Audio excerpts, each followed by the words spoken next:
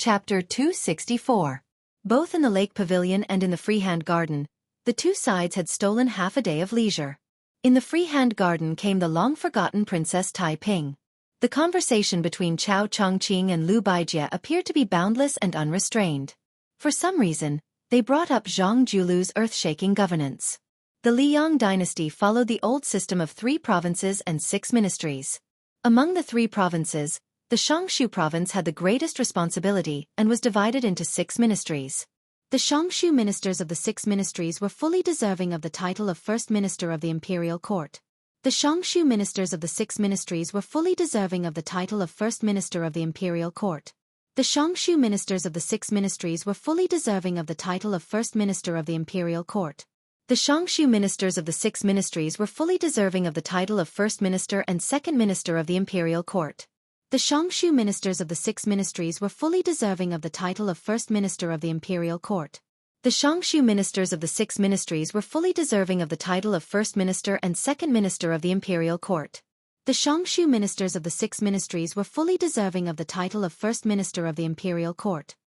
The Xianxia ministers of the 6 ministries were fully deserving of the title of First Minister of the Imperial Court. The Xianxia ministers of the 6 ministries were fully deserving of the title of First Minister and Second Minister of the Imperial Court. The Xianxia ministers of the 6 ministries were fully deserving of the title of First Minister of the Imperial Court. The Xianxia ministers of the 6 ministries were fully deserving of the title of First Minister of the Imperial Court. The Xianxia ministers of the 6 ministries were fully deserving of the title of First Minister of the Imperial Court. The Xianxia ministers of the 6 ministries were fully deserving of the title of First Minister of the Imperial Court. The Xianxia ministers of the 6 ministries were fully deserving of the title of First Minister of the Imperial Court. The Xianxia ministers of the 6 ministries were fully deserving of the title of First Minister of the Imperial Court. The Xianxia ministers of the 6 ministries were fully deserving of the title of First Minister of the Imperial Court. The Xianxia ministers of the 6 ministries were fully deserving of the title of First Minister of the Imperial Court. The Xianxia ministers of the 6 ministries were fully deserving of the title of First Minister of the Imperial Court.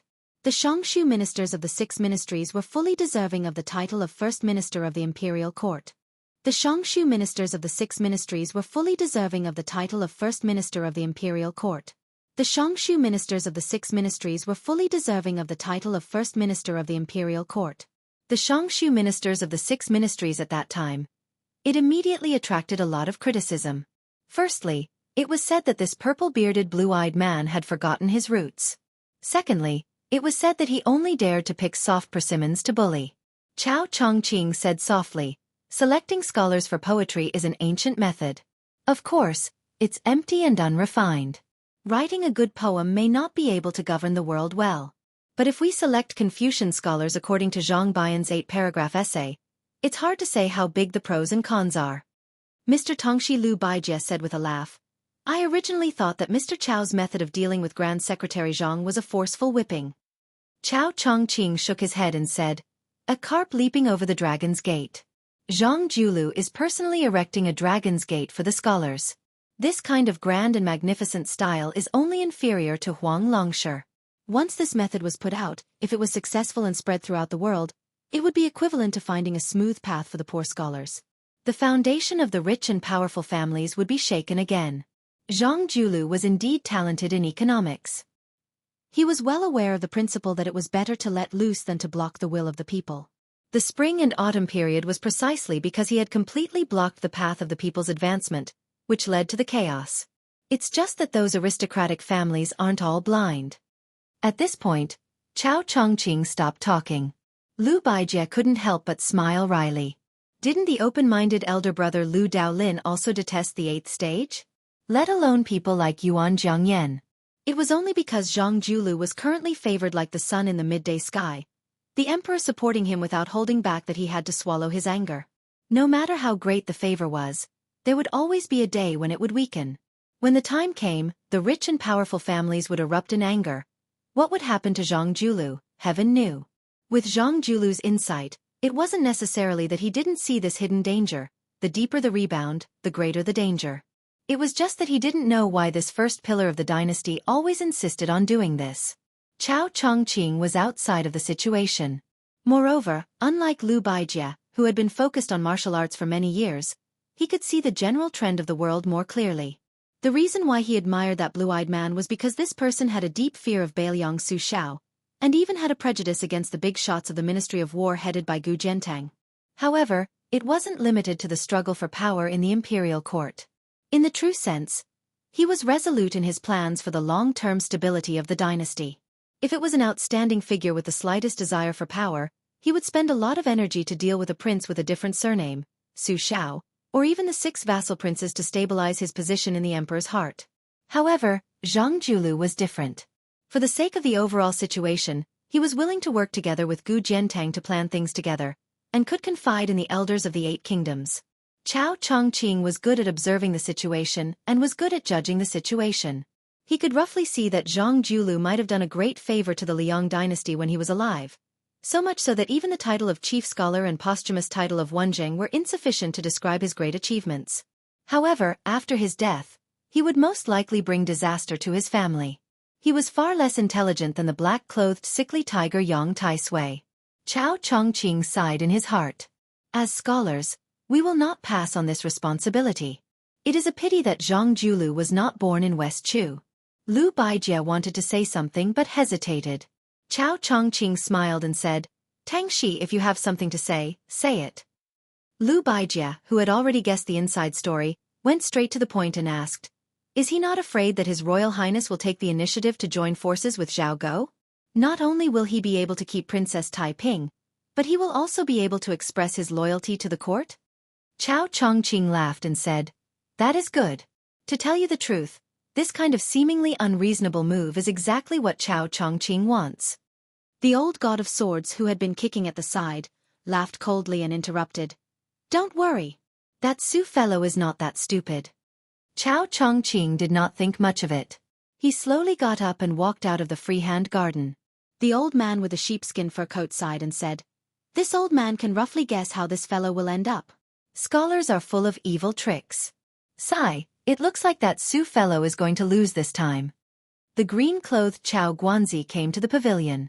Jiang and I just happened to come out of the pavilion and stand on the steps. Chao Chongqing bowed and said, "If the princess wants to marry into the Beiliang palace, Chao Chongqing can leave today." Jiang and I looked as if he had been struck by lightning. His face pale. If some things are not said clearly and you deceive yourself and others, you can be muddle-headed for the rest of your life and play around easily. But if it is said clearly, even immortals have no leeway to mediate. In the pavilion, Su Fengnian subconsciously raised his hand, as if he wanted to pull something, but he put it down in the end. Lifting something is not heavy, but putting it down is difficult. Jiang and I turned his head and glanced at His Royal Highness, who was always frivolous and always had a smile on his face. Su Fengnian, who was sitting cross-legged on the bench, smiled and waved his hand.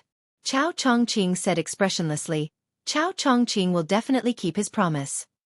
Su Fengnian withdrew his smile and only said one word. "Scram." Chapter 265. His Royal Highness gritted his teeth and said, "Scram," to everyone's satisfaction. As a result, the entire pavilion cracked inch by inch. Su Fengnian accompanied Jiang and I, who had regained her identity as Princess Taiping, as they walked slowly with their backs to the pavilion. When Su Jihu, the old sword god, and the others heard the commotion and rushed over, they only saw Su Fengnian sitting in the dust. It was hard to tell whether he was embarrassed or angry. Su Jihu, who loved her brother the most, couldn't hide the anger on her face. She wished she could use the military seal to encircle and annihilate the rebellious Chao Guanzi. In the past 2 days, there were 2 major events in Yangchun City. One was the gathering of famous people in Baogua Temple. The other was Gu Jiantang's former subordinates leading troops into the city. They were undoubtedly targeting the Crown Prince of Beiliang. With the connections Su Jihu had accumulated in Gangnam-do over the years, it wasn't that he couldn't take advantage of the situation. At the very least, he could make Chao Chongqing unable to continue acting mysterious. However, Su Fengnian, who had been warned by the pavilion's destruction, didn't crazily fight Chao Chongqing to the death. He got up and walked toward his elder sister Su Jihu. He held her hand and squeezed out a smile. Su Jihu felt even more uncomfortable, but she finally managed to hide the anger on her face. The siblings returned to the comfortable garden and sat down. Not long after, Bluebird stood at the door and reported, "Princess Chong, Your Highness, Jianghu and Chao Chongqing have left in the carriage arranged by Tangxi Sword Saint. Su Fengnian asked. Li Chungang left with them? Bluebird shook her head and said, No, the old sword god asked me to pass a message to your highness. He will only leave when he returns to Bailiang. Su Fengnian laughed and said, What a great reassurance. Su Jihu hesitated for a moment and took out a letter from her sleeve. She smiled and said, When it rains, it pours. Your second sister just sent a letter saying that you shouldn't go to Shangyin Academy. Even if you go, she won't see you. It seems that she's really angry that you came to Hudding County first and not her place. What should I do? Do you want me to plead on your behalf? Su Fengnian smiled bitterly and said, Don't add fuel to the fire. At worst, I'll take a detour to Mount Longhu to find Huang Manor. Since I didn't go to see second sister first, I should at least pretend that I'm going to Shangyin Academy as the finale. Otherwise, second sister will definitely refuse to see me. When it came to Su Weisheng, Su Jihu had a sharp tongue but a soft heart. After all, they were sisters. He nodded and said softly, Your second sister is very ambitious. She cares about you very much. After you meet Huang Manor, don't send her a letter saying that you're going to visit her at the school. Give her a surprise. Then she won't be able to keep a straight face. Su Fengnian's thoughts wandered. He frowned and asked, This time I fought in Yangchun City. Will it embarrass Lu Daolin?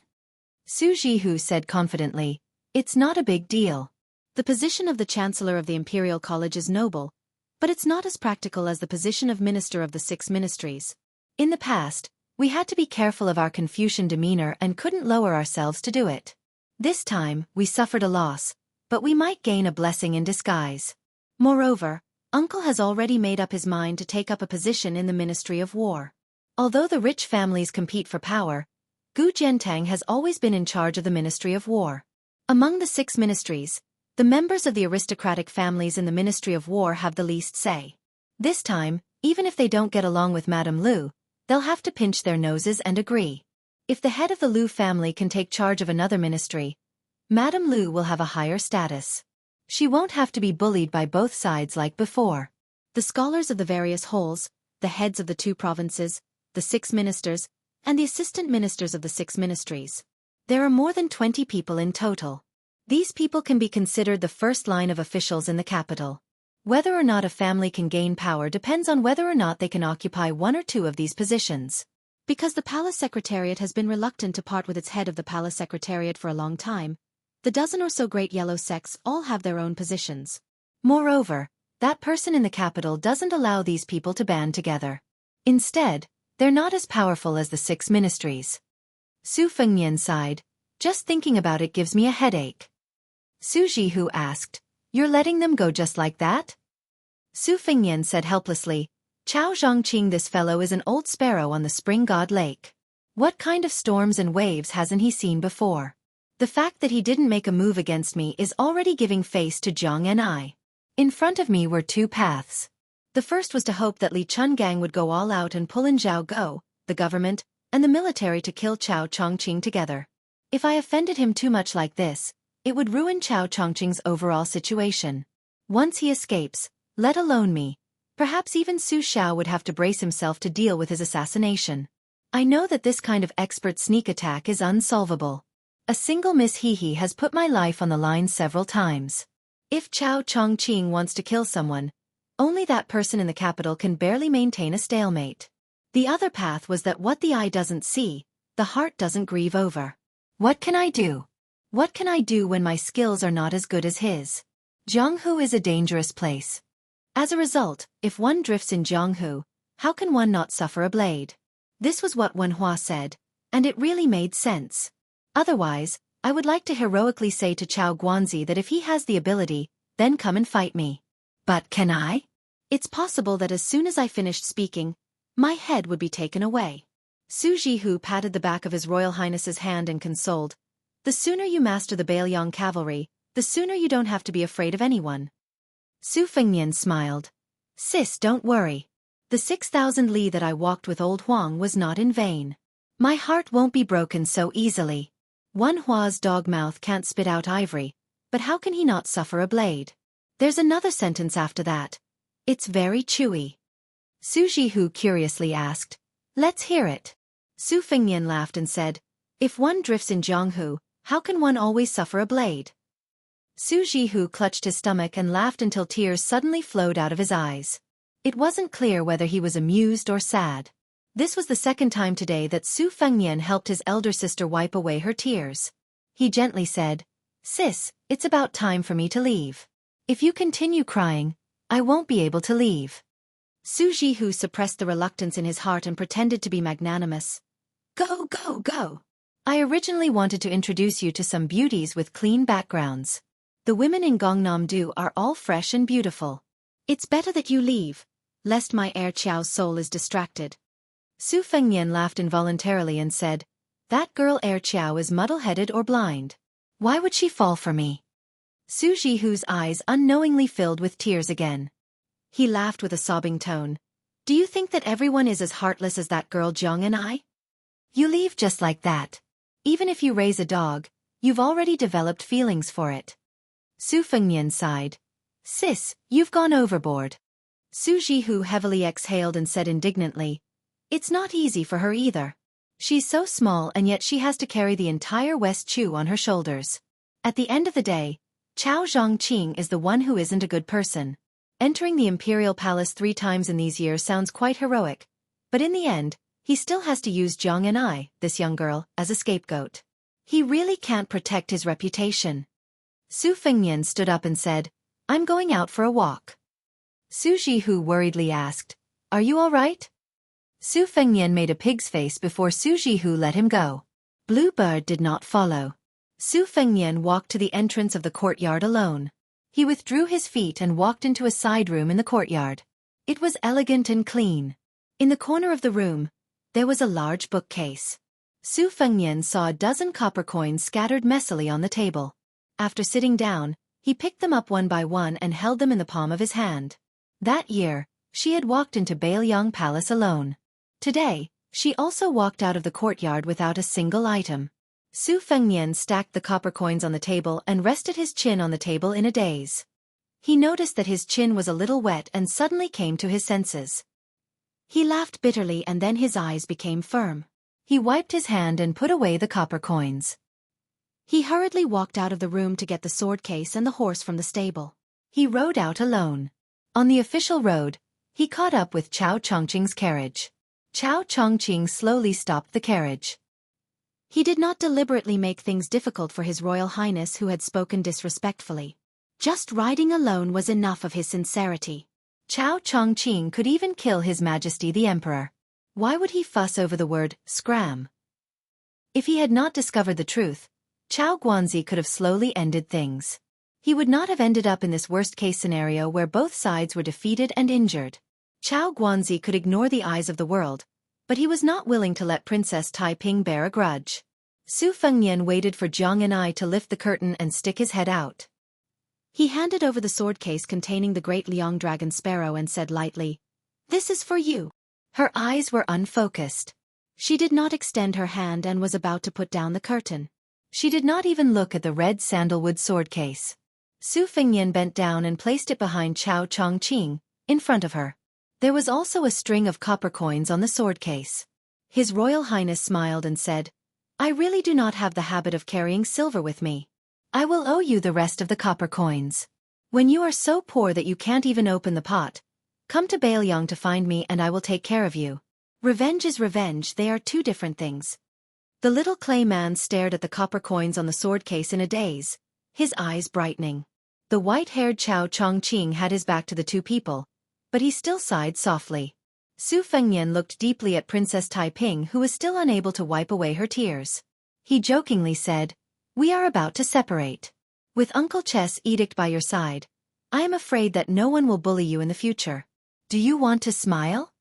Jiang and I subconsciously glared, but he could not be fierce and could not smile.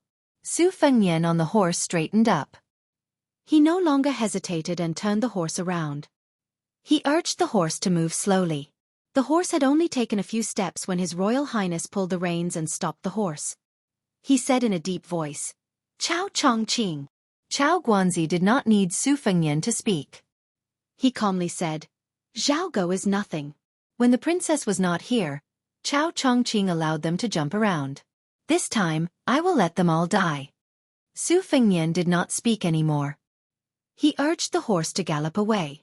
Zhang and I held the sword case and sat back in the carriage. He quietly put a copper coin that was tightly clenched in his palm and covered in sweat together with the other 10. Chao Chongqing murmured, "This person is generous." Chapter 266. Because it was a 5,000-word chapter, uploading was a bit late. Coincidentally, King of Bailiang Su Shao was just about to leave the capital when Great General Gu Jiantang returned from Liao to attend the morning court. Today's morning court was not held in the Hall of Preserving Peace, but rather in the Hall of Cultivating Spirit, which was normally used for holding court. Outside the southern gate, Grand Secretary Zhang Julu led the Zhang faction, the military general of the Ministry of War, the Green faction led by Wen Taiyi and Hong Lingshu, and the old Grand Preceptor of West Chu, Sun Shiji, who had been silently criticized by the local dignitaries of the Liang dynasty as a servant of two surnames, led the old and new nobles of the 8 countries. Grand Secretary Zhang had always arrived at the court at the right time, neither too early nor too late. Together with the Green factions Wen and Hong, the 2 pillars behind Shang Zhugua Lu Feiqi, they were both old, so under normal circumstances, they would arrive rather late. On the contrary, it was the snow-white-browed Sun Shiji who always arrived outside the Tai and Imperial Gate early, to show that he was an old steed in the stable, but he was used to being taciturn. This old man, who was once known as West Chu's twin jade annulus along with the spring and autumn Marshal Saint Yi Bai Kuei, now occupied a high position in the dynasty, in charge of a province, with the power to rebuke, and the responsibility to admonish. After entering the dynasty, he never retreated, never spoke in general terms. Sun Shiji had a head full of white hair, his skin wrinkled like an old pine tree. His health was not too good. From time to time he would catch a cold in winter and suffer from heat stroke in summer. His Majesty even made an exception for this old official, granting him a seat. However, right now, it looked like old man Sun's spirit was still flourishing. Around him gathered a group of old and new remnants of the 8 countries, all of them about 60 years old. The second generation of new remnants didn't mind openly standing together with the other 3 factions, exchanging polite greetings, talking about some harmless and amusing matters. Sun Shiji raised his head, seeing 2 colleagues walking over from the distance. The old Grand Preceptor's expression was cold. When the civil and military officials all sensed the appearance of these 2, they immediately shut their mouths. One of the 2 wore first-rank embroidered crane civil official robes, purple beard and blue eyes. His figure was tall, his appearance clear and unique, his steps unhurried. The other person was dressed in a first-rank martial official uniform embroidered with a qilin, a pair of long and narrow red phoenix eyes. When he looked at people and things, his eyes would always be narrowed. Not only did he not give others a feeling of elegance and charm, he instead added a bit of gloominess. His steps were firm. This person got off the carriage with Grand Secretary Zhang Julu and walked over together. Perhaps it was because his steps were faster. At first, the 2 walked side by side, but they gradually passed Grand Secretary Zhang by a body's length. However, he still didn't seem to realize that this was inappropriate, directly walking towards Taiyan Gate. Of all the civil and military officials in the imperial court, only Great General Gu didn't bother with trifles like this. Gu Jiantang's way of doing things was a bit domineering, but his speech was still respectful. He didn't speak with Gu Party's direct line of descent, instead first greeting Sun Shiji. Old Sun nodded with a smile. The old man didn't have any bad feelings towards this famous general from the spring and autumn period. After all, the ones who destroyed West Chu were Su Rentu and Chen Bai, this pair of adopted father and son. The Imperial Secretariat's Great Yellow Gate was the son of Heaven's inner court officials. This Great Yellow Gate was not a eunuch's Great Yellow Gate. The 2 couldn't be mentioned in the same breath. Only the Imperial Secretariat's Great Yellow Gate was closest to the emperor, not losing out in the slightest to the eunuchs in the palace. Moreover, the Great and Great Yellow Gate's reputation in the scholarly world were all excellent, so they were the most confident in front of the eunuchs, wishing they could seize the opportunity to purge the emperor's side to show their true colors as loyal officials. As a result, they were greatly feared by the eunuchs. As a result, the Imperial Secretariat's Great Yellow Gate status was noble and illustrious. More than 10 of them were popular in the imperial court, but they didn't stand on their own against the 4 factions, and instead dispersed. There was a large disparity in the age of this group. There was no lack of older people like Sun Shiji, And there was a large number of people like Gu Jiantang. The youngest ones were not even 30 years old. One of the newest members of the Big Yellow sect was a foreigner. His reputation was not bad, and his self-made Jean Lanting familiar proclamation was widely praised in the capital. However, under normal circumstances, according to his qualifications and knowledge, he was far from being qualified to enter the Hall of Governmental Affairs as a Yellow Gatekeeper. Even the Little Yellow sect was in danger, let alone the Big Yellow sect. However, for some reason, this kid had been personally recommended by the king of Bailiang. Not long ago, before Su Dajua had arrived in the capital, Jean Lanting's edict to enter the Hall of Governmental Affairs had been quickly sent to the northwest. This was the first official morning court session for the Emperor of Jin Huang. This kid was born in an ordinary noble family, and did not have a strong foundation in the capital. The arrogant officials in the capital also did not like this lucky guy. They could not afford to offend the king of Bailiang. Are you a student of the king of Bailiang? Fine, we won't find trouble with you, but if you want to have a good chat with you, there's no way. So what if you're the new Great Yellow Gate? How many big shots in the capital have been eyeing this position? In the end, a nobody from outside the capital snatched a big piece of fat meat from their bowl. How could they not be angry? Jean Lanting, who had never interacted with the officials in the capital, seemed a little uneasy. He stood alone in the corner, being stared at by the cold eyes all around him, and his body was covered in sweat. The complacency he had when he first entered the capital was swept clean. There was even a casual rider from the nearby Wuxia province who sneered. People say that the northwest barbarians are monkeys wearing hats. I didn't believe it in the past, but now it seems like it's true. Soon after, several other young and strong officials who were colleagues of the Wuxia province, such as the Wuxia province official, laughed and repeated the word, "sure enough." This made the isolated and helpless Jean Lanting really want to dig a hole and crawl into it. Jean Lanting now truly felt the xenophobia of the capital's officials. His body was weak, his personality also not that resolute. After suffering this type of grievance that he had never expected to encounter before, his eyes immediately turned completely red, actually showing signs of tears. This even more so provoked the sneers and mockery of some of the officials who were the best at bullying the weak. At this time, Grand Secretary Zhang Julu looked over from the distance. When he saw this scene, he frowned slightly, stopping his steps.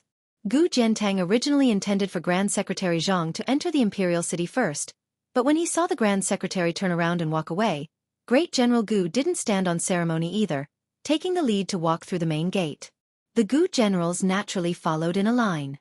Sun Shiji and Green Party's two great consecrators also followed closely behind.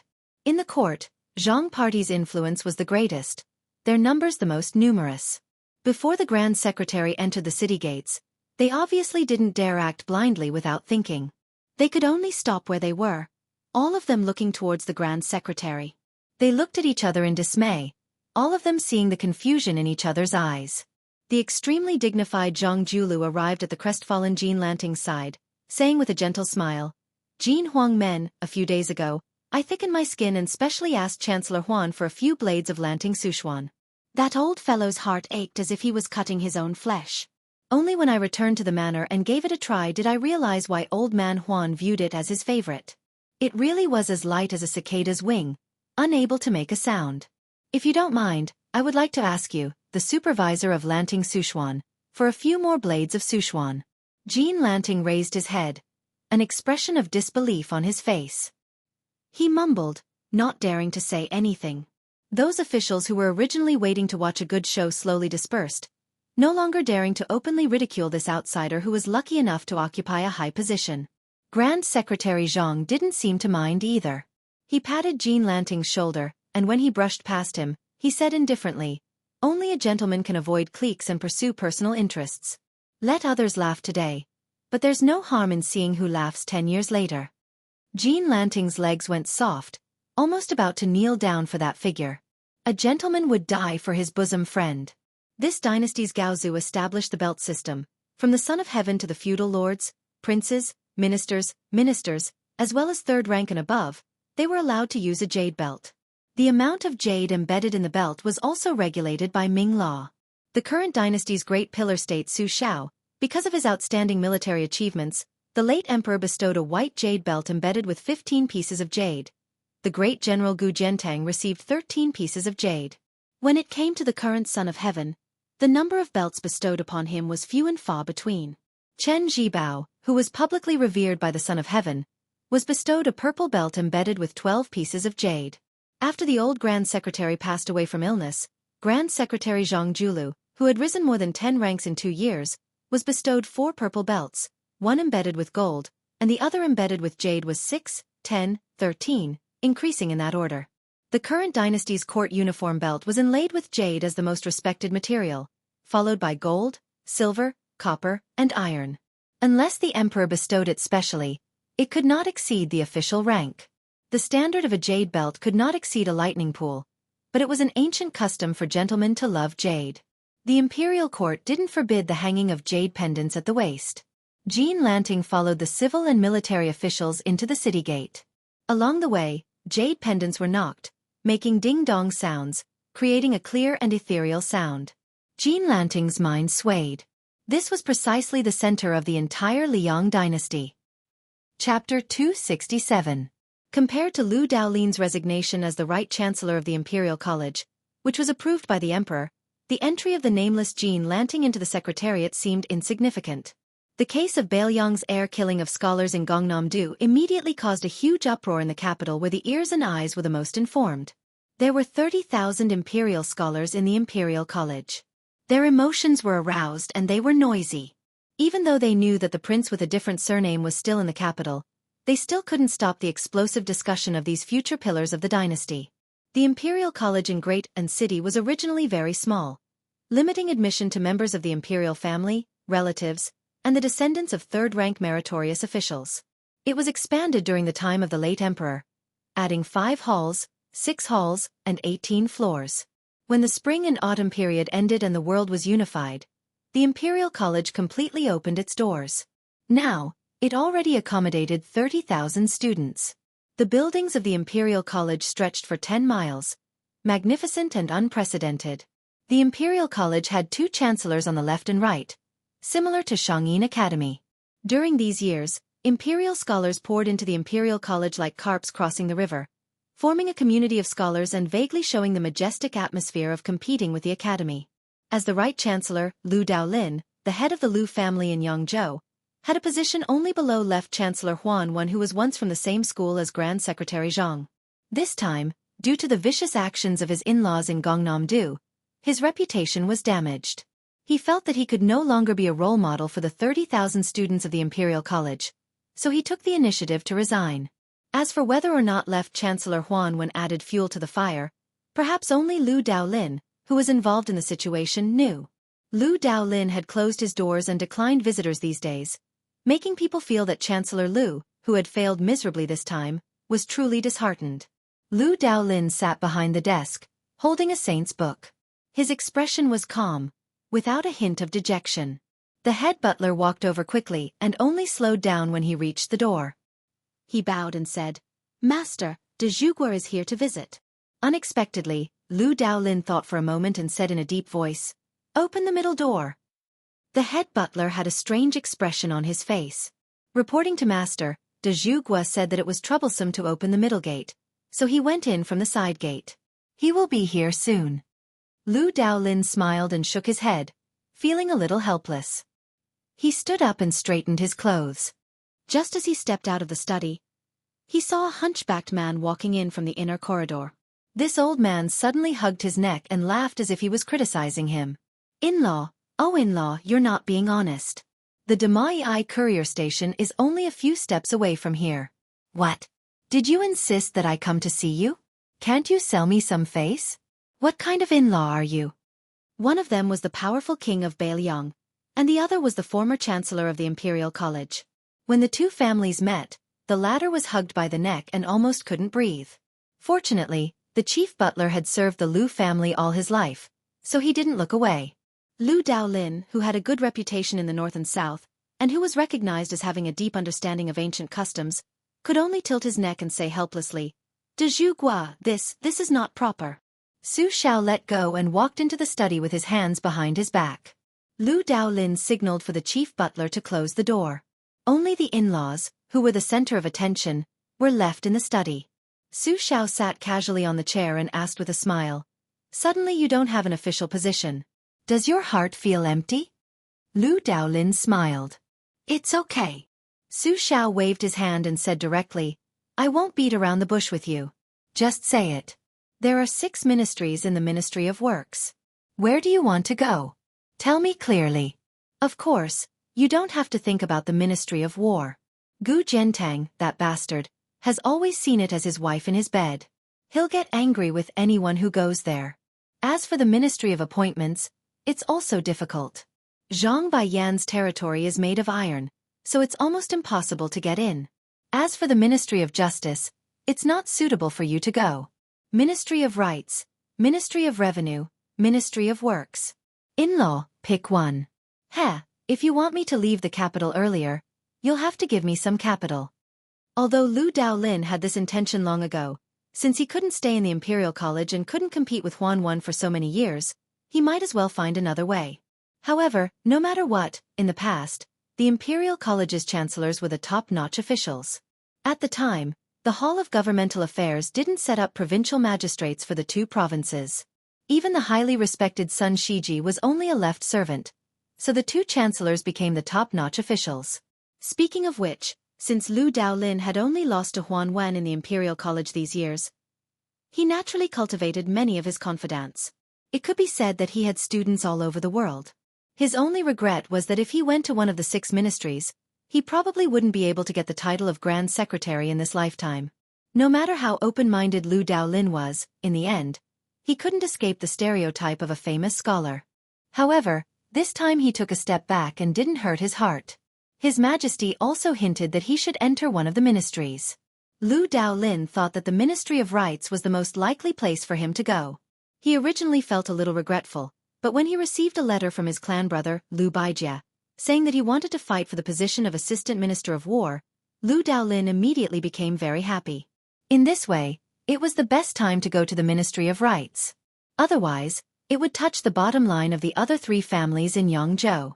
Lu Daolin did not want to complicate things at this time. Anyway, as long as his brother Lu Baijie was willing to be an official, everything would be settled. For the Lu family and the scholars group of Yangzhou, this was a great blessing. There was no one around, so he no longer called Su Xiao a pillar of the country. After calling him in-law, Lu Daolin smiled and said implicitly, Minister Lu is old and unwell. Before the new year, he mentioned to His Majesty that he wanted to retire and return home. Su Xiao curled his lips and said straightforwardly, then it's settled. Lu Daolin hesitated and said softly, it's okay if in-law doesn't show up. Su Xiao spat and pointed at Lu Daolin's face. He scolded mercilessly, you pedantic in-law, do you really think that the minister of the 6 ministries is in your pocket? If I don't show up, do you believe that Zhang Baiyan and Sun Shiji can press you to a broken place and not raise your head? Lu Daolin was shocked. Su Xiao shook his head and said with a smile, in-law, you have read a lot of sages and know a lot of principles. However, being an official is not something that can be done just because you have a little face. I'll say this first, if you still treat the Minister of the Board of Rights as the Chancellor of the Imperial College, you will have to pack your bags and get lost before long. Lu Daolin sighed and said, I understand. Su Xiao waved his hand and smiled. He narrowed his eyes and said, Feng Yin is messing around on Gongnam-do and has caused your family to lose the foundation of the Imperial College. Are you angry? Lu Daolin said seriously, it would be hypocritical to say that I'm not angry. However, to be honest, His Royal Highness is angry about this matter. If a family member doesn't help a family member, no matter how big the family business is, it will be ruined. This is a principle that even a country bumpkin understands. Lu Daolin understands. Lu Daolin then said with a guilty expression, I have already written a letter to Xian Lang. In the future, he can't let his emotions affect his decisions. Su Xiao opened his eyes and stood up. He said slowly, in-law, this is what a family member should say. Lu Daolin felt relieved. He looked at Su Xiao's posture and saw that he was about to leave as soon as he sat down. He said in surprise, in-law, are you leaving? Su Xiao said unhappily, if I don't leave, am I supposed to talk to you in a bureaucratic manner? I'm leaving. Back to Bailiang. Lu Daolin was speechless. When Su Xiao walked out of the study, he laughed softly and said, Don't worry about His Majesty being suspicious of you and me. The law is nothing more than human feelings. Since we are in-laws, we have to act like in-laws. If we are unfamiliar with each other, we are worse than outsiders and enemies. Only then will people not understand. Only when they don't understand will they blindly think about it. That's right, right? Lu Daolin, who had been gloomy in his heart, was completely relieved. The king of Bailiang came and went in a hurry. What Lu Daolin didn't know was that Princess Sui Zhu was sitting in the carriage outside the manor. She was on a private visit. After Su Xiao sat in the carriage, the princess pulled on his sleeve and said with a sad face, "Uncle Su, can you not leave the capital? Xiaoyu is so bored." Su Xiao smiled and said, "There's no other way. Uncle has a busy life. How about I have Feng Nian come to the capital to play with you?" Princess Sui Zhu's eyes rolled around.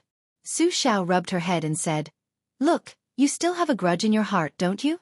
All right, Uncle can only take out his trump card and take you to eat a few big bowls of almond tofu. When the time comes, Uncle won't be happy if you're angry with Feng Nian." The princess shook the cuffs of the big pillar of the kingdom like a spoiled child and snorted twice. She smiled brightly and said, all right. For Uncle Su's sake, I won't lower myself to that guy's level." On this day, he and Princess Sui Zhu ate a bowl of almond tofu that cost 3 copper coins. According to the history books, this was the last time the king of Bailiang, Su Xiao, entered or left the capital. After the king of Bailiang, who was still wearing the clothes of a rich man, left the city, he walked out of the carriage and looked at the towering city wall with his hands in his sleeves.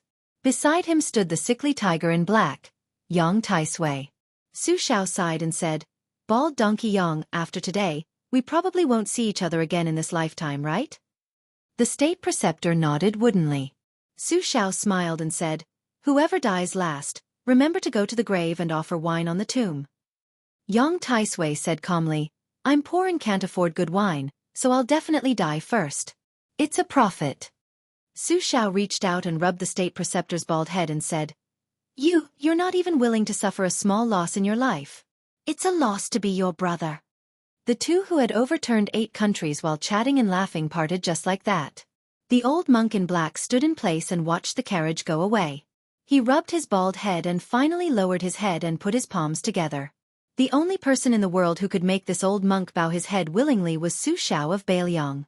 Chapter 268. Among the 36 palaces of Wudong, the Taishu Temple on the Big Lotus Peak was the tallest. Its eaves were called Jianghu. It was famous because of the sword that once belonged to the immortal Lu Dongxian. At this time, a young Taoist wearing a different robe from Wudong was sitting near Lu Dongshuan's sword. There was a long ladder under his feet. The elegant Taoist was carrying a wooden bucket and repainting the mottled eaves of Jianghu. It was Xianxia from the celestial master residence of Longhu Mountain. Looking around, the clouds were rolling and the wind was blowing. The 72 peaks of Wudong were like a celestial island on the sea. Xianxia was in a daze for a moment as he heard the melodious sound of the morning bell on the mountain. These days, he lived on Wudong Mountain and wanted to defeat the leader of Wudong who rode the green ox. He rarely fought. Most of the time, he was forced to fight with the cowardly Taoist. Unintentionally, he also benefited a lot. When he heard that Jianghu needed to be painted, he thought that there was a celestial sword here that he had been fascinated by since he was young. He promised the lazy Hong to do the work. Xianxia never cared about these details and was not afraid of being criticized by the celestial master residents. Thinking of this, Xianxia was a little absent-minded. Wudong Mountain was really different from the celestial master residents. They did not compete with others. Occasionally, there were disputes, but Xianxia did not care about them. He just tilted his head and glanced at Lu Dongshuan's sword. The name of the sword could not be verified. There was no record of it in the ancient books of Taoism. There were only some rumors in the streets. Privately, they gave the celestial sword some names like Dragon Slayer or Green Sky. It sounded very imposing. Xianxia certainly did not believe it. However, it was true that this celestial sword did not have a scabbard. Lu Dongxian once said, "Only heaven and earth can make the sword robe of this sword." The sword robe was the scabbard. But now, the ancient sword had a peachwood scabbard. Xianxia remembered this and did not know whether to laugh or cry. Some time ago, he asked the leader with the surname Hong, That guy hesitantly told the truth. Only then did Xianxia know that Hong made the scabbard for the celestial sword when he was young. As for the reason, the young leader refused to say it even if he was beaten to death. If it was in the celestial master mansion, immortal Lu's relics would have long been hidden in the main hall and enshrined with layers of talismans. Not to mention adding a scabbard without permission, it would be difficult to even see it. Taking 10,000 steps back, if he really wanted to find a sword room for the immortal sword, he would at least need a python's skin and tendon to match his identity. Wudong Mountain had too few rules. Xianxia lowered her head to look. The one with the surname Hong was practicing a fist technique. Behind this young chief, there were close to 100 Wudong Taoists who practiced fist techniques. They were both young and old. At first, the ones who practiced with the bull-riding martial arts were just little Taoists who thought it was fun. Over time, the older generation of Taoists smelled the ancient charm of the martial arts. Twice a day, during the morning bell and evening drum, they would voluntarily come to the Taishu temple to practice with them. The bull-riding martial arts started with a plain momentum and was purely natural. In general, the martial arts were big circles within small circles, big circles within small circles, like a silkworm spinning silk continuously. Xianxia had never seen this set of boxing style. Later, when it was mentioned, she knew that it was created by Hong, who watched the bells and drums on the mountain all year round. Although Xianxia had been practicing swordsmanship since young, she naturally knew what was good and what was good. This boxing style accumulated thousands of caddies, pulling a big frame like covering the sky and earth. When it entered a small frame, it was like a mustard seed containing Mount Sumeru. Not to mention the actual combat effect, the most important thing was the concept. To be honest, Xianxia was somewhat jealous of this guy's talent. On the square, the young leader slowly retracted his fist. The rest of the Taoists' movements were the same. They were already 20 to 30% similar. An old Taoist came forward to ask for advice from the leader.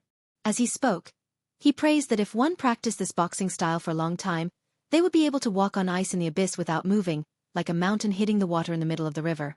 The young leader listened without blushing or being proud.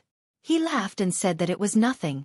The old Taoist was worried and said that if this set of boxing style could be learned by everyone on the mountain, it was hard to guarantee that it would not be secretly learned by outsiders. The leader shook his head and smiled, saying that it was not a problem. This set of boxing style was good at nourishing one's body and mind. If more people learned it, Wudong would have more merit. The old Taoist smiled and no longer worried about groundless things. So what if the leader was young? With this kind of breadth of mind, when had he ever lost to the mansion of the celestial master? When Hong Xixiang saw Xianxia carrying the wooden bucket down the ladder, he ran over to help him take the wooden bucket. They went down the mountain together and walked side by side towards the little lotus peak. When some of the disciples on the square saw this, they felt proud. Look, what's wrong with the little celestial master? Isn't he still subdued by our leader? Xianxia did not care about these little thoughts. On the way down the mountain, Hong Xixiang led the green ox. It was still leisurely hanging on one of its horns. The other horn was hanging on the wooden bucket. It was swaying and looked very comical. He smiled and said, "When I was practicing the boxing style, I felt a trace of resonance between you and the ancient sword. When you leave Wudong one day, let me know and I'll give you the sword. If you feel embarrassed, I'll just lend it to you." Xianxia was not happy but angry. He reprimanded, "Ancestor Lu's relic is the weapon of your Wudong for 500 years. How can you treat it as child's play and give it away just like that?" Hong Xixiang did not care and said, "Didn't I say that I'll lend it to you?" Xianxia snorted coldly, "Don't mention this again." Hong Xixiang said with emotion, "His Royal Highness is still the most daring. When we went down the mountain, if it wasn't for me hugging his leg and begging him, you wouldn't have seen this sword." Xianxia was indifferent to this. He only said sincerely, "Outside the box, the world is full. Inside the box, the sword aura is long. Ancestor Lu's style in the past can be seen." Hong Xixiang muttered, Ancestor Lu had warned the emperor to take care of his own fate and not to disturb the emperor's path of governance through internal and external alchemy. Since ancient times, the necromancers caused disasters and caused national disasters. It was all because the traveling immortals entered the imperial court and cultivated for the sake of benefits. How is this true cultivation? It's more like cultivation. Just like your martial uncle Zhao Danping who preached in the capital, He participated in the imperial court's affairs. I heard that he wrote memorials to the heavenly lord with beautiful words. Therefore, he was called Scholar Xianxia by the people in the capital. Isn't this great celestial master ashamed? Because he was favored, I don't know how many Taoists and necromancers wanted to rely on this path to achieve a meteoric rise. It's not necessarily not a disaster for the orthodoxy. Chapter 269. Xianxia was probably concerned about the Venerable's taboo. Even though he disagreed with the Longhu celestial master Zhao Dongping's actions, his expression remained calm and he did not comment. Hong Xixiang brought Xianxia to the hut where the crown prince of Beiliang used to practice his swordsmanship. The vegetable garden outside the hut was full of greenery. This year, he was the one taking care of it. He picked a cucumber, wiped away the thorns and put it into his mouth. The young chief sighed again and again. He thought of the slender girl who carried him up the mountain. He thought of the sword will that senior brother Wang praised under the big gung horn. Regarding the grudges between His Royal Highness and her, as an outsider, he felt like he was looking at flowers in a fog. If someone said that His Royal Highness did not care about her, Hong Xixiang would not believe it even if he was beaten to death. His Royal Highness had suffered many times because of that unreasonable maidservant. The girl at the foot of the mountain was his mother. Hong Xixiang looked up at the sky and muttered, "This Princess Taiping is really not living a peaceful life." Xianxia stood outside the vegetable garden and looked at the young chief who was sighing. He asked, "When do you plan to leave the mountain?" Hong Xixiang said helplessly, "I don't dare." Xianxia said calmly, "You dare to give Ancestor Lu's sword to an outsider, but you don't dare to leave the mountain?" Hong Xixiang was silent and cowardly as usual. Xianxia sneered, "Afraid of ruining the black tortoise's prosperity? Afraid of letting down the ancestors and senior brothers on the mountain?" Hong Xixiang shook his head and said, "No." Xianxia turned and left, leaving behind a sentence. "Are you going to the debate on the peak of Mount Longhu?"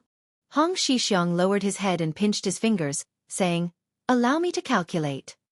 Xianxia sneered, "Calculate what? No matter how you calculate, you won't leave the mountain. Why deceive yourself?" The young chief who was so good-tempered that it made people gasp in amazement said softly, "Bullsh*T." Xianxia laughed and left. Beiliang's frontier fortress. The huge town was heavily guarded and the cavalry was valiant. On this day, a sandstorm suddenly rose. It could be said that a river of crushed stones was as big as a bucket. Looking out from the city wall, all one could see was dust, giving off the desolation that was unique to a frontier fortress. But in this kind of chaos, there was still a man in white who went out of the city. Beside him was a graceful woman with a black veil covering her face. The man in white was leading the horse, and his posture was very, very low. It was really hard to tell which of the 6 major towns on the border was worthy of this honor. The woman's temperament was otherworldly. She held a pipa in her arms and faced the storm. Looking into the distance, one could see a tornado soaring into the sky. She sat on the horse and said softly in a clear voice, "You openly allowed the enemy of Beimang to leave the city. Aren't you afraid that the king of Beiliang will have a grudge against your adopted son?" The man in white continued to lead the horse forward slowly, remaining calm and collected. Wherever they went, the wind and sand would not be able to enter. The woman who wore a black muslin dress but a pair of snow-white embroidered shoes also fell silent. The man in white finally said, "Chen Jibao only knows that the first player of Beimang's horse drum, Fan Bai, has entered the city, but he doesn't know that Princess Qingwan of Beimang has left the city." The woman in black dress and white embroidered shoes said with a smile, "How can Slave Bai dare to be called the first player? Sun Zigong's right hand is strong and fierce, like an iron horse rushing out. Zhu Qingshan's left hand presses the string to Tongxian. Big and small pearls fall on a jade plate. Only then can he be considered a master of the pipa." The man smiled faintly and said, "It's true that these two are good at playing, but the pattern is monotonous. They can't be compared to Miss Fan's own composition and music." The woman with a veil covering her face turned to look at the man in white. This master of the art of war who made her risk her life to enter Beiliang's territory did not act according to common sense. Her trip to Beiliang, which had a clear goal, was forcefully dragged into an ambiguous situation by him. She gritted her teeth and said in a low voice, "General, Slave Bai can guarantee you a place in Beimang in the future. It will only be higher than the Liang dynasty." Chen Jibao shook his head slightly and said, "That's boring." The woman with a special identity frowned and said, "General, are you sure Beimang will lose? Will you be able to make contributions that are not inferior to the Spring and Autumn War? The Beiliang cavalry can be said to be invincible, but because of the restrictions of the imperial court, they have not been able to display their full strength for the past 20 years. However, if you enter Beimang and take control of the military, I can guarantee that you will have no scruples. Is there anything more interesting in the world than being enemies with the Beiliang cavalry? Once Beiliang is pacified, you can go straight south. With Gu Jiantang, the king of Yen, and the king of Guangling, and the Spring and Autumn War, won't you be able to reverse the situation with your strength alone? You must know that the ambition of the emperor of Beimang is far greater than that of the emperor of the Zhao family." The white-robed Chen Zhibao seemed unmoved. He smiled and said, "When did Miss Fan learn how to make empty promises?" The woman was angry at first, then overjoyed. However, she did not strike while the iron was hot. She lowered her head and reached out to play the strings of the pipa. Suddenly, the silver bottle broke like silk. Her voice was sonorous as she softly sang, "Young men fly away on horseback when they are 15. Can't go back. Yellow sand rolls and stones roll. Riding alone. All my life I have been spirited. Today I have been spirited. Today I have been spirited. Iron clothes like snow, war drums beat. When will the white-robed tyrant return? When will he return?" Chen Zhibao heard this and dismissed it with a laugh. The woman put away the pipa and the sound of metal and stone stopped. She smiled and said, "Perhaps I am destined to be a general in this life. But to be able to meet you on the battlefield, I was born at the right time." Chen Zhibao nodded and let go of the reins. The woman did not pretend to be sentimental. She lowered her eyebrows and said softly, "Since you are not willing to make a decision for the time being, I will wait for you to take control of the 300,000 Beiliang cavalry." Chen Zhibao laughed and said, "Miss Fan, you are thinking too much." The woman did not refute. She bent down and reached out as if she wanted to touch Chen Bai's cheek. Chen Zhibao did not dodge, but she retracted her hand without touching him. She straightened her back and did not dare to look him in the eye. She turned her head and said bitterly, "General, please forgive me for being rude." Beimang had 3 pipa hands. Sun Zigong had his right hand, and Zhu Qingshan had his left hand. In the end, they were not inferior to Fan Bainu's hands. Chen Zhibao smiled and patted the horse's butt. He did not send her off. The horse galloped away. Chen Bai, whose heart was as calm as still water, turned his head and squinted at the flag with the word "Su" on the city wall. He was lost in thought. Liyang Dragon, Beiliang Python, Beimang Flood Dragon, Bai Yi could be killed together. Who was the one who said such an evil prophecy?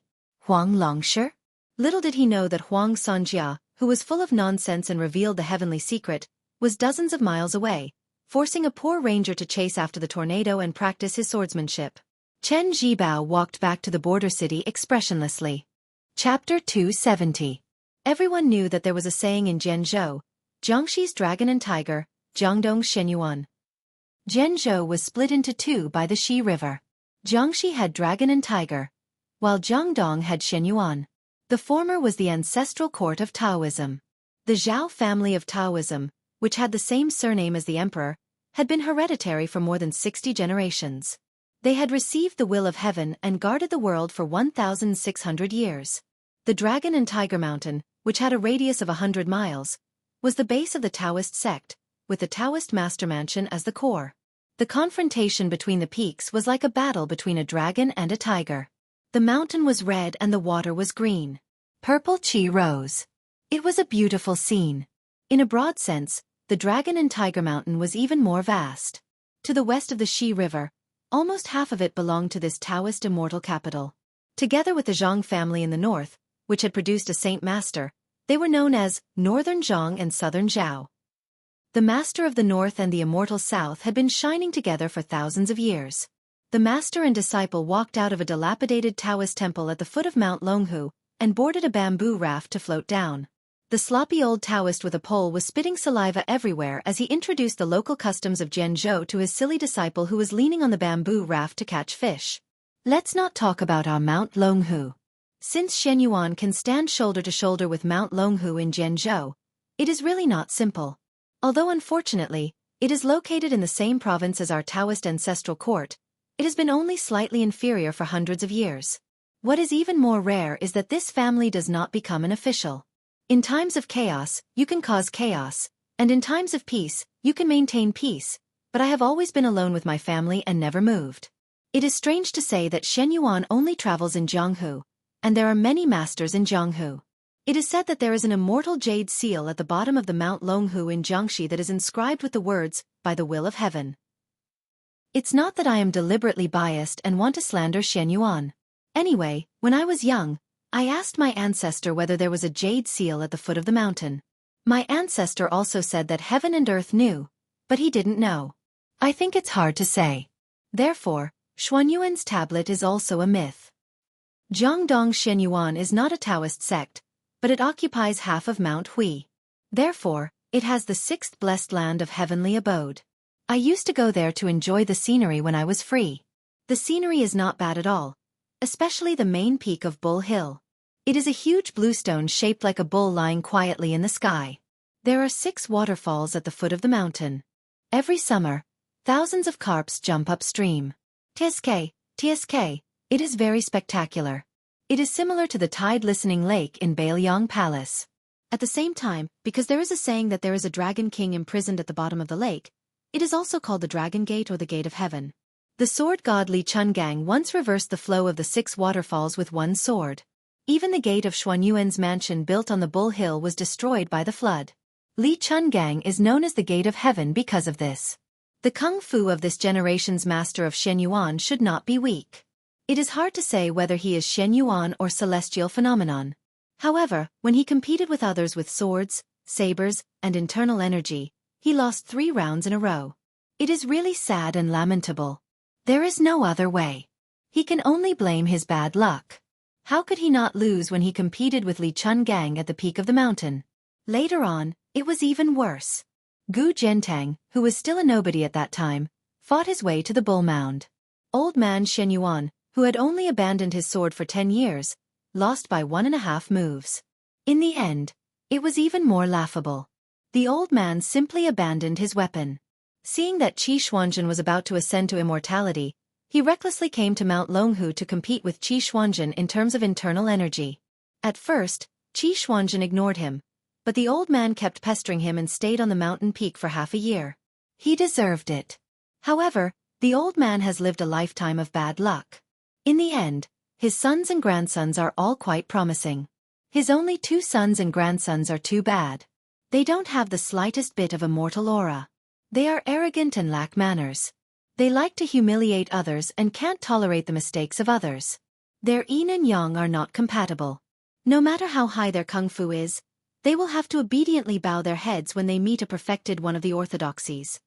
That old man Shen Yuan is indeed a man who knows how to enjoy his life. He doesn't know shame at all, and the longer he lives, the more backward he gets. When he has nothing to do, he would engage in dual cultivation with women who are young enough to be his granddaughter or great-granddaughter. Even a vicious tiger would not eat its own cubs. The old man, on the other hand, has ruined most of the outstanding women in his family. The good ones are kept as his exclusive property, and the slightly inferior ones are sent out to be married off. It's really a pity that the women of the Shen Yuan family are born beautiful, but those aristocratic families who want to marry the Shen Yuan family's women are happy instead of being angry. I can't understand this. The old Taoist who was manning the raft squatted down and drank some water. He suddenly looked up and found that his disciple had unknowingly peed at the head of the raft. The old Taoist's wrinkled face was bitter. He hurriedly spat out the sweet and clear stream water and scolded jokingly, "You naughty disciple!"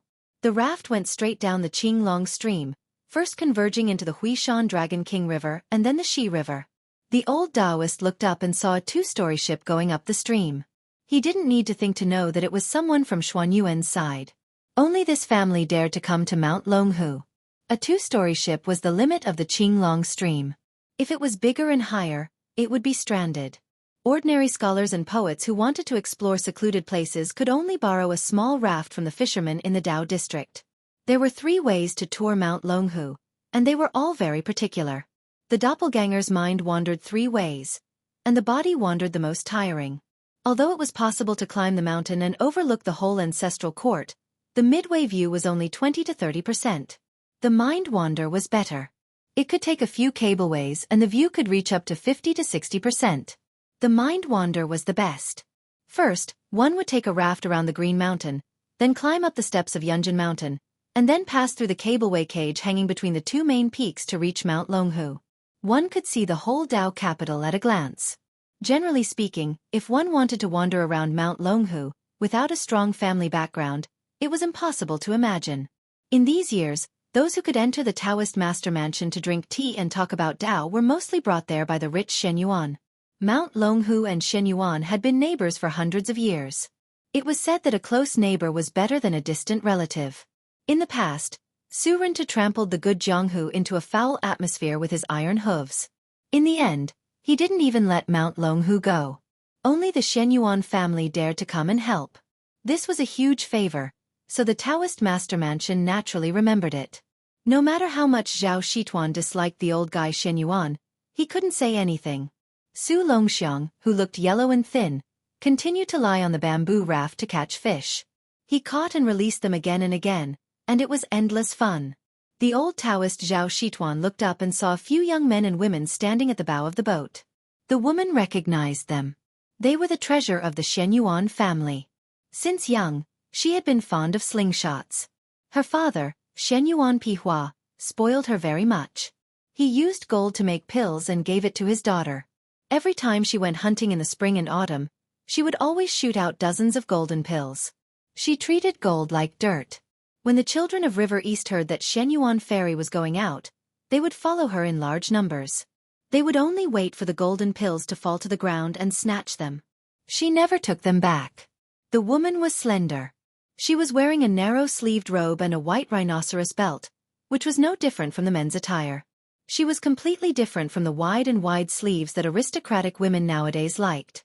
If she didn't wrap a silk ribbon around her forehead with a large quality pearl, which added a bit of femininity, coupled with her handsome appearance, she would be regarded as a handsome and luxurious child. She was dressed even more casually on Mount Huishan, which was like the temporary residence of the Shen Yuan family. Her clothes were even more casual. Chapter 271. She came from a great clan of the dynasty, but she had a very grassy aura about her. She would often wander the Jianghu with her servants. Most of the members of the Shen Yuan family had strange names, and she was no exception. The woman's name was Qing Feng. Almost all the women of the Shen Yuan family were beautiful, and each had their own merits. They did not follow the same rigid pattern. Every time a child was born in the Jian province, there would be a custom of drawing lots. Shen Yuan Qing Feng did not pick the rouge and powder, but a small jade sword instead. She was worthy of the name her family gave her. Two young men stood beside Shen Yuan Qing Feng. The one on the left was a handsome woman with red lips and a graceful figure. He stood with his hands behind his back, making him stand out from the crowd. The one on the right of Shen Yuan Qing Feng had a broad forehead, a broad face, a strong body, and a bear's waist. Interestingly, he had a baby's face, which made him even more unforgettable. His eyes, in particular, shone brightly. With Zhao Shituan's insight as both an inner alchemist and a qi practitioner, he could tell with a single glance that this child's inner force was extraordinary. If he had the opportunity, he would be able to step into the first rank that martial practitioners of the Jianghu could only dream of. This child wore a heavy saber in the style of 100 swords. It gave off a sharp and unyielding aura. Zhao Shituan frowned. What a powerful killing aura. Could it be that he had developed his saber technique from killing? Let alone outsiders, even most of the people on Mount Longhu could not recognize the grand heavenly master Zhao Shituan.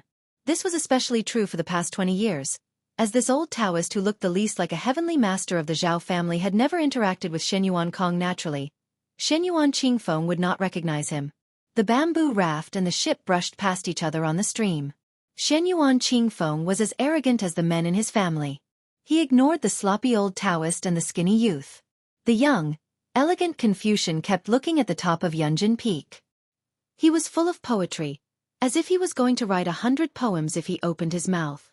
Only the young man with the saber narrowed his eyes and looked at the master and disciple pair. The corner of his mouth curled up.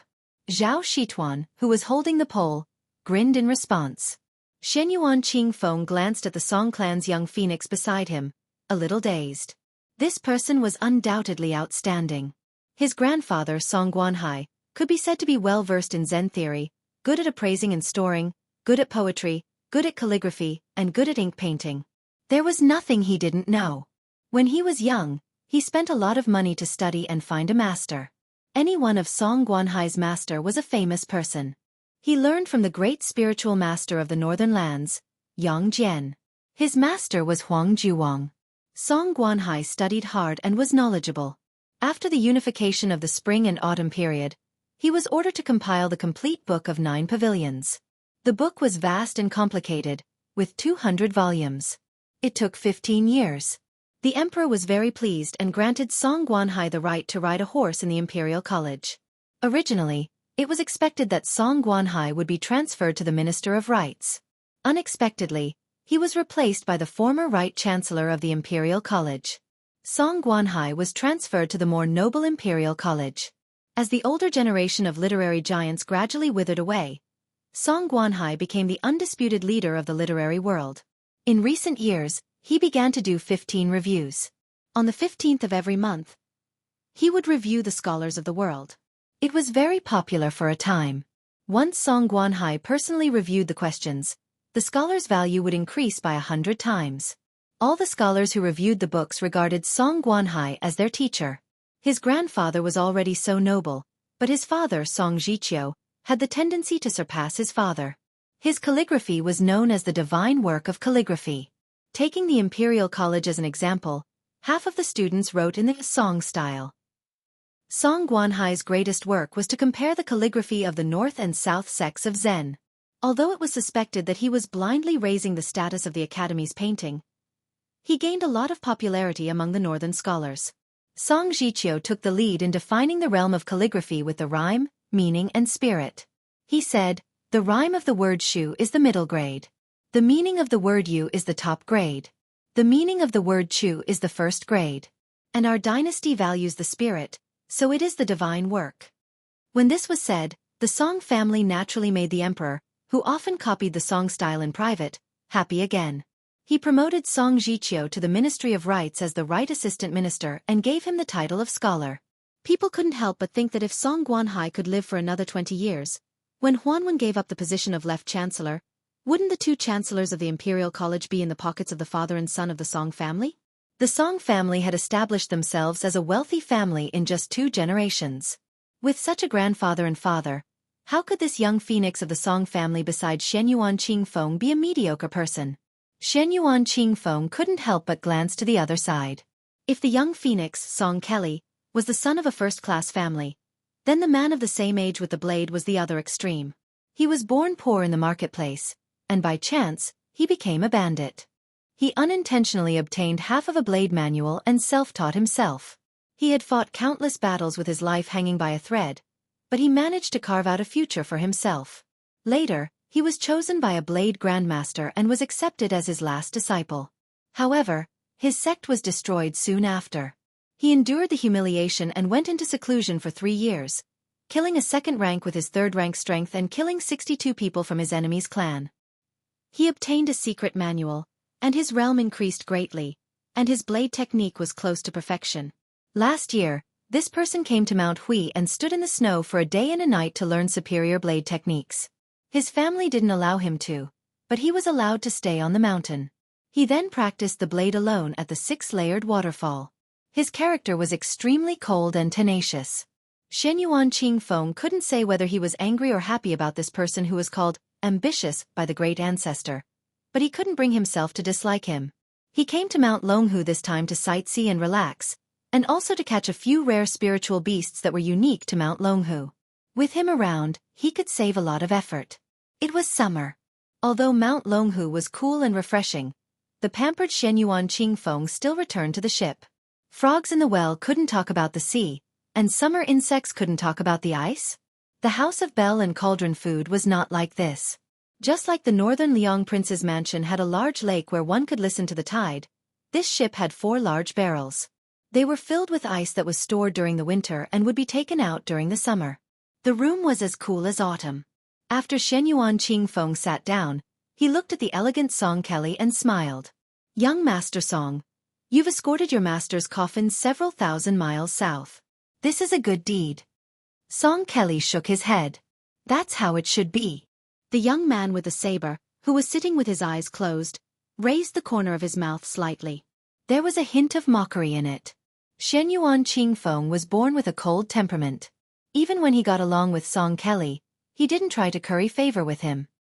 He stopped the pleasantries and looked out the window at the beautiful scenery. For some reason, he thought of a pair of bastards from a few years ago. He frowned slightly. He had long forgotten about those two bastards. It was just that he met Song Kelly, the son of an aristocratic family.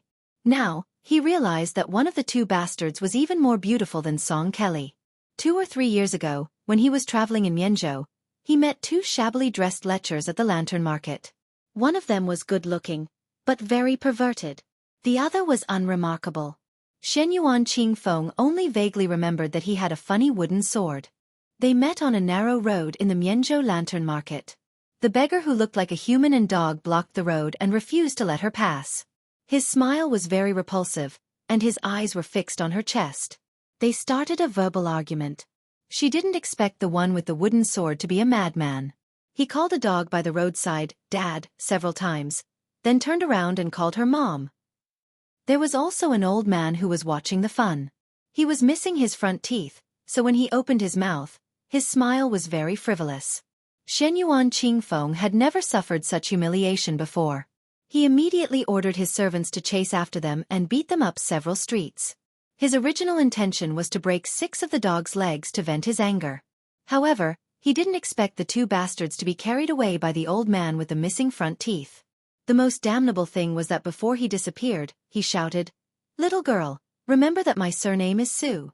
Just you wait, next time you see me, give me a rabbit-sucking brush."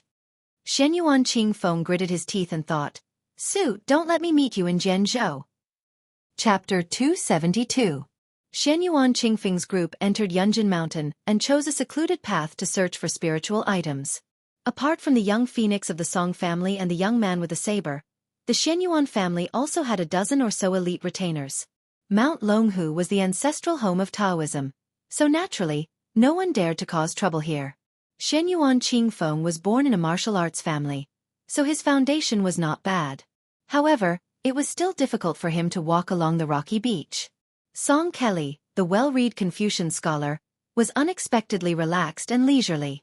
He stepped on the rocks and crossed the stream with great agility, as if he had returned to his original state after practicing superior internal strength. This made the young sabresman stop looking down on him and carefully observe him with cold eyes. They walked for 4 hours before they realized it. Shenyuan Qingfeng was looking for 3 spiritual items. First, the giant salamander. Giant salamanders weren't rare, but the horns on the forehead were. The second was the red-backed salamander, and the third was the black-footed snow civet. The latter two were relatively easy to find, but the giant salamander was hard to find. According to the ancient books, the salamander would grow horns if it lived for 100 years, and in another 500 years, it would transform into a mountain flood dragon. Shenyuan Qingfeng didn't expect to find it in one go, but she had already searched the mountain dozens of times. While resting on a rock, Song Kelly looked at the sky and smiled. "Miss Shenyuan, if we don't go back now, we'll have to spend the night on the mountain." Shenyuan Qingfeng nodded. They didn't get much from this trip, only catching a few salamanders. As for the black-footed snow civet, they didn't see any of them. This was reasonable. These little guys usually only appeared at night. They looked like foxes, but they had a natural musk. They would be the best if they were made into boudoir sachets. However, the process of collecting musk was very bloody and cruel. Shenyuan Qingfeng played with the cute salamander in the glass bottle, thinking that it was time to go home. At this moment, the silent young swordsman squinted his eyes and looked into the depths of the forest. Another 5 miles. Song Kelly smiled gently and didn't say anything.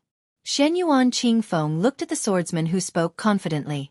She remembered her father saying that this swordsman's intuition was rare. She thought about it and nodded. "Then let's go another 5 miles. Shenyuan Qingfeng didn't forget to look at Song Kelly. "Young Master Song, how is it?" "I can still walk." Song Kelly smiled. Shenyuan Qingfeng stood up and took a deep breath before leading the way. When Shenyuan Qingfeng was about to turn around and leave the mountain, he saw a small green pond in the distance. Although the pond was not big, it was obviously very deep. What was even stranger was that there was a middle-aged Taoist sitting cross-legged beside the pond with his back facing everyone. Song Kelly furrowed his brows. The young swordsman, sneered. Shenyuan Qingfeng wasn't worried that bad people would appear in Mount Longhu, not to mention that the dozen or so people around her were all powerful. She was even more at ease. She lightly leaped over a few large rocks in the stream and came to a stop near the small pond. Only then did she see that the Taoist wearing the Mount Longhu Taoist robe had an ordinary face. The robe was sewn and could only be considered simple and clean. It wasn't the humble yellow and purple that could best show off the identity of the Taoist master's residence. Shenyuan Qingfeng was meticulous. When she leaped onto the blue stone with the clear spring, she deliberately increased her pace. However, the middle-aged Taoist didn't notice it immediately. The Taoist was focused on the pond. He held a bamboo fishing rod in his hand, as if he was fishing. The bamboo pole was long enough to sink into the pond. It wasn't like those distinguished scholars who were deliberately mystifying. Shenyuan Qingfeng was really tired of those scholars who fished for fame. If this Taoist threw out his fishing rod but didn't have any bait, with Miss Xuanyuan's temperament, she would definitely give him a good beating. There was a bamboo basket next to the Taoist, in which several fragrant vermilion fruits were placed. Shenyuan Qingfeng smiled. "Did I disturb your fishing?" The middle-aged Taoist smiled and shook his head. "Don't worry. You won't disturb the fish I'm trying to catch." Song Kelly glanced around and sat down before asking in a warm voice, "May I know what you're using as bait? How deep is this pond?" The young swordsman was already holding the handle of his sword. Even Shenyuan Qingfeng could sense the killing intent of this boorish man, who was expected to compete with Gu Jiantang in the future. He was always straightforward when he set his mind on something. He was like this when he went to Mount Hui, and he was still like this when he met her. Shenyuan Qingfeng couldn't do anything about it. The middle-aged Taoist didn't seem to sense the killing intent. He pointed at the bamboo basket and gave the first answer. "I don't know how deep this pond is either." Song Kelly was still polite on the surface. "May I ask what you're trying to catch?" The Taoist didn't hide anything and told the shocking truth in an indifferent tone. "It's a giant salamander. It once swallowed an item, and I want it back." Shenyuan Qingfeng asked tentatively, "Are you trying to catch that giant salamander?" The middle-aged Taoist was truly ignorant of worldly affairs. He nodded and said, "Yes." The young swordsman sneered. He was also straightforward and was about to draw his sword. He didn't draw his sword, but once he did, there would be blood. He didn't care if the Taoist sensed his killing intent. "I have a sword, which head in the world can't be cut off?" The Taoist sighed and put down the bamboo pole. He glanced at the bamboo basket and turned to smile. "I can't catch it this year. There are a few fruits left. If you don't think they're dirty, they can satisfy your hunger and thirst." Song Kelly smiled but didn't say anything. The young swordsman, who had inexplicably loosened his grip, casually sat down and grabbed a wild fruit, handing it to Shenyuan Qingfeng first. She shook her head, so he directly tossed it into his mouth. There were still 3 or 4 left in the basket, so he swallowed them all. The middle-aged Taoist smiled. Shenyuan Qingfeng asked, "Which Taoist temple do you cultivate in?" The Taoist shook his head. "I'm like a lonely ghost. I don't have a place to stay. Fortunately, the Taoist ancestral court can accommodate me." Song Kelly suddenly asked, "There's something I don't understand. Please enlighten me." The middle-aged Taoist nodded. "Please." Song Kelly waved his sleeves and sat down, as if he wanted to discuss Taoism with the Taoist. He said in a deep voice, "My father once said that Buddhism is gold, Taoism is jade, and Confucianism is food. Although gold and jade are expensive, they don't make a lot of money. However, the world is like a person's body. One can't go without food for a day." The middle-aged Taoist interrupted in an old-fashioned tone. "It's okay to go without food for a day. You won't starve to death." Shenyuan Qingfeng was dumbstruck, and he was greatly disappointed. How could there be such an unreasonable debate? The Taoist priest's immortal bearing that was born from fishing for the great flood dragon salamander in the deep mountains was completely swept away. The swordsman laughed. Song Kelly was good at maintaining his composure and wasn't angry at all. Fortunately, the Taoist added, But if you go without food for a long time, something will happen. Song Kelly continued calmly. My father admits that there's a difference between good and evil, but denies that there's a difference between the three sections. What do you think? The middle-aged Taoist nodded. Good. Song Kelly's face became more serious. But my father is afraid of the undecided struggle between righteousness and profit. He only dares to publicly say that the three sects' purpose is to find a way out for the people. He says that Confucianism can't be Confucianism, Buddhism can't be Buddhism, and immortals can't be immortals if they don't follow this path. Regardless of the three sects, as long as you do good deeds and are loyal to humanity, you won't be far from the Great Way. Chapter 273. The Taoist priest smiled and said, "A gentleman does not stand under a collapsing wall." This was what Teacher Zhang said 2,000 years ago. It's not easy for your father to have such foresight and courage. I believe that if a man can correct his body and mind and gather true spirit, he can nurture great talents and virtues. As for where his roots lie, it doesn't matter if it's on the side of Confucianism, Buddhism, or my Taoism.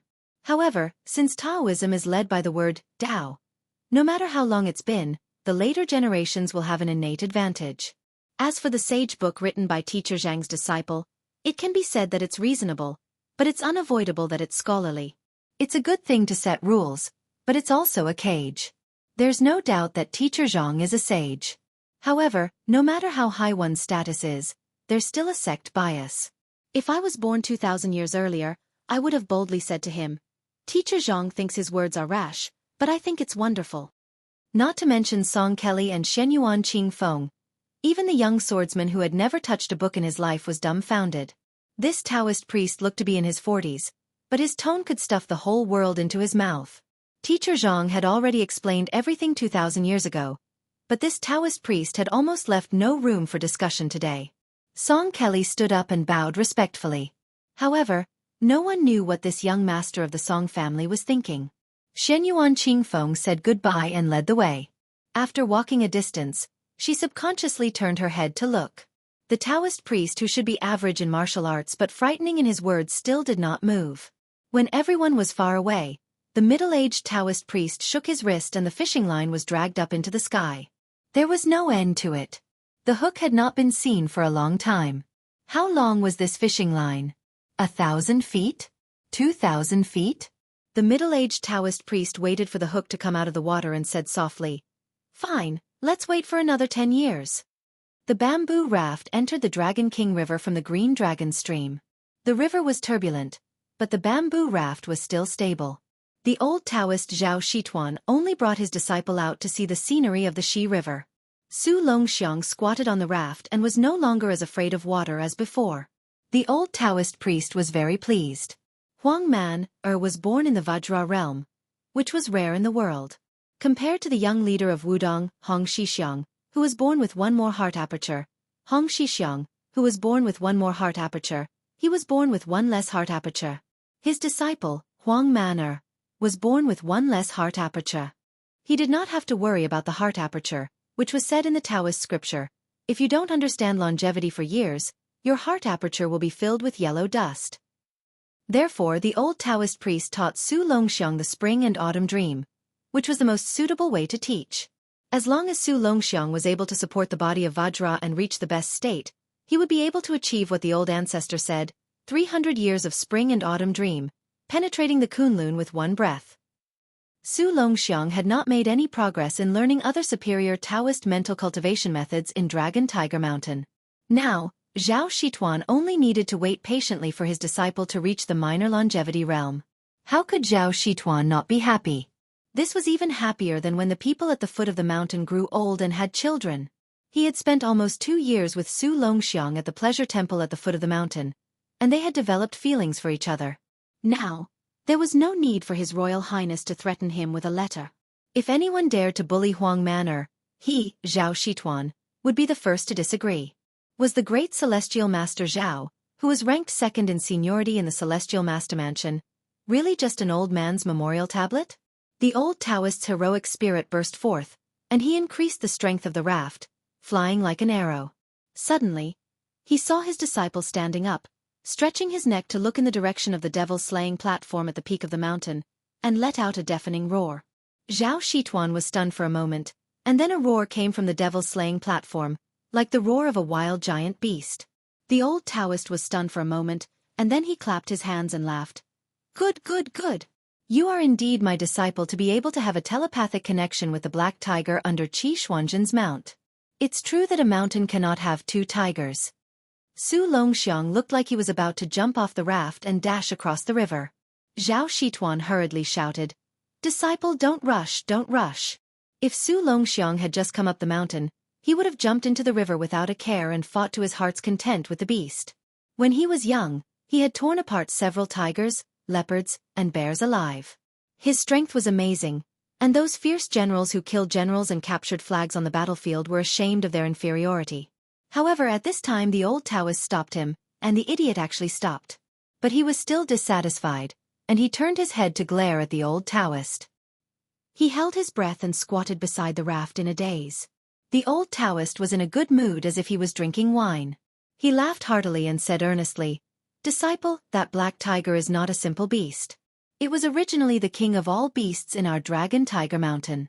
Its frame is almost twice the size of an ordinary tiger, and its whole body is pitch black.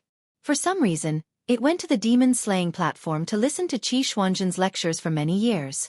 It is very intelligent. In terms of seniority, this guy is in the Jing generation on the mountain. Master has long been thinking about when to let you fight with it. You don't have to rush. Sooner or later I will let you fight to your heart's content. Su Longxiang snorted. Probably because of the mention of the black tiger under Qi Xuanzhen, Zhao Shituan's thoughts drifted away. He said softly, Disciple, Master is telling you some secrets, and I feel uncomfortable if I don't tell you. From my perspective, there are very few Taoist immortals in the current generation. If not for Wudong's Hong Shixiang and Wang Zhongluo's departure, there would be even fewer of them. To Dragon Tiger Mountain, one family has been dominant for too long. It is inevitable that the younger generation will mistakenly think that they are the best in the world, and that is not a good thing. Let me calculate. Of course my brother is one, and Danxia can also be counted as one. Zhao Danping is too smart, and she can't wait to calculate everything, which will damage her luck. Bai Yu and Xianxia are both strange. One is like Master's father, and the other is like Lu Dongxian. I believe that there will be no problem for them to become immortals in the future, but they still need time. As for the rest of the Jing generation, they are all uncertain. The few with the surname Zhao in the Taoist master's residence will not be able to take on big responsibilities in the future. In the Northern Orthodoxy, there are still 2 rogue immortals, but they are already so old, who knows when they will pass away. Sigh, in the end, there are only these few left. I can count them with one hand. How tragic, they are far inferior to Buddhism. God knows if Su Longxiang was listening, but Zhao Shituan did not care. He turned the raft back and looked at the continuous mountain range. Suddenly he smiled and said slowly with pride, That is not a problem. Dragon Tiger Mountain still has a land immortal guarding the mountain. Su Longxiang tilted his head. Zhao Shituan saw that there was a listener for the first time. He stroked his beard and smiled. 60 years ago, people only knew of my father and Qi Xuanzhen, but they did not know that there are immortals above immortals. The old Taoist wanted to keep them in suspense, but when he saw his disciple lowering his head to continue catching fish, he smiled and quickly said, However, I can't say for sure how this immortal is. I only remember that when I was young, I went to the mountains to pick herbs and met a middle-aged Taoist. Later on, Qi Xuanzhen had already immortalized for more than 20 years. When I met that Taoist again, he did not seem to have aged at all. I was very curious, so I asked your ancestor. Do you know what your ancestor said? Your ancestor said that he met this person several times when he was young. Disciple, think about it. How old is he? Wudong Song Jiming has lived for 150 years and is known as the oldest person in the world. I conservatively estimate that the Taoist in the mountain is even older. Of course, this is similar to the Taoist jade seal at the bottom of the mountain. It is not easy to verify. Su Longxiang rolled his eyes. He had learned this habit from his brother. Zhao Shituan chuckled and slowly propped up his pole. He smacked his lips and said, When your father led the army to Mount Longhu, he was forced by the general situation. Even our ancestor could not openly block the way. Everyone in the world knows that several courier soldiers ran 6 courier horses to death before they could deliver the imperial edict to the foot of Mount Longhu. However, No one knows that the last courier soldier died of exhaustion with his horse 60 li away. It was a nameless middle-aged Taoist who took over the imperial edict. Wherever he went, the rain of arrows could not reach him, and all swords and halberds were broken. During this time, more than 20 top experts under Bailiang were unable to stop him. They did not even see the Taoist's appearance clearly. Within half an hour, he arrived in front of the king of Bailiang. His Taoist robe was spotless. The old Taoist said in a daze, "Isn't this the immortal of Earth? I wonder if we can meet again in this life." Chapter 274. About to be published, the next VIP chapter will be uploaded at midnight. Once the Bailiang heir left, Yangchun City finally regained its peace and happiness. No matter how the scholars of Hutting County denied it, as long as His Royal Highness was in Yangchun City, they felt uncomfortable all over. They had originally hoped that the imperial concubines in the palace would put pressure on the widow in Linlong's Lu family mansion. Unexpectedly, there was more thunder than rain, and the matter was left unsettled. Later on, Sir Bian Qingzhai was unexpectedly beaten to death. It was rumored that the entire imperial college in the capital was in an uproar. No less than several thousand students joined together to write a petition.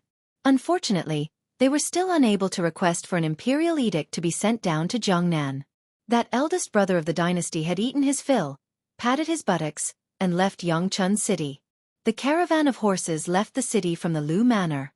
They did not linger in Yangzhou, heading straight for the Taoist celestial capital, Mount Longhu. There were two carriages.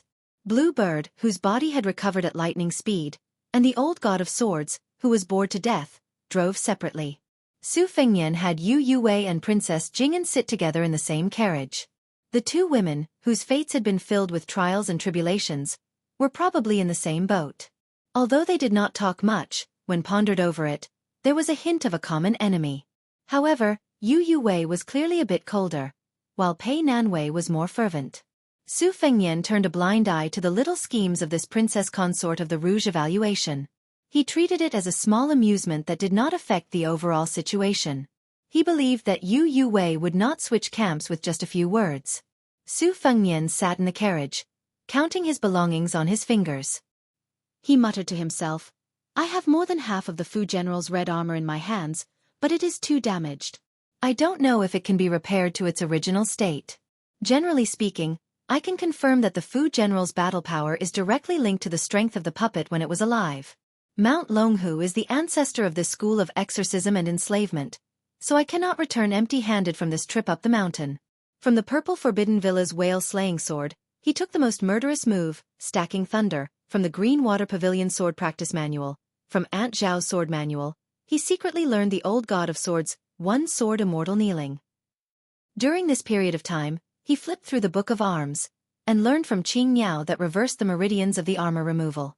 The drawing technique was learned from the Dongyue imperial family, and he imitated the steadying disturbance of the Nanhai nuns. All in all, together with old Huang's 9 swords, he could be considered to have gathered more than 20 moves. Su Fengnian caressed Wu Meinyang's head and said with a smile, "Gu Jiantang is the #1 saber user in the world. I wonder how many sabers he can block in a real fight?" Yu Yuwei had expected this. She said lightly, "I don't know." Su Fengnian did not expect to get an answer from Yu Yuwei. No matter how brilliant her sword dance was, it was not the way of the sword to kill. He flicked the white cat's head with his finger and said to himself, Chao Chongqing inadvertently said that Old Man Li, other than the two-sleeved green snake, also has an even more domineering sword to open the gate of heaven. It seems very arrogant, but why have I never heard of it before? There are no rumors of it in the Jianghu either. The old god of swords' two-sleeved green snake sword technique focuses on the sword will. Each time, it is complicated and simple. It is said to be one move, but in fact, it is full of changes. Every time, it is too late to dodge and escape. It is very difficult to divert attention to secretly learn it. The old god of swords made it sound nice, saying that he wanted to impart an absolute art. He was clearly venting his anger on me because he was bored. Princess Jing'an said sarcastically, "A man whose heart is not content is like a snake trying to swallow an elephant." Su Fengnian followed suit. He went tit for tat and ridiculed, "Swallow? I know that Princess Consort's little mouth is very clever. Don't show off in front of me." Be careful that you go for wool and come home shorn. I will punish Princess Pei on the spot. Princess Pei had been teased and humiliated by His Highness over and over again about her private matters. She felt as if her weakness had been caught. In the past, she would fly into a rage out of humiliation every time. But today, her expression did not change. She just looked at him coldly and mocked. I thought your highness was not even afraid of the vassals.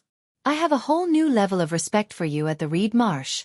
I didn't expect that you would be exposed as soon as you left Qingzhou and arrived at Yangzhou. You are just a paper dragon crossing the river. When you meet a Jianghu official, you have to pinch your nose and be bullied, obediently offering your maid to him with both hands. From this, it can be seen that even if you go to the Dragon Tiger Mountain where several Taoist masters are in charge, you will only be rebuffed. Su Fengnian's face darkened. He smiled darkly and said, Princess Pei's little mouth is becoming more and more unkind. Congratulations. His Royal Highness took the embroidered winter scabbard and lifted the curtain. He raised his voice and said, Shuxiu, don't ride the horse. Take our Princess Pei to sit in the carriage at the back. Let her temper her backbone.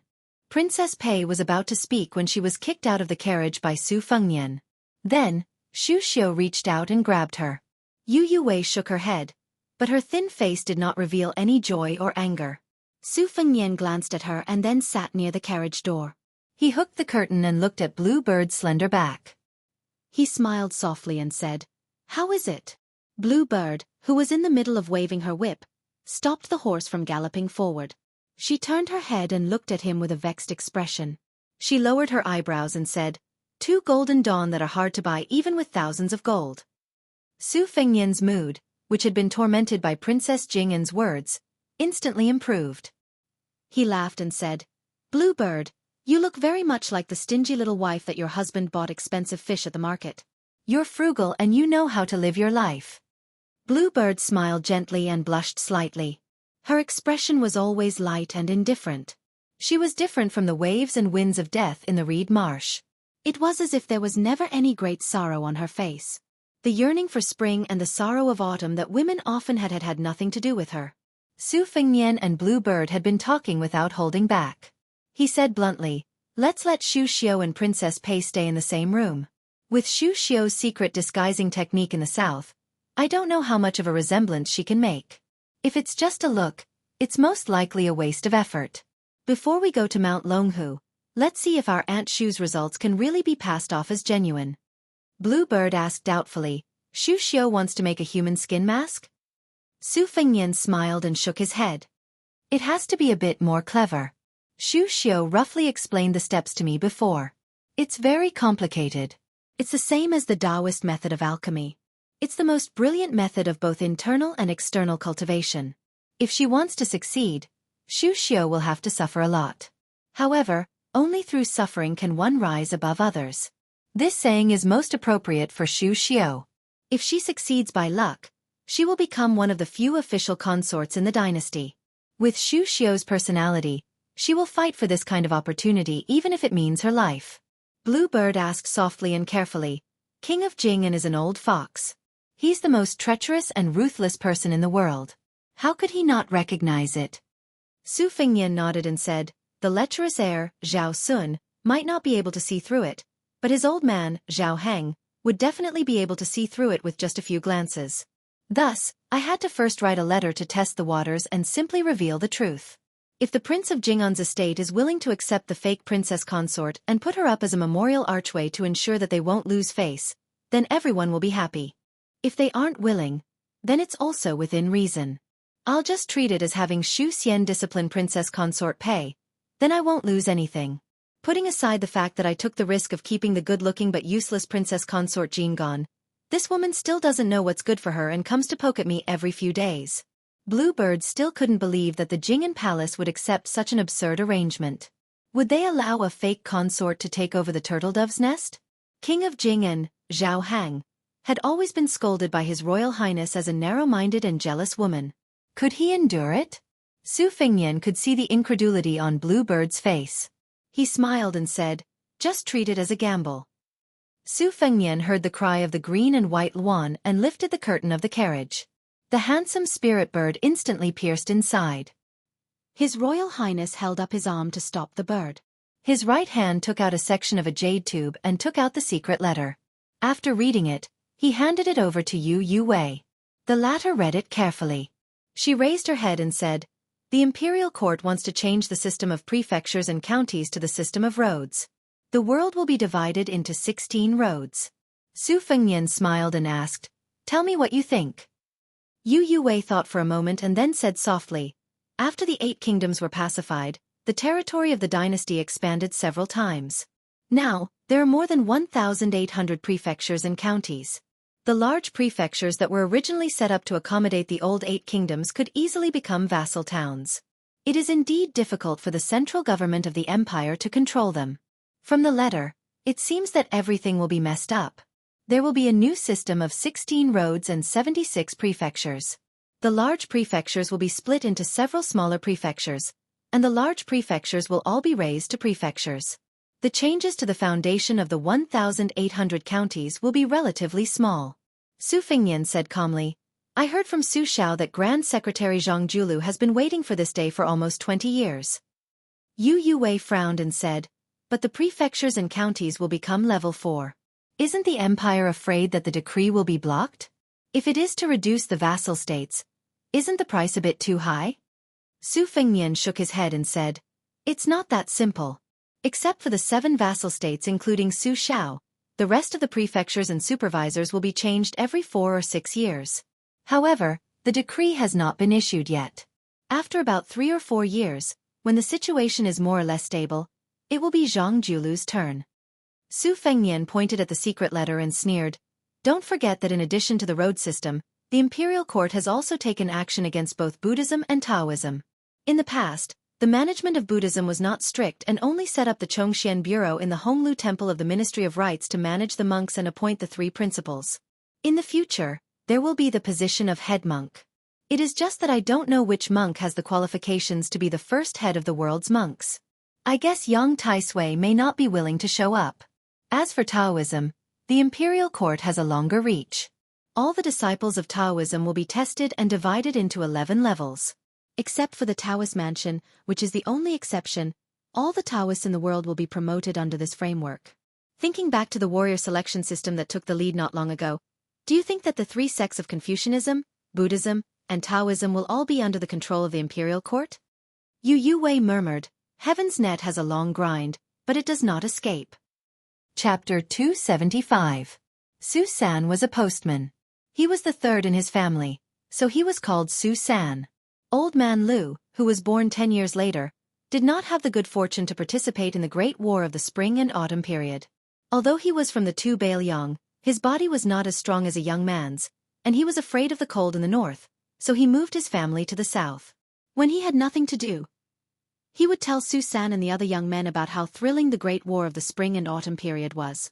He especially liked to talk about how heroic the king of Bailiang was.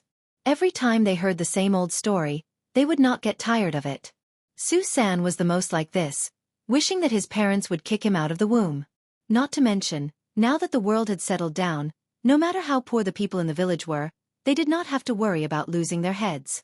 They only had a few mu of land, so every family had something to look forward to.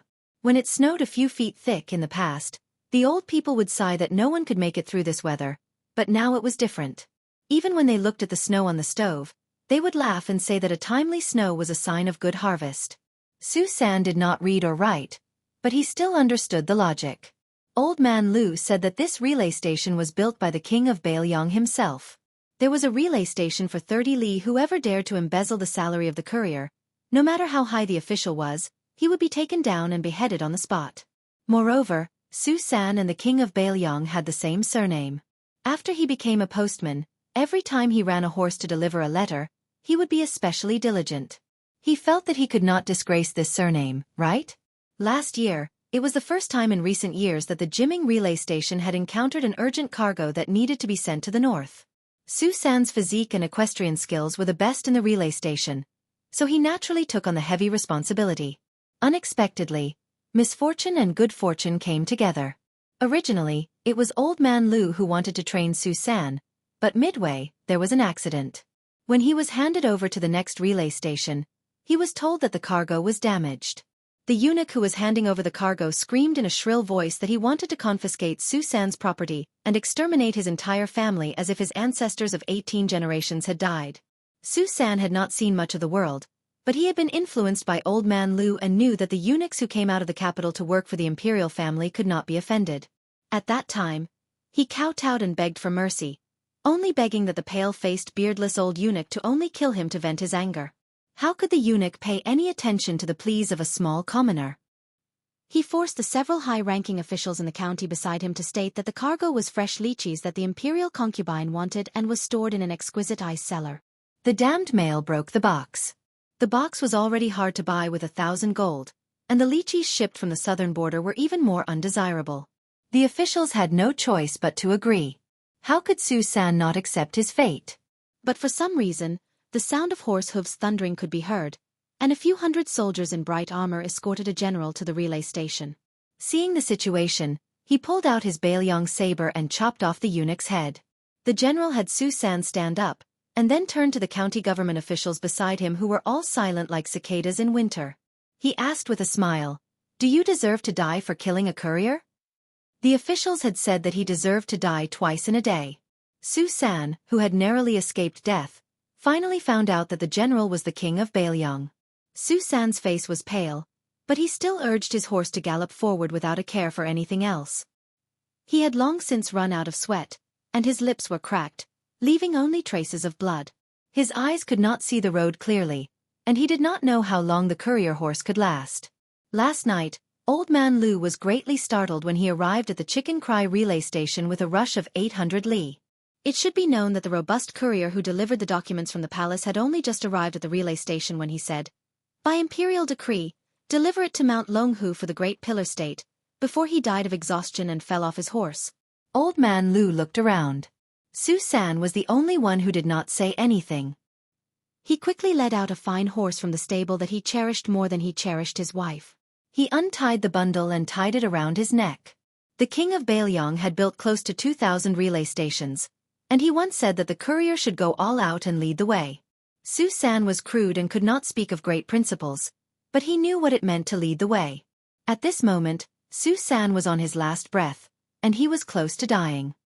He kept telling himself that he was just 20 miles away, and he could not die. If he delayed the king of Bailiang's important matters, he would feel guilty for saving his life. How would he have the face to stand in the world? In his blurry vision, a person floated over on the road. The front legs of the horse Su San was on went soft, and it died on the spot, throwing Su San out. Su San rolled down the official road. He could not see the person's face clearly, but he could vaguely see the person's Taoist robe. He clutched the bag tightly and said with all his strength, "Jiming Relay Station Su Bin, 800 miles urgent, please send it to Mount Longhu." The Taoist squatted down and nodded. Su San turned his head with difficulty to look at his beloved horse that had died on the spot, and then looked in the direction of Mount Longhu. His breathing was cut off, and he died with his eyes wide open. The middle-aged Taoist sighed softly and closed the young courier's eyes. He took off the bag and opened it, revealing a bright yellow imperial edict. He held the edict in his right hand, and his right hand was behind his back. With a tap of his toes, his body was like a rainbow piercing through the sun, and no one could see his true appearance. The middle-aged Taoist drove straight in until he reached the flag with the character Su. He threw out the imperial edict and turned to float away. The two waves of arrows in the air froze, not falling forward. They only fell to the ground after the Taoist's figure had disappeared.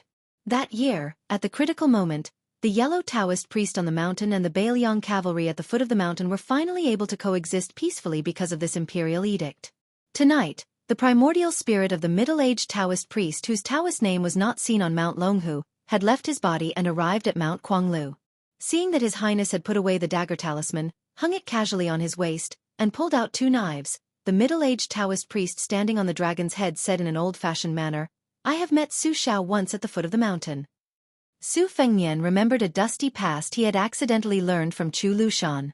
He raised his head and asked, "You are the Taoist who delivered the imperial edict at the foot of Mount Longhu?" Chapter 276. The middle-aged Taoist said expressionlessly, "That's right."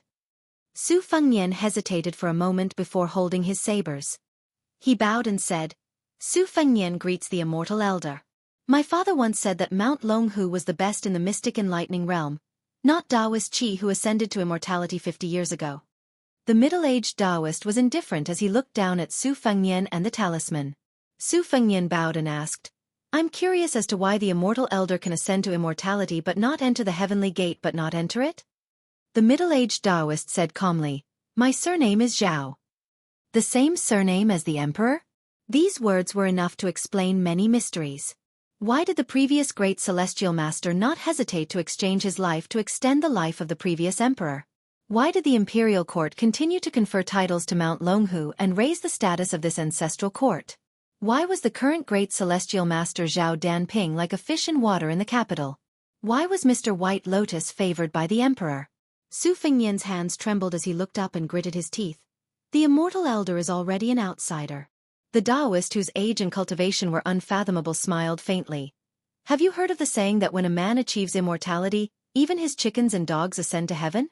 Besides, I haven't ascended to immortality yet, so what's wrong with protecting my descendants? Su Fengnian asked again and again. Immortal elder, may I know what lesson you have for coming here with your out-of-body primordial spirit? The middle-aged Taoist did not answer the question. Instead, he pointed behind Su Fengnian. Su Fengnian did not dare to turn his head as he was afraid that he would not know how he died. The Taoist frowned and said, Although I'm not a saint, I'm not going to argue with a junior like you. Back then, Su Xiao had the same principle. My descendants have their own fortune and misfortune. As long as no one deliberately deviates, even if the country is destroyed, I won't interfere with the heavenly secrets. Su Fengnian turned his head and widened his eyes. Unknowingly, a giant python with a red tongue appeared behind him, confronting the heavenly dragon Jianghu. The giant python versus the dragon. The giant python that seemed to have occupied the entire mountain was fearless. Su Fengnian was in awe of the golden dragon, but for some reason, he was not afraid of the giant python. Instead, he felt a sense of intimacy from the bottom of his heart. When the giant saw Su Fengnian turned around, it lowered its head and rubbed its head against Su Fengnian's forehead. The heavenly dragon seemed to be enraged by the giant python. The purple gas it breathed out grew thicker and its body rose higher, revealing half of its body. It bared its fangs and brandished its claws as it roared furiously at the peak of Guanglu Mountain. The purple gas seemed to have materialized and condensed into a purple pillar that charged forward. I don't care if you're a celestial being or an immortal. There's no reason for me, Su Fengnian, to accept my fate and beg for death. Just as Su Fengnian was about to draw his saber, the giant python at the top of the coiling dragon mountain raised its head and straightened its body. It bit the purple pillar of dragon qi and crushed it in an instant. In a trance, the middle-aged Taoist priest, who seemed to be standing on top of all living things, just watched coldly from the sidelines. The heavenly dragon roared. Su Fengnian saw that there were no longer any stars in the sky. The clouds rolled and surged like raging waves. They gathered above the heavenly dragon's head, layer upon layer, becoming increasingly dense. Fengnian. Su Fengnian was still terrified by the invincible might of the golden sky dragon when he heard a familiar voice. He turned his head abruptly and saw that person. At this critical moment of life and death, he was oblivious to everything in the world and was only crying. A white-robed woman's sleeves fluttered in the wind. She had once taken her sword out of the sword tomb. She had once played the fish dragon drum in white clothes. She had once punished him by holding a book against the wall. She had once worn the cloth shoes personally made by Su Xiao and entered the imperial palace alone. Su Fengnian's voice was hoarse as he carefully called out, "Mother!" He was afraid that if he shouted too loudly, she would disappear with the wind. Her body was transparent, and she slowly floated over like a fairy from Dunhuang. She floated in the air as if she wanted to caress her son's cheeks. The middle-aged Taoist finally spoke. He snorted coldly and said, "You're going against the heavenly Tao." He waved his sleeves and smashed the giant white python's head onto the ground. "Wu Su, go to the Yellow Springs." He waved his sleeves again, and a strong wind blew. The white-robed woman who was only a few feet away from Su Fengnian retreated with the wind. The woman raised her head and sneered, "Zhao Huangchao, why didn't you enter the heavenly gate?" Su Fengnian saw his mother's body gradually becoming blurry, turning into a stream of light and dissipating. He was completely mad. His eyes were red as he stretched out his hand to grab her. The middle-aged Taoist was, after all, a well-deserved earth immortal. She, who had already defied the heavenly Tao, moved forward with difficulty and allowed her soul to dissipate. She stretched out her hand and held Su Fengnian's hand. The middle-aged Taoist's vast Taoist chi poured down from the sky. He raised his palm and said angrily, "The heavenly Tao is majestic. Demons, retreat." Instantly, thunder rumbled. The Taoist slammed his palm down. The Taoist carried out justice on behalf of the heavens. The white-robed woman, from her feet to her waist, slowly disappeared like dust along with the giant python. Su Fengnian, whose face was full of tears, shouted at the top of his lungs, "Mother!" She smiled and said kindly, "Fengnian, I can't take care of you anymore. I can't bear to part with you." Su Fengnian shook his head like a madman. In that instant, 20 years of his life flashed through his mind, disappearing in an instant. Until Li Chungang said that he had a sword to open the heavenly gate. Su Fengnian only felt that his acupuncture points were exploding, his meridians were exploding, his flesh was exploding, and his soul was exploding. Everything exploded. Even if I die today, what's there to be afraid of? My mother is dead. You damned Taoist even dispersed my mother's soul. Why can't I kill you? He turned to face the golden dragon and the middle-aged Taoist and roared, F***CK the heavenly Tao. I have a blade that can slay the dragon. Su Fengnian didn't have a blade in his hand.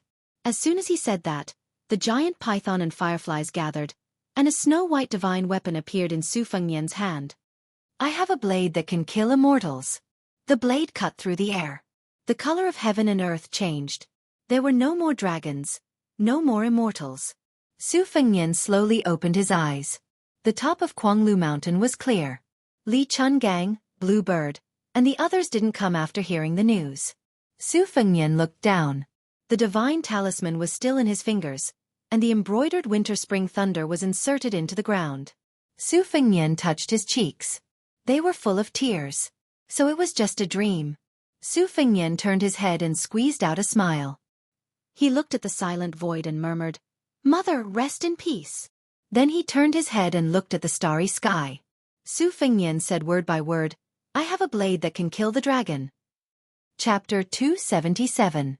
Su Fengnian suddenly stood up and checked the flow of qi in his body. There was nothing unusual. The fourth floor was only the fourth floor. Just as he was about to pull out the embroidered winter-spring thunder and return it to its scabbard, he focused his mind and subconsciously leaned back until he was parallel to the ground. The tip of his foot kicked the scabbard of the spring thunder. The scabbard collided with the blade and broke through the ground. A dagger dipped in poison brushed past the tip of his nose. Su Fengnian held the spring thunder with his left hand and slammed his right palm on the ground. His body floated back 20 feet. After he stopped, he looked at the cliff and saw a slender figure leaping out with a dagger in her hand. She laughed and was not in a hurry to fight. She tilted her head and asked doubtfully, "Hey, how did you know that I would climb from the cliff to the top?" Su Fengnian stared at the elusive young assassin without blinking. He suppressed the anger in his heart and said calmly, "You can crawl out from under a horse, jump out from water, and jump down from the hole in the city gate. For the 1,000 taels of gold that the king of Jing and Zhao Heng paid you, what can't you do?" The young girl said, "Oh," and didn't say anything else. She looked at Su Fengnian, who was holding the dagger in his left hand with an expression that said, "I knew you were left-handed." Su Fengnian suddenly asked, "Did you see anything strange when you climbed up?" The young girl shook her head and said, "Climbing is boring." Su Fengnian had a complicated expression. He looked at the white sky and said helplessly, "Haha, young lady, you stabbed the dagger in both hands into the stone wall and climbed for an entire night?" After the young girl who was supposed to be in the prime of her youth assassinated Wang Mingyin with her dagger hand, it had caused a huge uproar in the Jianghu.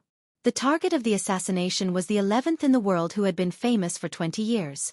This news was even more shocking than a certain beauty and a certain young master. In the Jianghu, the most powerful aphrodisiacs were always secret manuals, women, and fame. There was an endless stream of people chasing after them, especially the latter.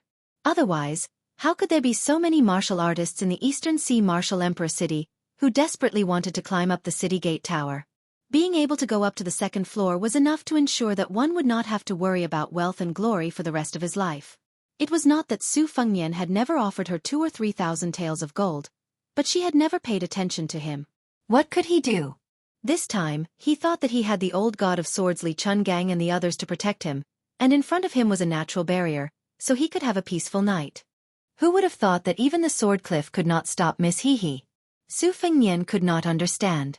Was she really after the reward of 1,000 taels of gold? Or was there some unknown irreconcilable enmity? She tilted her head in another direction and asked, "Hey, why don't you call your lackeys to protect you?"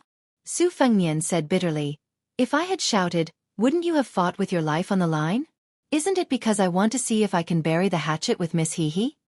She shook her head and said seriously, "No need, you can shout it. At worst, after I stab you to death, I'll jump off the cliff. Wealth and honor are up to fate, and life and death are up to the heavens." Su Fengnian smiled bitterly. "No leeway." The girl nodded her head heavily. Su Fengnian squinted his eyes and looked at the sky. The sun was rising, and he exhaled. He pointed behind the girl and said with a smile, "Because of the angle of the light, the sword cliff waterfall will turn into a golden yellow color. Why don't we enjoy the scenery before fighting?" She did not make a sound and kept facing Su Fengnian.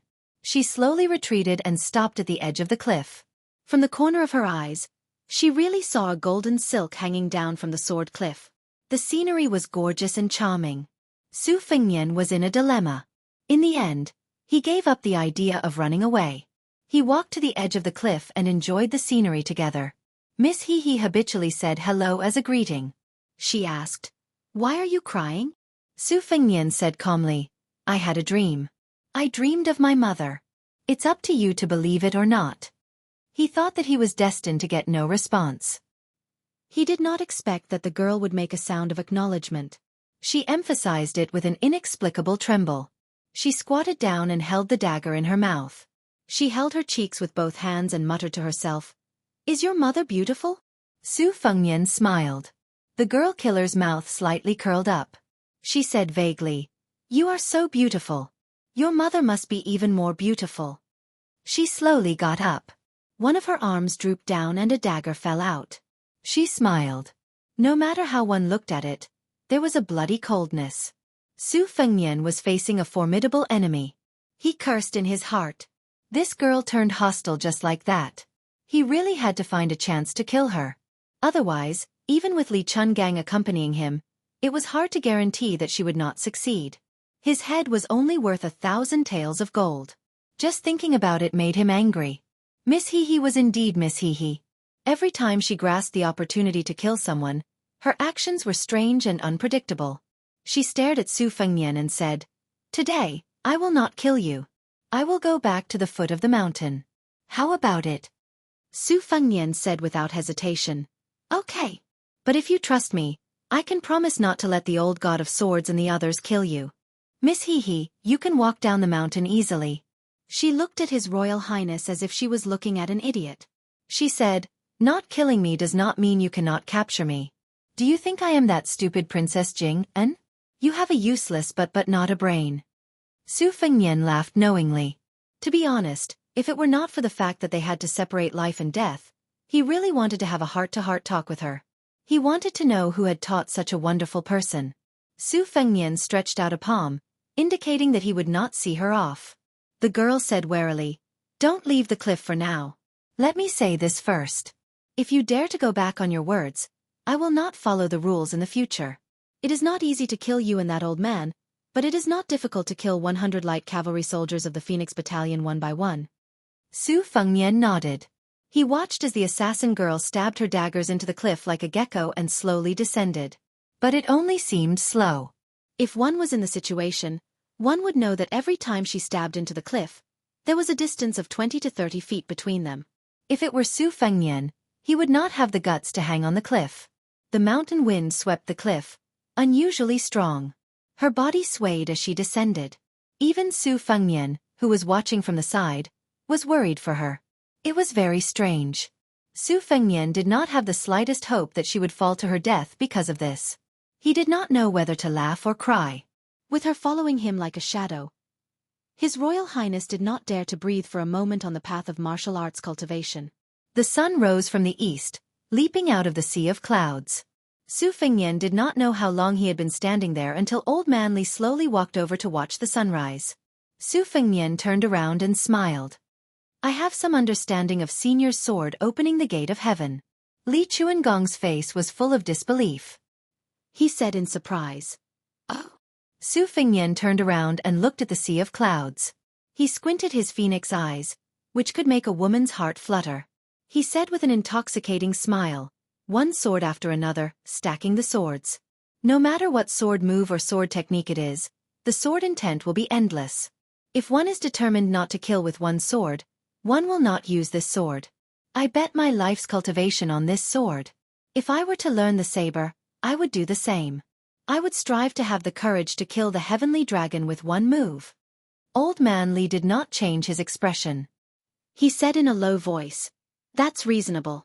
But with your current realm, aren't you courting death by using the saber like this? Su Fengnian shook his head. Of course not now. Wait until I reach the Vajra realm. Li Chungang sneered arrogantly. It's not that this old man is looking down on you, kid. As long as you are His Royal Highness, you won't be able to master this move. Without this old man as your protective talisman, won't Su Xiao find other experts to be your death exemption golden medallion? If you have nothing to fear, how can you achieve the realm in the midst of danger? Su Fengnian said calmly, As long as I reach the Vajra realm and return to Beiliang, I'll immediately enter Beimang alone. Li Chungang snorted coldly. At least you have some ambition. You didn't waste this old man's 200 green hand snake. Su Fengnian dismissed it with a smile. The old god of swords suddenly asked, You almost went mad after meditating last night. What happened? Su Fengnian shook his head gently and said indifferently, I'm fine. The old man wrapped himself in a sheepskin coat, curled his lips, and stopped asking. Yu Wei and Pei Nan Wei had also woken up to look at the scenery. Blue Bird followed behind them. He had to admit that Princess Jing En, who had been slandered by Miss Hehe as having no brains, was indeed worthy of the praise of outshining the moon and putting the flowers to shame. When a woman was so beautiful, it seemed that it didn't matter whether she had brains or not. Moreover, how could there be so many beautiful women with such great intelligence in this world? His Royal Highness' second sister, Su Weisheng, could be said to have stunning military strategies, but wasn't she just plain looking? With Su Fengnian's 100 copper coins as a judge of beauty, among all the beauties he had seen in his life, Pei Nan Wei was undoubtedly the number one. She should be at the standard of 94 to 95 copper coins. After she fell from grace, she wore a wooden hairpin and a narrow-sleeved cloth skirt, which was difficult to hide her charm. During this period of time, if she needed to appear in public, His Royal Highness would ask her to wear a soft guanine hood, with a light muslin draped over her shoulders.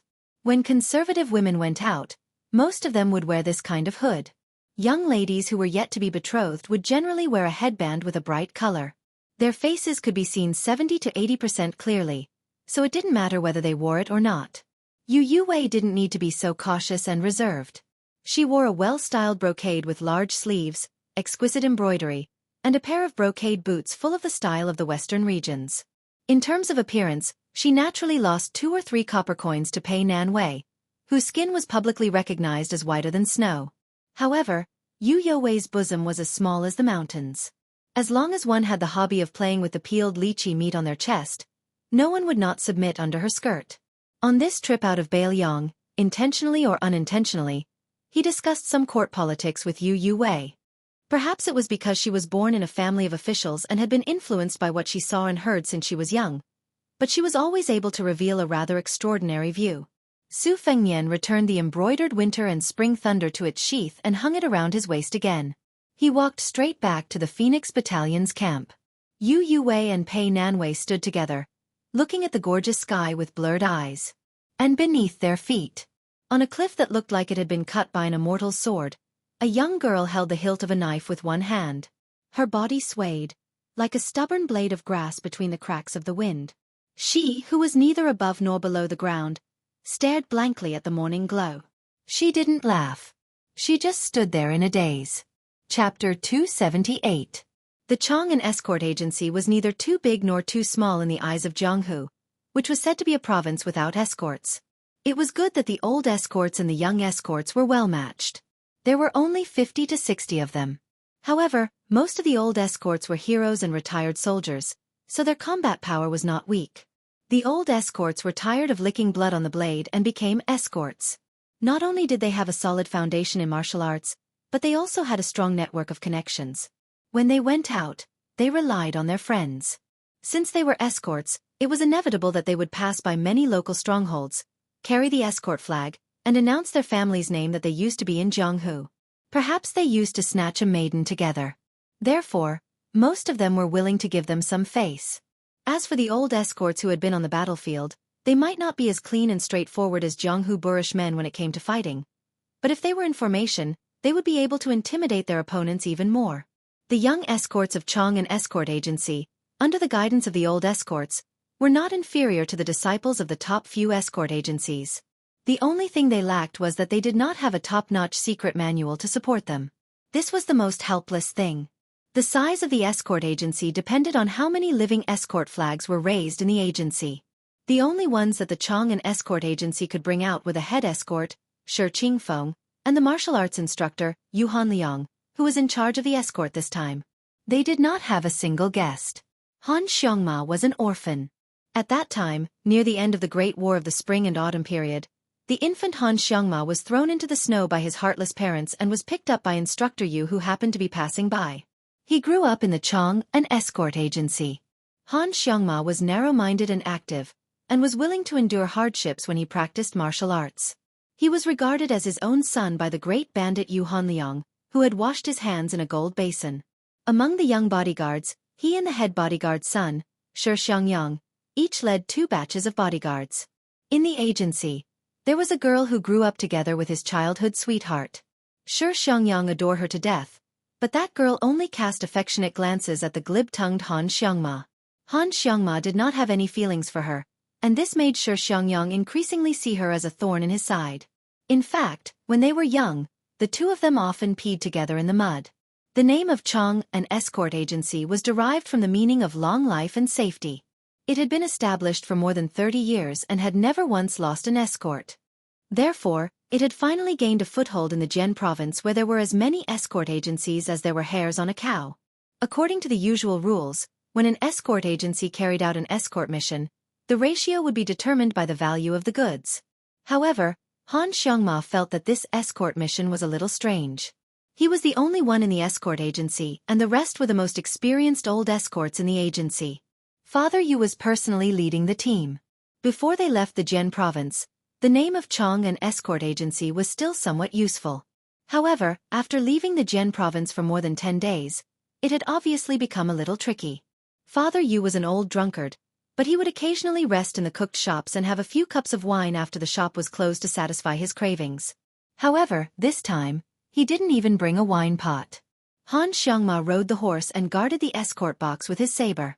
The box wasn't big. According to Father Yu's private disclosure, when the chief escort received the escort that day, he said that it was a piece of family heirloom jade. There was an expert in the escort agency who specially appraised it and said with trembling hands and feet that the jade was worth at least half of the Chong and Escort Agency. Han Xiangma glanced at the escort box and then turned his head to look at the heavily veiled carriage. It was 2 local Jian province girls dressed as men. Although they were wearing heavy veiled hats that covered their faces, Han Xiangma, who had accompanied his father to visit his aunts and sisters in the brothel when he was 8 or 9 years old, had sharp eyes. He could tell the truth just by glancing at them when they got off the carriage in the middle of the night. Han Xiangma, who had been making a living in the brothel since he was a child, was convinced that these 2 girls were absolutely beautiful. When they brushed past each other, they smelled good. When Han Xiangma was not on night duty, he would occasionally lie on his bed and toss and turn. He thought that it would be worth it if he could get a good look at them during this escort mission. Instructor Yu Hanliang carried an oxhorn bow on his back and a large saber on his waist. He rode his horse around the escort team. When he saw Han Xiangma smiling foolishly, he kicked him and scolded him. Han Xiangma patted his butt and said with a smile, "Dad, when are you going to pass me your bow? My hands are itching." Yu Hanliang's father was an illiterate boorish man. The name of his adopted son, Han Xiangma, was given to him by a gentleman in the escort agency. He had spent a few jeans of wine. Although he had raised him as his own son, he naturally hoped that his son would become a dragon. However, Yu Hanliang did not understand at all how to become a dragon.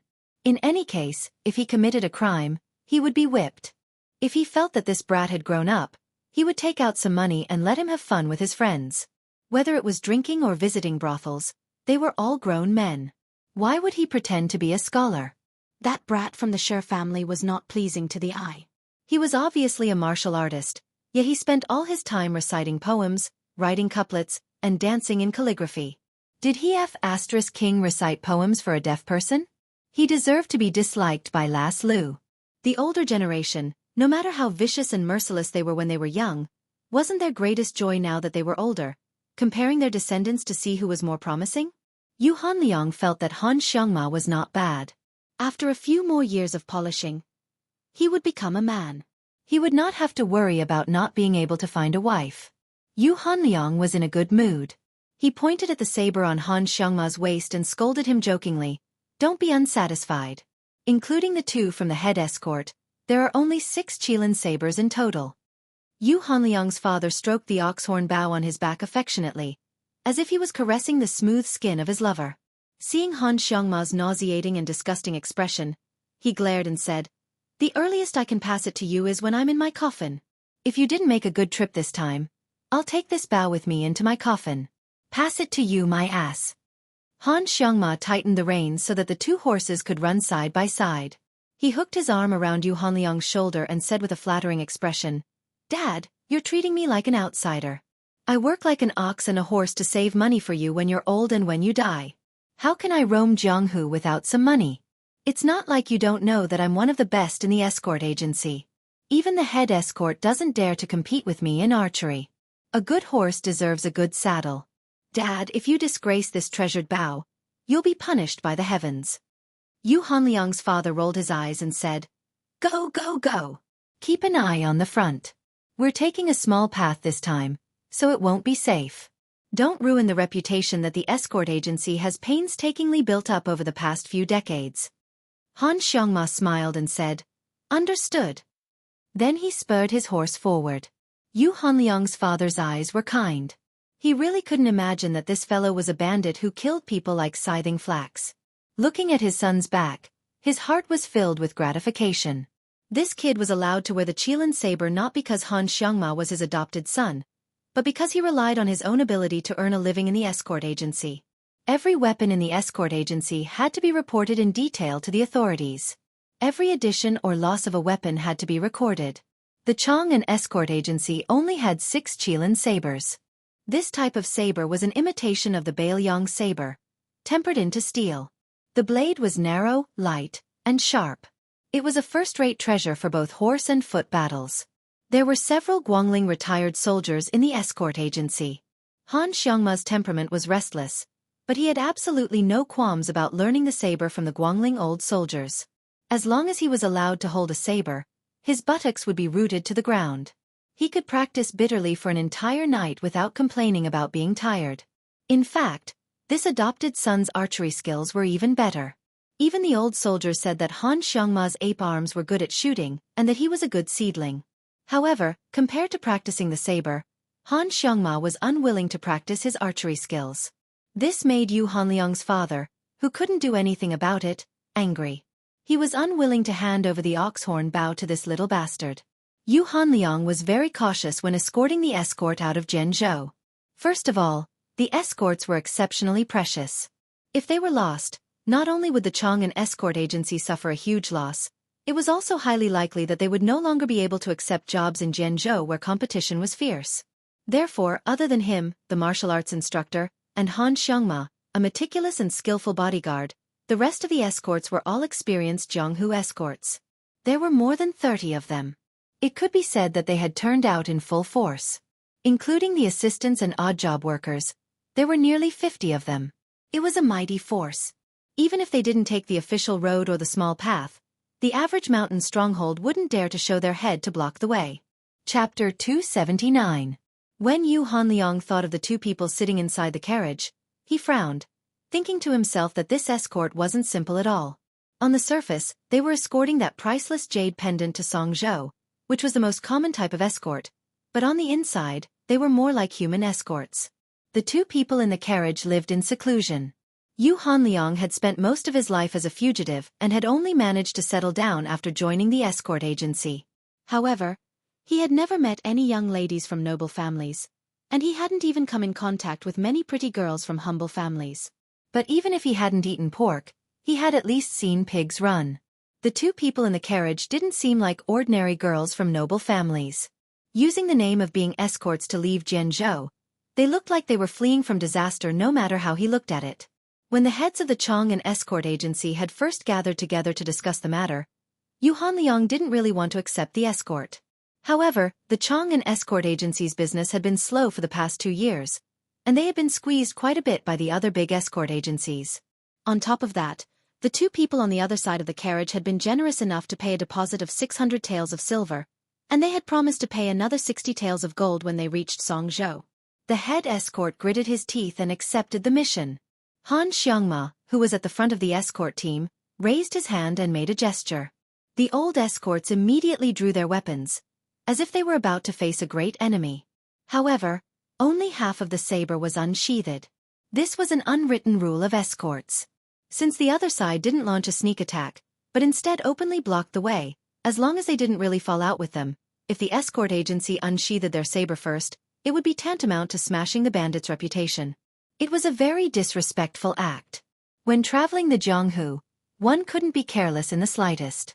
About 70 to 80 people jumped out of the dense forest on both sides of the small path with shiny sabers and spears. More than 20 riders appeared from the fork in the path, all of them strong and strong. Yu Hanliang had been an escort for 20 years, so of course he could tell that this group of bandits wasn't ordinary. They were most likely the kind of bandit who set small shrimps to catch big fish. Yu Hanliang was puzzled. He had never heard of such a troublesome bandit king on this mountain. He had even been here last year and remembered that the bandits who occupied the mountain were Qin Yaozi's acquaintances. Qin Yaozi was an expert in the 3-emperor cannon fist and the 16-style whip kick. Yu Hanliang had no chance of winning in a one-on-one fight. However, the bandits under Qin Yaozi were not very useful. They were old, weak, and disabled. Thus, when he was escorting in the past, he had only paid a small amount of silver as a tribute to the emperor. Both sides were still able to live with each other. After a while, Yu Hanliang and Qin Yaozi had become half acquainted. According to the head escort, Shi Qingfeng, this time, he wanted to see if he could use this opportunity to rope Qin Yaozi in as a guest of the Chong and escort agency. However, he didn't expect that the Bandit King's banner would be so ferocious. There were 20 bandits on horseback. This wasn't something an ordinary bandit could have. Not only was a horse expensive, but there was no market for it. Raising a horse was even more difficult. Father Yu exhaled a long breath of turbid air. He tightened his grip on the saber at his waist and urged his horse forward. First, he had Han Xiangma, a newborn calf that wasn't afraid of tigers, roll back. Facing the group of bandits, he cupped his fists and shouted, "Jian Province's Chong and escort agencies Yu Hanliang would like to borrow the path for you heroes." The other party didn't move at all.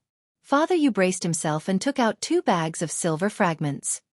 He raised his voice and said, "Tai Sui offers 20 tales of filial piety." The 20 riders didn't move an inch on the small path. Han Xiangma, who was originally ordered by Father Yu to bring up the rear, was furious. 10 tales of filial piety was already considered quite generous for an escort agency. These bastards relied on their numbers and didn't want to give them face. He turned his horse around and was about to draw his saber. Father Yu, who was familiar with this kid's violent temperament, was afraid that he would mess up the important matter. He turned his head and scolded, "Xiangma, don't mess around." Han Xiangma had no choice but to sullenly withdraw his saber. Suddenly, he opened his eyes wide and shouted with reddened eyes, "Father, be careful!" A person jumped down from a tree on the side of the road. He was dressed in black and carried a saber as he rushed forward. Yu Hanliang had just felt a chill. He didn't even have time to draw his saber to block before the person drew his saber and slashed him and his horse into 2 halves. Everyone felt as if their liver and guts were about to burst. They only saw the semicircular flowing light on the saber's edge. This kind of cold and silent killing technique was truly terrifying. Blood dripped on the small path. the bodies of man and horse were cut into two halves. Han Xiangma, who had depended on Father Yu for more than 20 years, was extremely angry. He lost his reason. He clamped his legs on the horse's belly and pulled out his Qilin saber, urging his horse to gallop forward. The young saberman standing on the small path lightly twisted his wrist.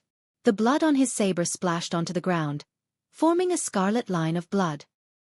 He pointed the tip of his saber at Han Xiangma, who had borrowed the momentum of his horse to strengthen his saber. Instead of retreating, he advanced and madly galloped forward. The two sides brushed past each other in an instant. After Han Xiangma's saber fell, he realized to his surprise that he had not hit his enemy. The next moment, he fell off his horse and rolled on the road. It turned out that the 4 hooves of his horse had been cut off by the saberman. When he looked down at himself, his legs below the knees had long been separated from his body. It was only now that the saber was too sharp that Han Xiangma felt the piercing pain. Even someone as tough as him howled in pain. His 10 fingers subconsciously bent into hooks on the road and pierced into the mud. He did not even realize that his fingernails had been uprooted. Han Xiangma, who had dreamed of being in Jianghu for as long as he could remember, raised his head and saw Father Yu not far away. He slowly crawled over. At this moment, the young escort no longer had any thoughts of being free and unfettered in Jianghu and making a name for himself in the martial world. He only wanted to see his father one last time. The saberman who committed the murder did not even look at the nameless soldier Han Xiangma. Facing the hurried formation of the escort agency, he walked forward leisurely and easily deflected a few arrows that were shot at him. The saber's edge was as clear as snow and the momentum of his saber was majestic. The old soldiers of Guangling who had formed the formation at the front could not withstand it at all. The saberman with a stiff face only needed one clean stroke each time, cutting these old escorts of the Chang'an escort agency into a pool of blood as if he were cutting melons and vegetables. Except for Han Xiangma, who did not die on the spot, those who met him were all killed instantly without exception. In less than half an hour, the carriages were in a mess. The old escorts protected the carriages with their lives. The workers and handymen did not have the courage to flee in all directions. The saberman also did not chase after the carriages. Naturally, the 20 valiant cavalrymen chased after them on horseback. Raising their sabers, they easily pulled out a fatal wound that was so deep that the bones could be seen. The burly young man pulled out the tip of the saber that was stabbed into the heart of the last old escort. He wiped the saber on the body that was slowly falling to the ground to wipe away the bloodstains and then used the tip of the saber to lift up the curtain of the carriage. He said coldly, "You have been chosen by Ancestor Xianyuan. Where can you escape to?" The curtain was lifted up and a dagger stabbed out. The young saberman pinched the dagger with 2 fingers and casually broke it. He threw it on the road and then reached out to grab her slender white neck. He first dragged her out of the carriage and then hung her in the air. Her veil hat had fallen off, revealing a cold and peerless face. However, the cold-blooded swordsman did not care about her appearance. He only lowered his gaze slightly and saw that her feet, which were quite high from the ground, were trembling violently. Her hands were patting his thick arm in vain. Her face turned from red to purple. Another person who stayed in the carriage came out and saw this scene. She took off her veil hat and her face was exactly the same as the woman whose life was hanging by a thread. She said in a cold voice, "Let go of my sister." He glanced at her from the corner of his eye and felt that it was interesting. There was actually someone who was not afraid of death? She suddenly pulled out a dagger hidden in her sleeve and pressed it against her neck. She pierced into her soft skin and cut a bloody groove. She said coldly, "Let's see how you will explain to the pervert Ancestor Xianyuan if I die." The young saberman who had killed countless people frowned. Today's secret matter was nothing to him. Since he had come to Mount Hui to learn martial arts, of course he had to work hard for others. Everyone in Sword Province knew that the old master of Xuanyuan's hobby of keeping women and torturing and killing young girls. The old man was proficient in the secret sex joyful method and had been cultivating yin to yang for decades. His inner strength could be said to be mysterious and he was also a saber play grandmaster. The young saberman received an order to intercept a pair of fairy-grade cauldrons that Ancestor Xianyuan had chosen more than half a month ago. He turned the Sword Province escort agency upside down and hurried over, which delayed his saberplay practice at the 6-layered waterfall. This made him, who was addicted to martial arts, feel very bad.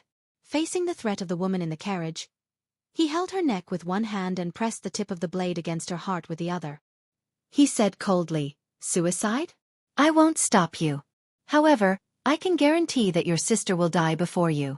As long as I find the heart acupoint and crush her heart, I can make your sister half dead and suffer a fate worse than death.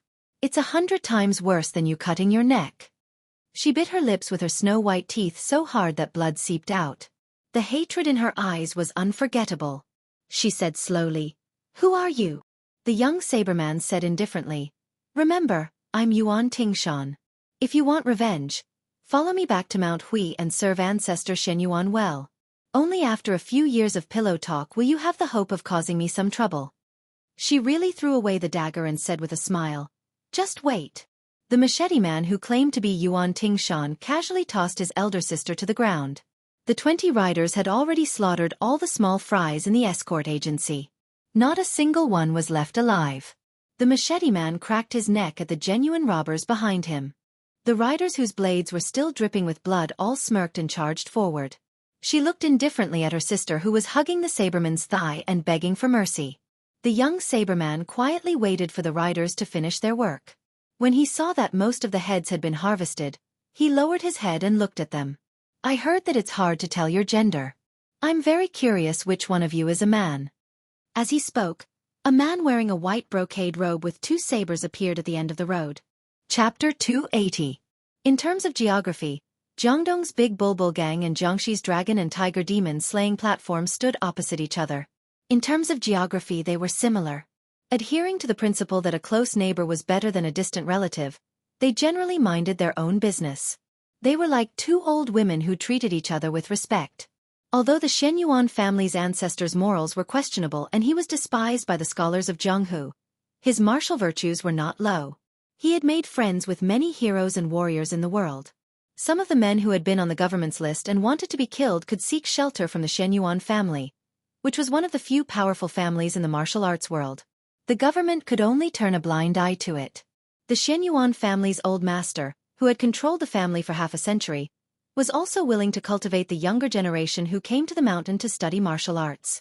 After Yuan Tingshan took his revenge, he became a fugitive wanted by the government and was even on Zhao Gou's list.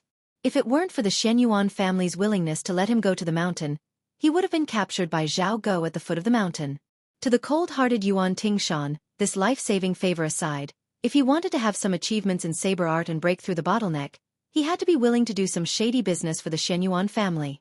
When a steward of the Bulbul Gang found Yuan Tingshan at the foot of the 6-fold waterfall, this sabersman was using his back to withstand the water column falling from the cliff of 1,000 feet to temper his muscles and bones. Among the 6-fold waterfall of Mount Hui, this one fell the most rapidly and was known as the Dragon Spitting Water. In the past 30 years, no young generation of the Shen Yuan family had trained their physique to such an extreme degree. As soon as Yuan Tingshan heard the gist of the situation, he led 20 light cavalry down the mountain to intercept 2 young playthings who were trying to escape from a small house. He really did not have the energy to do so, but since he was living under someone else's roof, he had no choice but to help them eliminate the disaster. As long as Yuan Tingshan agreed to do it, he would do his best. After finding out the route of the escort agency, he first chopped off the legs of Xianxia, who was good at beating and kicking, and then gathered a group of useless bandits. It was not that he wanted to borrow their strength, but he wanted to create a smoke screen for the government that the bandits and the escort agency had perished together. It was said that the pair of beauties were very famous in Jianghu. When they were only 12 or 13 years old, their beauty had already spread far and wide. Ancestor Shen Yuan had taken a liking to them and regarded them as his exclusive playthings. He had already half-publicized it in River East. He was just waiting for the right time to invite them up the mountain to enjoy themselves. He never thought that the pair of beauties, who were praised as one of them is already beautiful enough to topple a city, while the other is even more beautiful enough to topple a country, would actually run away. Yuan Tingshan, who was slow to realize many things, glanced at the 2 people who had almost the same face and body, then pointed at the one standing on the coach with the tip of his blade, laughed out loud and said, "Your skin is even better than a woman's. No wonder Patriarch Shen Yuan cares more about you. I wonder how many days you can be played with by my sister with your soft and tender skin. Remember, my name is Yuan Tingshan. Before I master my blade skills, don't die. Otherwise, it won't be fun anymore." Yuan Tingshan had already seen the famous uninvited guest sitting high on the horse, looking at him from afar. The corner of Yuan Tingshan's mouth curled up, and a murderous intent surged. He was born poor, and after he started practicing martial arts, he never hid his hatred for the rich and powerful. When he first entered Jianghu, he slaughtered a whole boat of rich and powerful people on the river. Yuan Tingshan made a beheading gesture to the valiant light horse that Shen Yuan had painstakingly trained. He gently tapped his shoulder with the back of his blade and walked towards the black bodyguard who was still crawling on the ground. He did not forget to turn his head and say with a smile, "I kindly remind you. I heard on Mount Hui that ancestor Shen Yuan has strange hobbies. When the time comes, when the old man asks you to have sex with your sister, what will you do?" The sister with the shocking purple mark on her neck was paralyzed on the ground. When she heard Yuan Tingshan's words, her delicate body trembled and her face turned pale.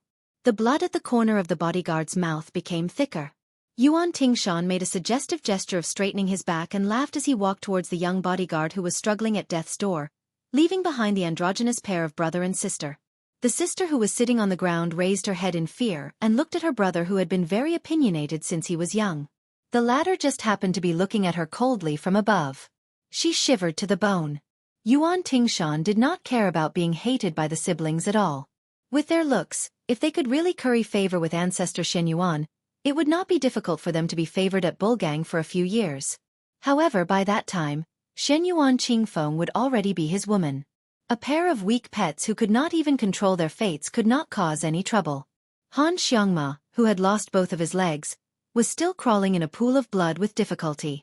He was only surviving because of his stubbornness. Yuan Tingshan stood between Han Xiangma and the old bodyguard's corpse. He stabbed his saber into the ground and bent down with a smile. "Try a little harder. You will see your father's head soon." When Han Xiangma's head, which was still moving forward with its broken body, reached the edge of the saber, Yuan Tingshan sneered and slowly cut a gully in the road. He then gently cut off the head. After pulling out the saber, he kicked the head with the tip of his foot. Blood splashed out of the head and the head rolled to the old bodyguard's corpse. Jianghu men die in Jianghu. It is a worthy death. Yuan Tingshan murmured, "I am a good person." This scene made the siblings feel nauseous, especially the sister who was so terrified that she fainted on the spot. The man who was standing straight on the carriage called out to Murong Wuju, but there was no response. He expressionlessly lifted his sleeve to wipe off the blood. She, who had been praised for her beauty in countless poems in the river east of Jianghu, had a blank look in her eyes. The Murong family was the last aristocratic family in Jianghu, far inferior to those powerful aristocratic families. It was said that when the Murong siblings were born, there was a magician who passed by and left a ballad. A female and a male, a female and a male and a female flew into the Wutong Palace. Everyone knew that the Wutong Palace was the palace of Great Peace City. As the Murong siblings gradually grew up, the scholars of Jianghu praised them.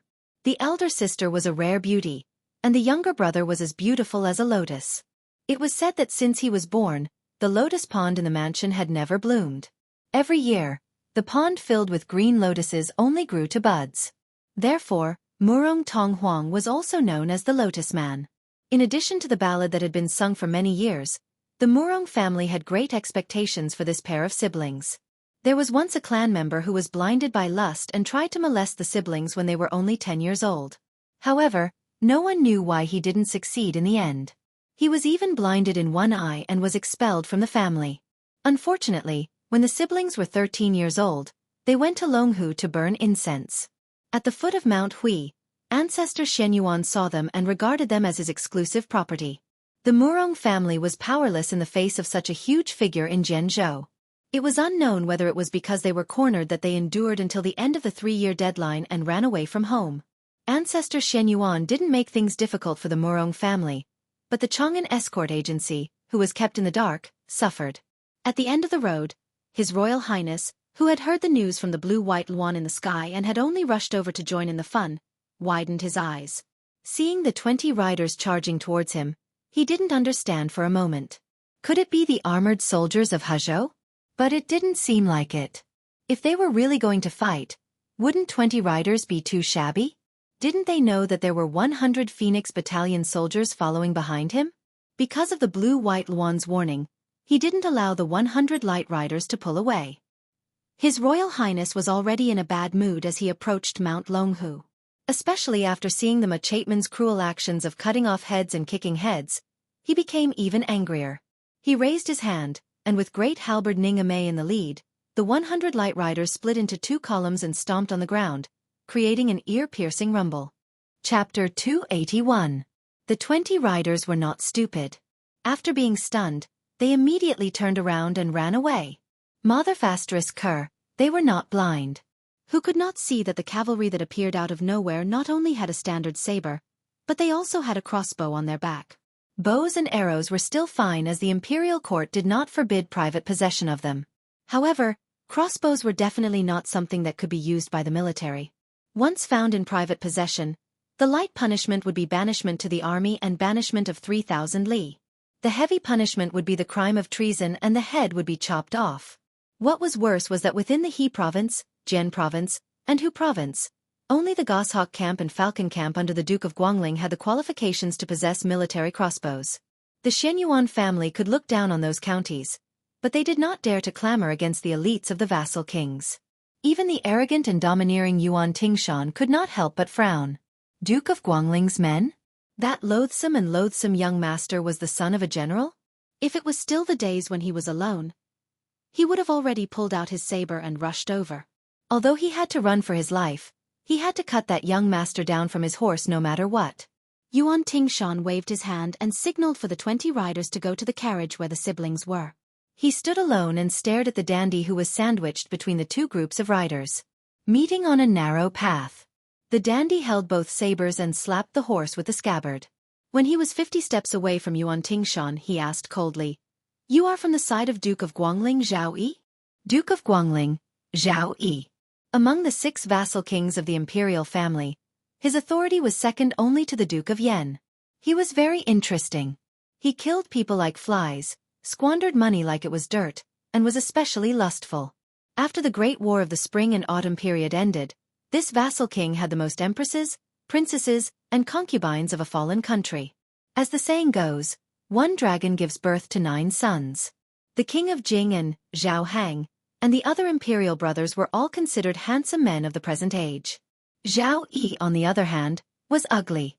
His body was bloated and dark. Together with the Bailiang, Chu Lushan, they were known as the North and South Fatties. Both of them were infamous jackals and wolves. Although the king of Guangling had a bad character, he was ambitious in leading his troops. Compared to the king of Yanqi, the head of the vassal state of the dynasty, he only lacked in numbers. The skills of individual soldiers were not inferior. Zhao Yi's territory was the homeland of West Chu, the former most powerful country of the Spring and Autumn period. To be able to suppress the Chu people and kill countless scholars in 20 years, one could see the iron fist of this vassal state. This time, it was Yuan Tingshan's turn to be puzzled. But soon after, this undisciplined swordsman began to sneer, appearing very sinister. Su Fengnian asked, "Are they suppressing bandits?" Yuan Tingshan smiled and asked in return, "Then are you a bandit?" Su Fengnian was amused by this cruel swordsman. He smiled sinisterly and said, "So what if I am, and so what if I am not? You will know soon." Yuan Tingshan ignored the 20 crossbows of the light cavalry at the front. His body exploded, dragging his saber as he ran. 20 arrows shot out. Yuan Tingshan twisted and turned like a nimble ape. Within 50 steps, he could clearly see the face of that arrogant young master. What a pretty boy. Only by cutting off the head of this kind of rich family would he be able to vent his anger. But for the sake of his future, he would endure it for a while. He would let you keep your head for a while. When his saber skills surpass old ancestor Xuanyuan's, with Mount Huishan in his hands, Shenyuan Qingfeng would become his crotch. But it was true that he would let you live temporarily, but it did not mean that he would let you continue to sit on the back of a horse and order people around. But Yuan Tingshan dodged a wave of arrows. Just as he leaped into the air, wanting to injure the son of a general, a black horse charged out from the side. The general held a large halberd and stabbed it straight at Yuan Tingshan's chest. If he was stabbed, there was a 100% chance that his heart would be pierced. Yuan Tingshan's body fell from the sky. When he landed, he exploded again. The famed saber in his hand just happened to slash at the horse's head. The heavy halberd swung in the air. It just so happened that it met the saber head-on. Yuan Tingshan narrowed his eyes. The saber in his hand no longer retreated. It chopped at the body of the halberd. The halberd swung backward. Yuan Tingshan seemed to have used all his strength and was forced to retreat. But his feet slid on the ground. With one hand on the ground, he raised some dust under his feet. His body rushed forward again. His speed was almost twice as fast as before. It was clear that he saw the enemy as weak first. Once he sensed the enemy's strength, he would suddenly kill him. Ning, who was wearing heavy armor, roared angrily. The hard halberd in his hand faintly shook out layers of subtle arcs, making a buzzing sound. Yuan Tingshan was fast, but his halberd was not slow either. The tip of the halberd hooked at the waist of the young saber master. Once it hooked, the assassin would be cut in half. Yuan Tingshan laughed and made a sound of surprise. His free left hand suddenly pressed on the back of the saber, making contact with the halberd again. This time he did not use brute force. Instead, he used the strength of his palm to drive the saber in his right hand. With the halberd as the center, Yuan Tingshan nimbly drew a semicircle in the air. Once again, he closed in on the unmoving and ignorant young master on the horse. Yuan Tingshan was a ruthless man who had slaughtered his way through the streets and alleys of the marketplace. He dared to risk his life, but at the same time, he cherished his life. Not only was he good at pestering others, but he also knew how to take advantage of the situation. He roughly knew the strength of the halberd-wielding general. After bypassing the halberd, Yuan Tingshan did not take advantage of the situation to directly strike with his saber. In this way, he would leave his entire back to the heavily armored general. His father's life was more precious than the heavenly emperor's, so it was not worth it to exchange a life for a life. Therefore, not only did he not immediately strike with his saber, he instead bent his waist to the side of the horse's abdomen. Unexpectedly, the halberd did not follow him, but before the halberd arrived, a scarlet iron spear pierced towards him from a tricky angle. If Yuan Tingshan did not pull back, his temple would have been pierced by the tip of the spear, but he did not regret it. Twisting his body, this time his left hand was placed on the saber's body. The side of the saber was pressed against the tip of the spear, and the blade was bent in an arc borrowing the force of the spear. Yuan Tingshan suddenly shot backwards like an arrow, withdrawing from the abdomen of the debauchee's white horse. Then, he slid out from the abdomen of Ning black horse. With a tap of his toes, he lifted his body and knocked into a light horseman on the side of the road. After knocking him down, he successfully entered the dense forest. Yuan Tingshan laughed loudly and said, "We'll meet again someday." Previously, under the white horse's abdomen, he clearly saw the red spear and the pair of blue embroidered shoes. Could it be that the one who brandished the spear was a woman? From beginning to end, Su Fengnian did not make any movements. Seeing Yuan Tingshan escape into the dense forest, he narrowed his eyes and said, "Yang Qingfeng, you and Xu Xiu follow this guy. General Ning, take 10 cavalrymen and follow him. If you can't catch up before dark, then forget it." The 20 cavalrymen on the other side of the road looked a little sluggish. Everyone knew that Yuan Tingshan practiced his saber skills on the mountain. This guy's saber skills were learned from a pile of dead people. It was not an ordinary fierce saber skill. Although it was amazing that the light cavalrymen went in and out of the crowd, the fact that the disciple of the military family was unscathed was more than enough to explain the situation. The guy who could resolve Yuan Tingshan's killing intent so easily must have a strong family background. What's more, except for General Great Halberd and the woman in blue who really attacked, the rest of the people were just watching. The next few retainers who jumped into the dense forest to chase after Yuan Tingshan did not seem to be simple. What to do?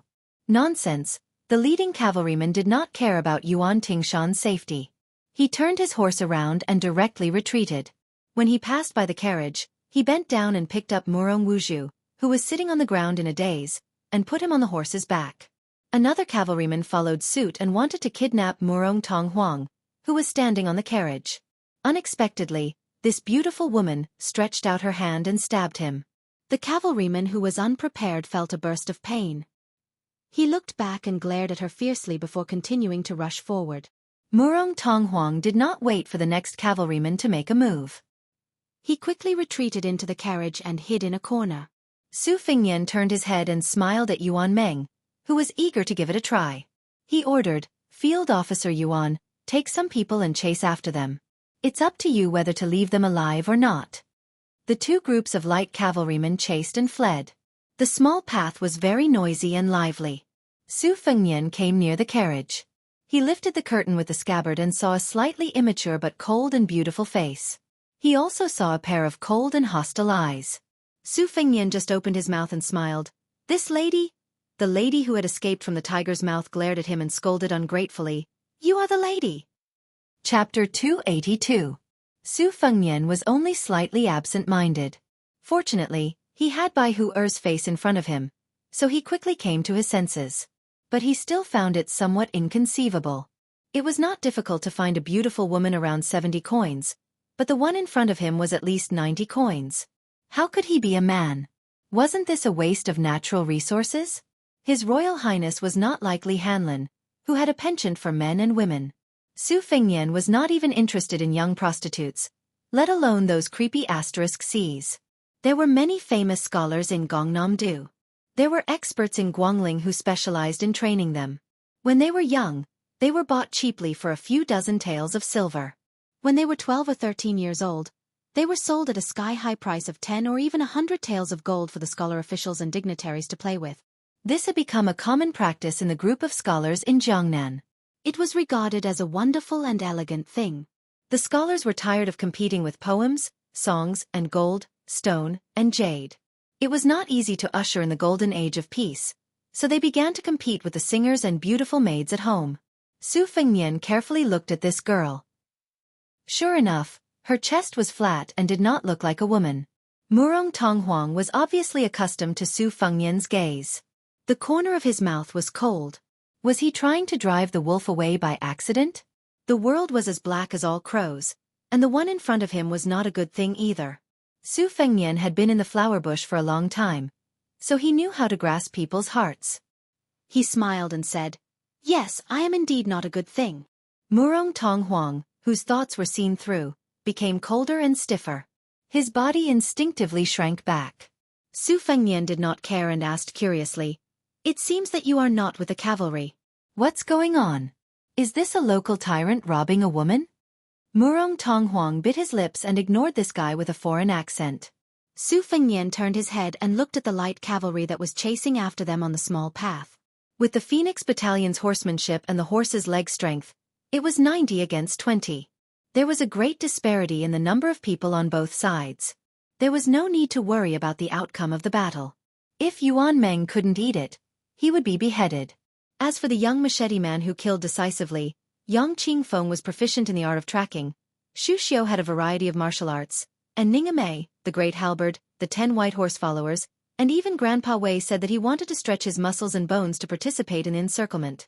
The machete man was ferocious, but he was still in a perilous situation. Su Fengnian was not worried that someone was trying to lure the tiger away from the mountain. After the battle at the Reed Marsh, the green and white luan above his head would alert him if there was any movement within a radius of 10 li. Not only that, Su Fengnian had carefully selected 5 nimble and agile soldiers from the Phoenix Battalion to serve as roaming scouts, to ensure that they would be able to seize the initiative at the first opportunity. Su Fengnian asked calmly, Who was the one who was taken away? I didn't see it clearly at that time. If you practice the vow of silence with me again, I won't care if you live or die when my men bring him back. Murong Tonghuang seemed to have been caught in his Achilles' heel. He hesitated for a moment and said, My sister. Su Fengnian asked, Then who was the one who took you? Murong Tonghuang gritted his teeth and smiled nervously. He said with a cold face, Have you heard of Jiangxi Longhu Jiangdong Shenyuan? Su Fengnian pretended to be crazy and said, Those old Taoists of Mount Longhu want to take you up the mountain? Do you want to be Taoist companions and practice the art of sex? Murong Tonghuang turned his head away fiercely. He was too lazy to talk nonsense with this guy whose head was caught by the door. Su Fengnian smiled and said, Jiangdong Shenyuan? That's great. Do you know that there's a woman called Shenyuan Qingfeng in this family? Murong Tonghuang's mind was full of thoughts. He said in a flat tone, Shenyuan Qingfeng is even more prestigious than the princess in Jianghu. Why? Did you come here because of her? Su Fengnian, who had been lifting the curtain with the scabbard, laughed out loud and said, Because of her? That's right, that's right. I'm about to fall in love with this woman. That's a good way to put it. That guy Wen Hua must be rolling on the ground when he hears it. You know, when he was chased and beaten by this woman, He even flirted with her because she didn't shave her armpit hair clean. Murong Tonghuang stared at this guy in a daze. Was there really something wrong with his head? Su Fengnian put away the embroidered winter and slowly let down the curtain. His stomach full of evil ideas began to ripple. They were actually the private soldiers of the Shenyuan clan. If they wanted to sleep, they could just hand over a pillow. If this crime of killing dozens of people from the escort agency was spread out, he wouldn't be afraid that the two provincial governors would be blinded. Right now, the provincial and county system was changing. The 30 or so provincial governors originally in the imperial court were all sharpening their heads, wanting to reach a higher level of enlightenment. During this period of time, it was estimated that the threshold of Grand Secretary Zhang's mansion had been trampled to pieces. There were at least 8 or 9 baskets of name tattoos that had been handed over. This was because regardless of whether it was the administrator or the Jidushi, they could both be said to be real officials of the border. Just in terms of the territory under their jurisdiction, they were practically no different from the monarchs of a country during the spring and autumn period. Although the provincial governors of Huzhou and Jidushi were suppressed by the vassal king Zhao Yi and had no hope of becoming the Jidushi, they could still fight for the administrator's throne. At this critical juncture, Su Fengnian had poked the hornet's nest. He didn't believe that the two provincial governors wouldn't admit defeat. Su Zhao's strength lay in that he couldn't make these two important ministers become the administrator, but he definitely had the ability to make them lose their positions. When Su Fengnian saw Blue Bird holding the Xana spear, he felt that something was off. He helplessly asked, "Are you tired?" Blue Bird shook her head very seriously. The 90 Phoenix Battalion Light Cavalry swiftly pursued and attacked. The horses' hooves shook the ground, and the crossbows shot out violently. As soon as someone fell off the horse, they would stoop down and stab him, or the crossbowman in the back would accurately shoot another arrow, nailing him to the ground. Fortunately, this was not an official road. Otherwise, the commoners would be scared out of their wits if they saw such a bloody scene. Once defeated, it would become a lifeless hunt. The Bailiang cavalry was originally selected from the Baimang cavalry who were good at fighting. Their horsemanship could compete with the nomadic cavalry of the grasslands of Baimang. Although the Bailiang army could not be said to have swept across the desert in recent years, the border cities and towns of the two countries were crisscrossed with each other. Every year, there would be small and medium-sized fierce battles. This was especially so under the purposeful arrangement of the Great Pillar State Su Shao and the tacit cooperation of the Baimang side. The scouts from both sides were habitually grouped into a group of 100 to 120 people to fight in pairs. Once they came into contact with each other, it would be a cruel battle of hunting and counter-hunting. The excellent horsemanship of the Bailiang cavalry was forcefully honed in this way. The soldiers of the Yan Imperial and Guangling vassals were also considered ferocious soldiers in the past. Why was it that in the past decade or so, they were unable to compete with the Bailiang army and fight for the title of the world's greatest hero? It was because the Bailiang had the Baimang as a whetstone. The whetstone had the blood of both sides flowing on it. Before it dried, fresh blood would splash on it. The 20 riders were not able to withstand the slaughter. Soon, only the rider with the woman on his horse was left. Yuan Meng and the rider advanced side by side. The Bailiang knife in his hand was not in a hurry to be unsheathed. He grinned and said, "Brother, if you turn around and obediently go to our family's young master and offer this beauty to him, we will spare your life. If you continue to run, you will become a hedgehog." The rider from the Shenyuan family did not dare to believe it. He wished that his mount had 4 more legs and ran wildly, lashing the horsewhip to death. Yuan Meng laughed coldly and said, "Are you in a hurry to be reincarnated?" Chapter 283. With a flash of the blade, the head of the knight flew up. The headless corpse swayed and finally fell on the road. Yuan Meng leaped from the back of the horse and jumped onto the horse that had no one to drive it. He pulled the reins and the horse finally stopped. Yuan Meng laughed loudly and said, "Let's go back." Passing by the corpses of the enemy cavalry that were scattered on the road, Yuan Meng said viciously, "Give me another arrow. Remember to shoot the head. If any bastard dares to miss, get off the horse and pick up the arrow." The fearsome light cavalry roared with laughter. It turned out that one of them was trying to show off his skills on the white horse and tried to shoot the eyeball of a corpse. In the end, the eyeball brushed past his face and fell on the ground. Yuan Meng turned his head and scolded with a smile, "Wang Donglin, get off the horse and pick up the arrows one by one. If there is one arrow missing, I will make your ass bleed." the valiant light cavalry soldier called Wang Donglin scolded and got off the horse. He used his Bailiang saber to chop the corpse that caused him to lose face into a pile of mud. Then, he obediently went to the corpses one by one to pull out the arrows. He didn't forget to shout at the top of his lungs, "If anyone dares to talk to His Royal Highness about this, I will not let him off." Yuan Meng's laughter came from afar. "Young chick that hasn't even grown hair yet. How dare you talk about me?" His Royal Highness said that when we reach Jianghu, he will find 2 courtesans for each of us. Wang Donglin, who was pulling out the arrows from the corpses, wiped the saliva from the corner of his mouth.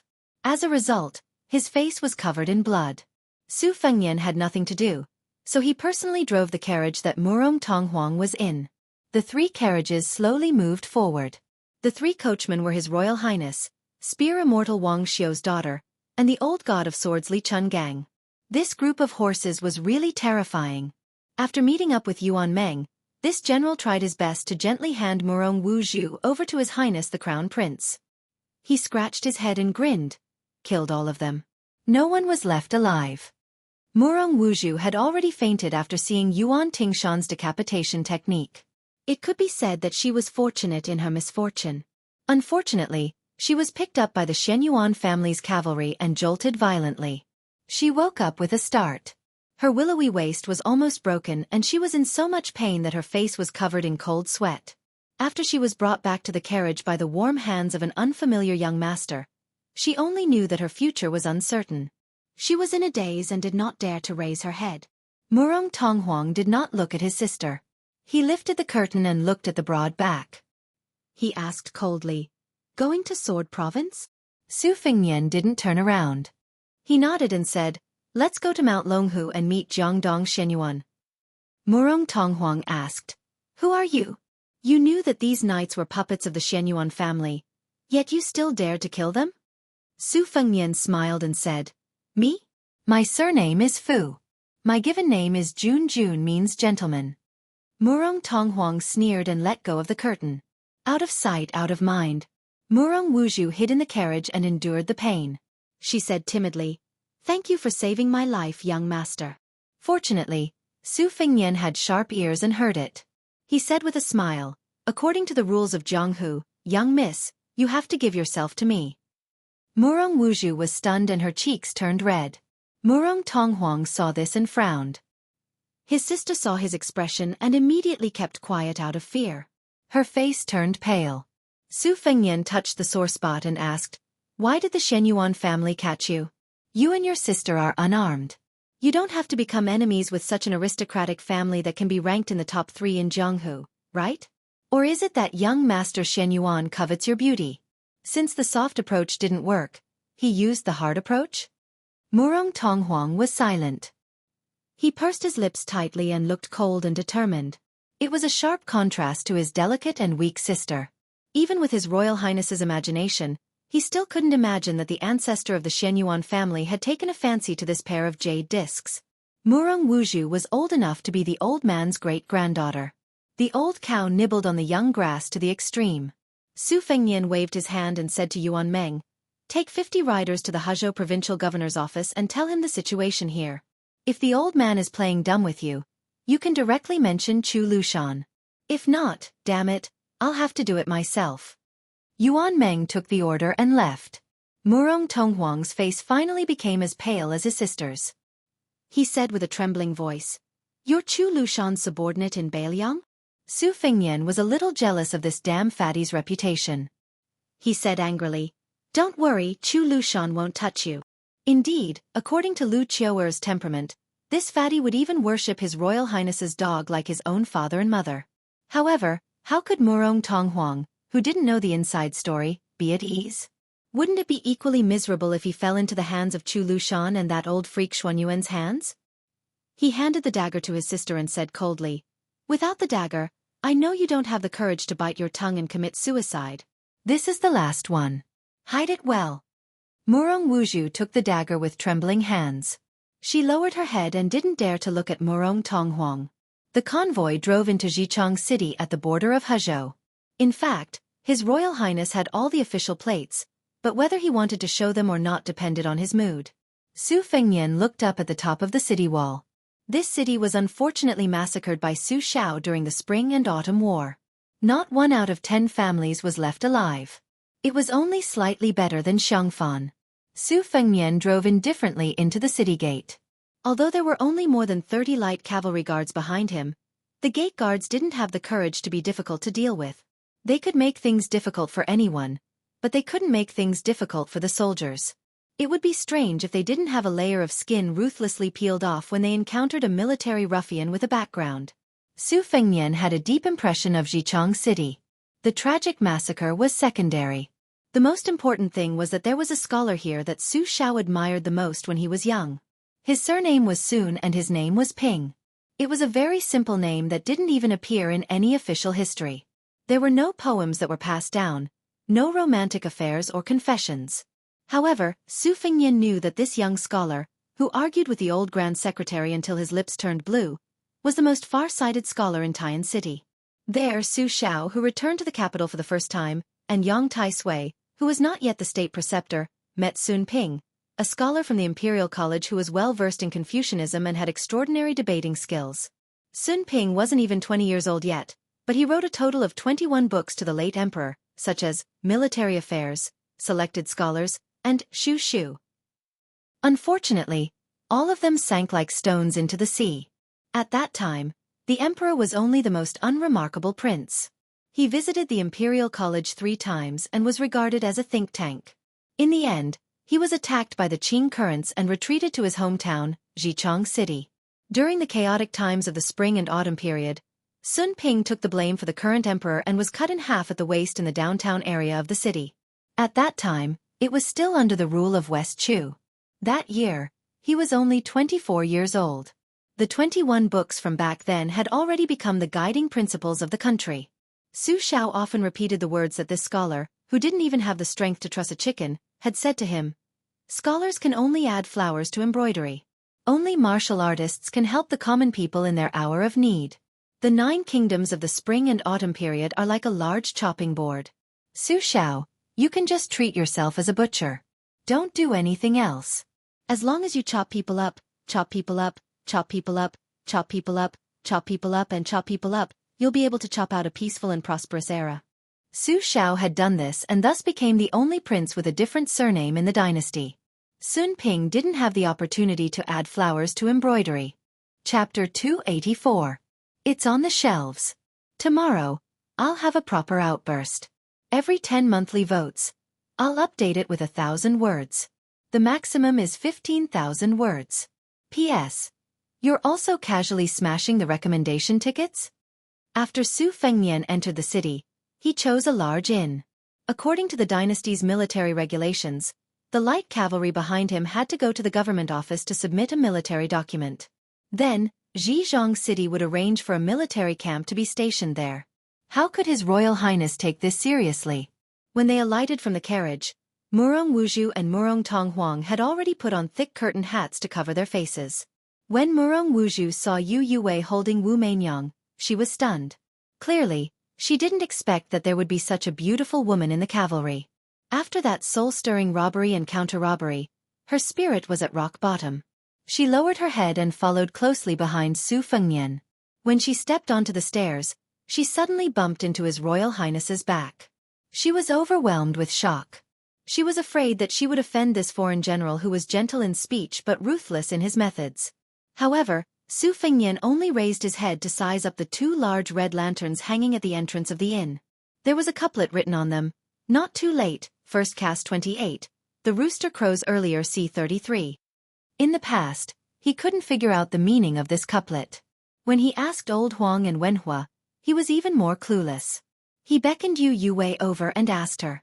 Only then did he know that it was a missing character couplet. The Taoist had a saying that there were 28 constellations and 33 heavens. It was very humorous to use this couplet on lodging. It was enough to show how much the Taoist ancestral court, Mount Longhu, had infiltrated the secular world.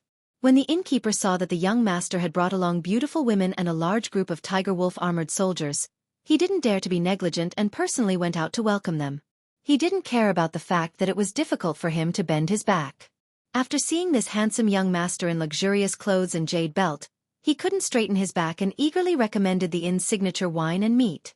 After receiving the room number, the hungry Su Fengnian asked the innkeeper to set up a table in the small courtyard. A middle-aged woman personally brought a pot of wine.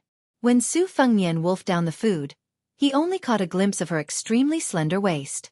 Therefore, her plump buttocks were especially shockingly curved.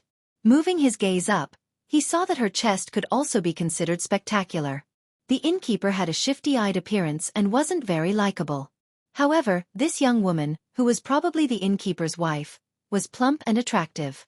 It seemed that the inn was determined to serve this group of foreign military lords well. When the young woman saw that the guests at the table had brought their own bowls and chopsticks, silver chopsticks inlaid with jade, emerald wine cups, and a servant girl in green clothes to test for poison, she was even more alarmed. Su Fengnian nibbled on a piece of pastry and raised his head to ask with a smile, "This pastry is not bad. What is it called?" The young woman carefully placed the pot of wine on the table and bent her waist to curtsy. Her plump chest bounced up and down as she spoke with a unique charming voice. Reporting to the young master, "This is my inn's specialty lamp core cake." When Su Fengnian heard that pleasant accent, he exclaimed in surprise, "Madam is from Wuxia. This accent is authentic Wu Honghu dialect. It's very pleasant to the ears. Compared to the Piling Creek dialect, it's softer and more glutinous." The young woman covered her mouth with one hand and held her chest with the other. She smiled sweetly and said, "Young master has good hearing.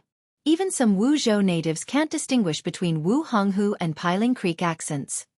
Su Fengnian waved his hand and smiled with squinted eyes. "If madam doesn't mind, please sit down and chat. I'm afraid that madam will be tired if she stands."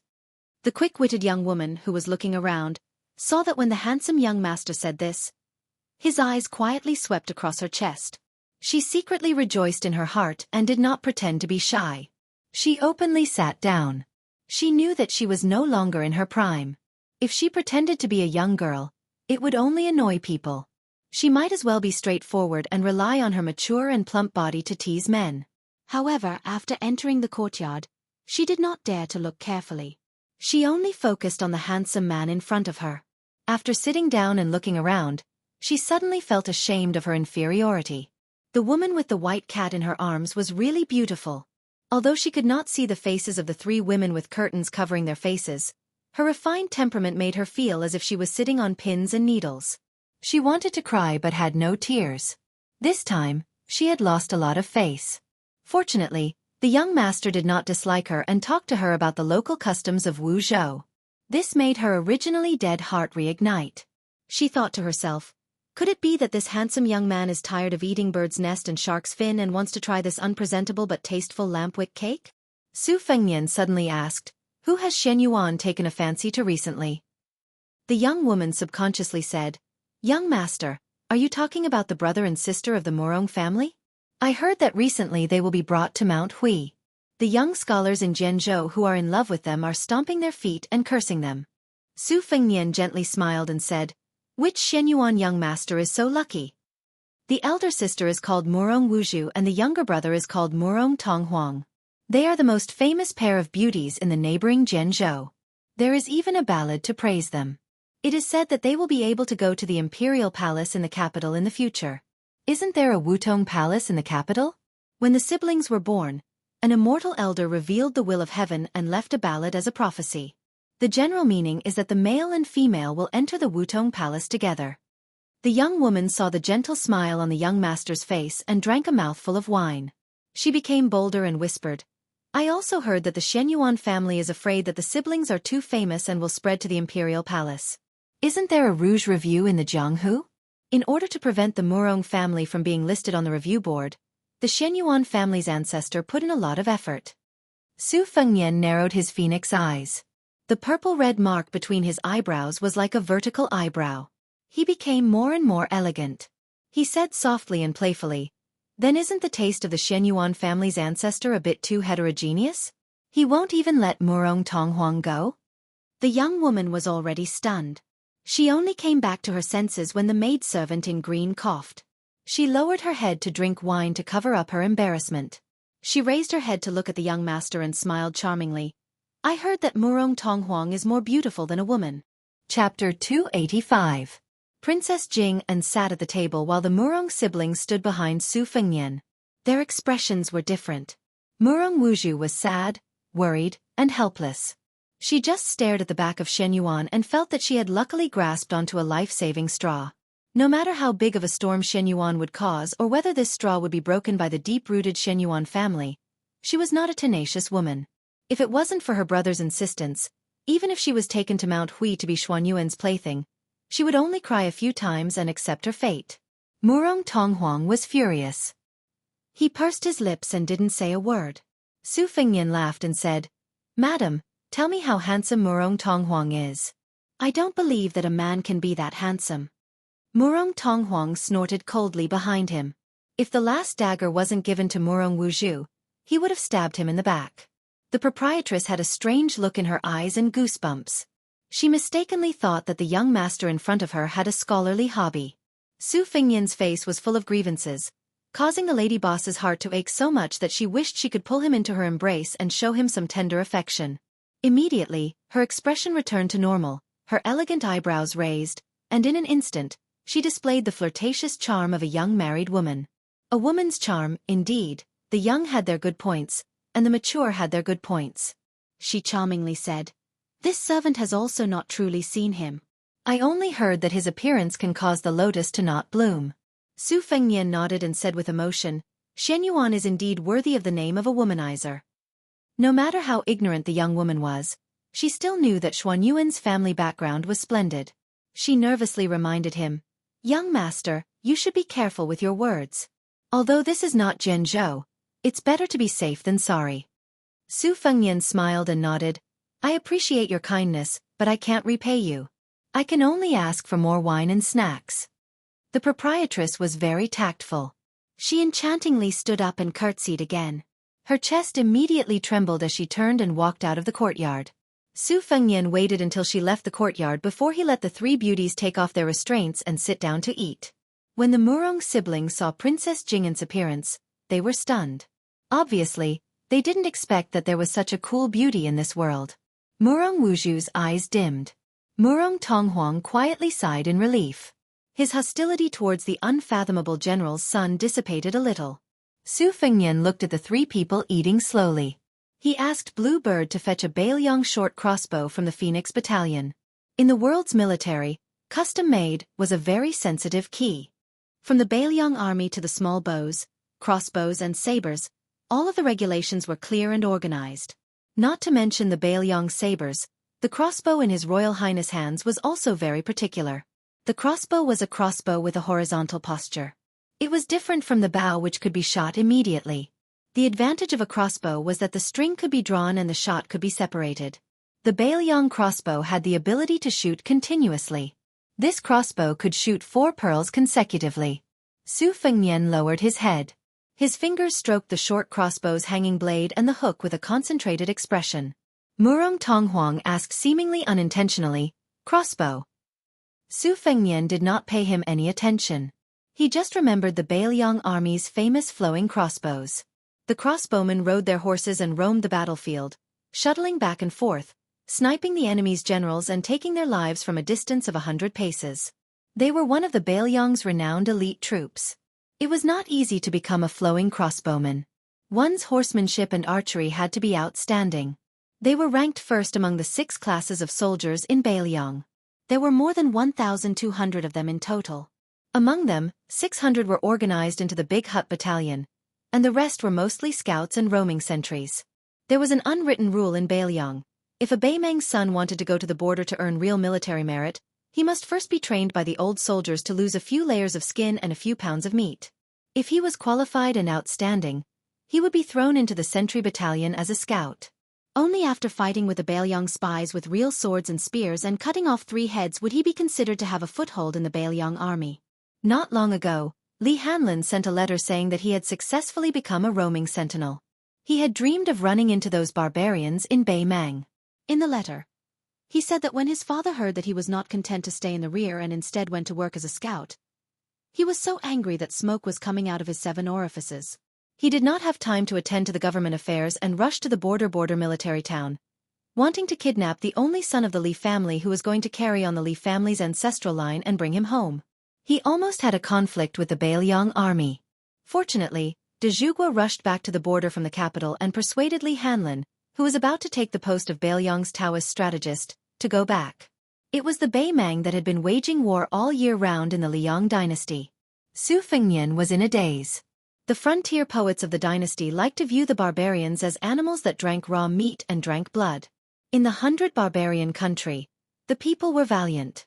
The barbarian soldiers were all armored cavalry, and there were hundreds of thousands of soldiers who controlled the strings. From the emperor to the common people, there was a custom of widowing after the death of the father, the wife after the death of the mother, the wife after the death of the elder brother. In the eyes of the dynasty, this was simply shocking and had no morals to speak of. However, the biggest scandal of Baimang in recent years was that a woman who had caused chaos in the palace had become the emperor.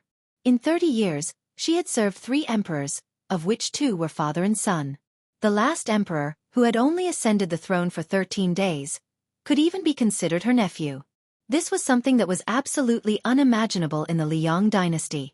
It was said that this empress had 3,000 male companions. She was over 50 years old, but she was still very lustful. A few years ago, she had even sent a secret envoy to send a message to Su Xiao. As long as Su Xiao was willing to surrender to Baimang, she was willing to be his wife and share the world with him. Su Xiao was also straightforward with this huge meat pie that could sow discord and win him over. He first killed the envoy and then sent a message to Baimang. It was just 5 words. Slave Su still thinks I'm too old. Su Fengnian smiled. Su Xiao was too vicious. That old woman was the empress of Baimang, but he still thought she was too old to be his servant. However, that old woman's scheming was really terrifying. She was not angry at this monstrous humiliation. She just laughed it off. Su Fengnian put down his crossbow and looked up to see the unhappy Murong Tonghuang. He frowned and said, "Don't put on airs in front of me. Even a stray cat or dog on the roadside knows how to wag its tail." Murong Tonghuang's eyes were cold as he stared at Su Fengnian. Su Fengnian stretched out his hand and flicked the embroidered winter scabbard. The embroidered winter rose up and with a bang, the most famous beautiful youth in Jianghu staggered back and fell to the ground. Su Fengnian sneered and said, "I'm not that pervert Shenyuan Pan. I'm not interested in you. So what if you look like a woman? Can you give birth to a son for me? A mule born from a donkey and a mare. Do you know that? You're one." Murong Wuzhu was stunned by Su Fengnian's vicious words. Murong Tonghuang lowered his head and squeezed out a laugh from the gap between his teeth. It was unknown where Murong Wuzhu's courage came from. He held a dagger with both hands and faced Su Fengnian. Su Fengnian picked up the crossbow again and pressed it against Murong Tonghuang's head. Murong Wuzhu, whose face was full of tears, cried out in alarm, "No!" Murong Tonghuang raised his head. The crossbow was pressed against his forehead. He looked up at Su Fengnian and unexpectedly smiled. His smile could bring disaster to a country and its people. It was especially natural and charming. He said softly, "I know I'm wrong." Murong Wuzhu's dagger fell to the ground. He stared at Murong Tonghuang in a daze as if he was staring at a stranger. Princess Jing smiled strangely. Yu Yue did not look at this scene. She stroked Wu Mainyang's soft hair. Su Fengnian squatted down and looked at that face. He said calmly, "So pitiful." Chapter 286. Chapter 1. 4,000 Words. Yang Qingfeng participated in the hunt for Yuan Tingshan. He had learned a wide variety of skills and was proficient in unorthodox methods. He was good at controlling animals. Xu Xiu, who was born as a witch in Nanjiang, was not bad either. She had many secret techniques. She kept a distance of 100 steps from Yang Qingfeng and advanced side by side. Ningame threw away the bow, iron halberd. With a halberd pouch on her back and 2 flying halberds in her hands, she led more than a dozen light cavalry to abandon their horses and enter the forest. Assuming a fan-shaped formation, she held short crossbows and charged forward. Judumi priest Wei Shuyang's body was like a mountain elf, leaping from branch to branch, coordinating with Ningame. The 3 tracking forces cast an inescapable net in pursuit of the young swordsman. After Yang Qingfeng entered the forest, he bent down from time to time to check for clues on the ground. At first, he could still see footprints in the forest, deep and shallow. It was easy to chase, but soon the footprints began to fade. His footsteps suddenly widened. The escape route was no longer as simple as simply stepping on the ground. Instead, it was placed on tree trunks or rocks. Yang Qingfeng stopped and squatted down. He stretched out 2 sickly snow-white fingers to pinch some soil and sniffed it. His other hand took out 3 red-clawed black rats from a small pouch tied around his waist. He sprinkled the soil on the tips of their noses, and the little fellows scurried into the depths of the forest. Xu Xian came to Yang Qingfeng's side at some point and said lightly, "I didn't expect this kid to have some skills. I think we should just split up and completely widen the distance between us. Otherwise, if we accidentally hang ourselves on a tree, we won't have the face to see His Highness." The gloomy Yang Qingfeng nodded. He didn't want to work with this woman. It would be best if he could do it alone. He could also use some of his hidden tricks. Xu Xiao didn't dare to neglect His Royal Highness's important task. She waved her sleeves and changed direction. Like a goshawk, she soared into the sky. She stepped on the branches like a dragonfly skimming the surface of the water. After several bounces, she stood at the top of the tree. However, she didn't open her eyes to look into the distance. Instead, she closed her eyes and wrinkled her small nose. She suddenly opened her eyes and the corners of her mouth curled. Her delicate body swooped down quickly. She changed direction in the forest and chased after a breath. The swordsman was very cunning. He had already carefully and deliberately concealed his footprints. However, Xu Xiao was still able to follow him by relying on the breath that was against the wind. She muttered seductively, "Little guy is really naughty.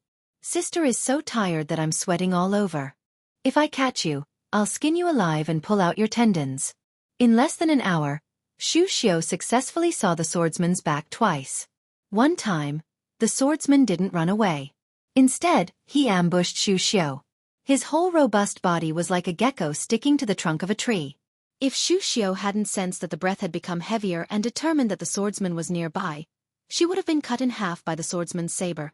After Xu Xiao nimbly dodged this fierce and murderous strike, she retreated. Her hands and feet were glued to the trunk of a nearby tree. She looked down at the young swordsman who was grinning maliciously.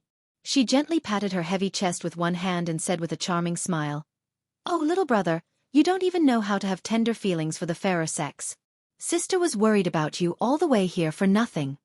Yuan Tingshan, who was being chased by this woman like a shadow, wasn't flustered at all. He sheathed his saber and said with a mischievous smile, "My little brother isn't small. If sister doesn't believe me, when it's just the 2 of us later, Yuan Tingshan will definitely make sister ecstatic." Xu Xiao, who was glued to the tree like a spider, said with a charming look, "Your little mouth is really sweet." Yuan Tingshan's ears kept trembling slightly. He tapped his legs with his saber.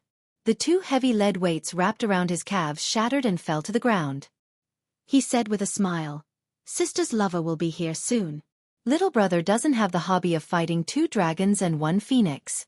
I'll leave first." If sister's mother was still here, she could have called sister to roll in bed with little brother. Sister is so beautiful. Presumably mother's charm is still there. With 2 peaks confronting each other, little brother will be captured without a fight.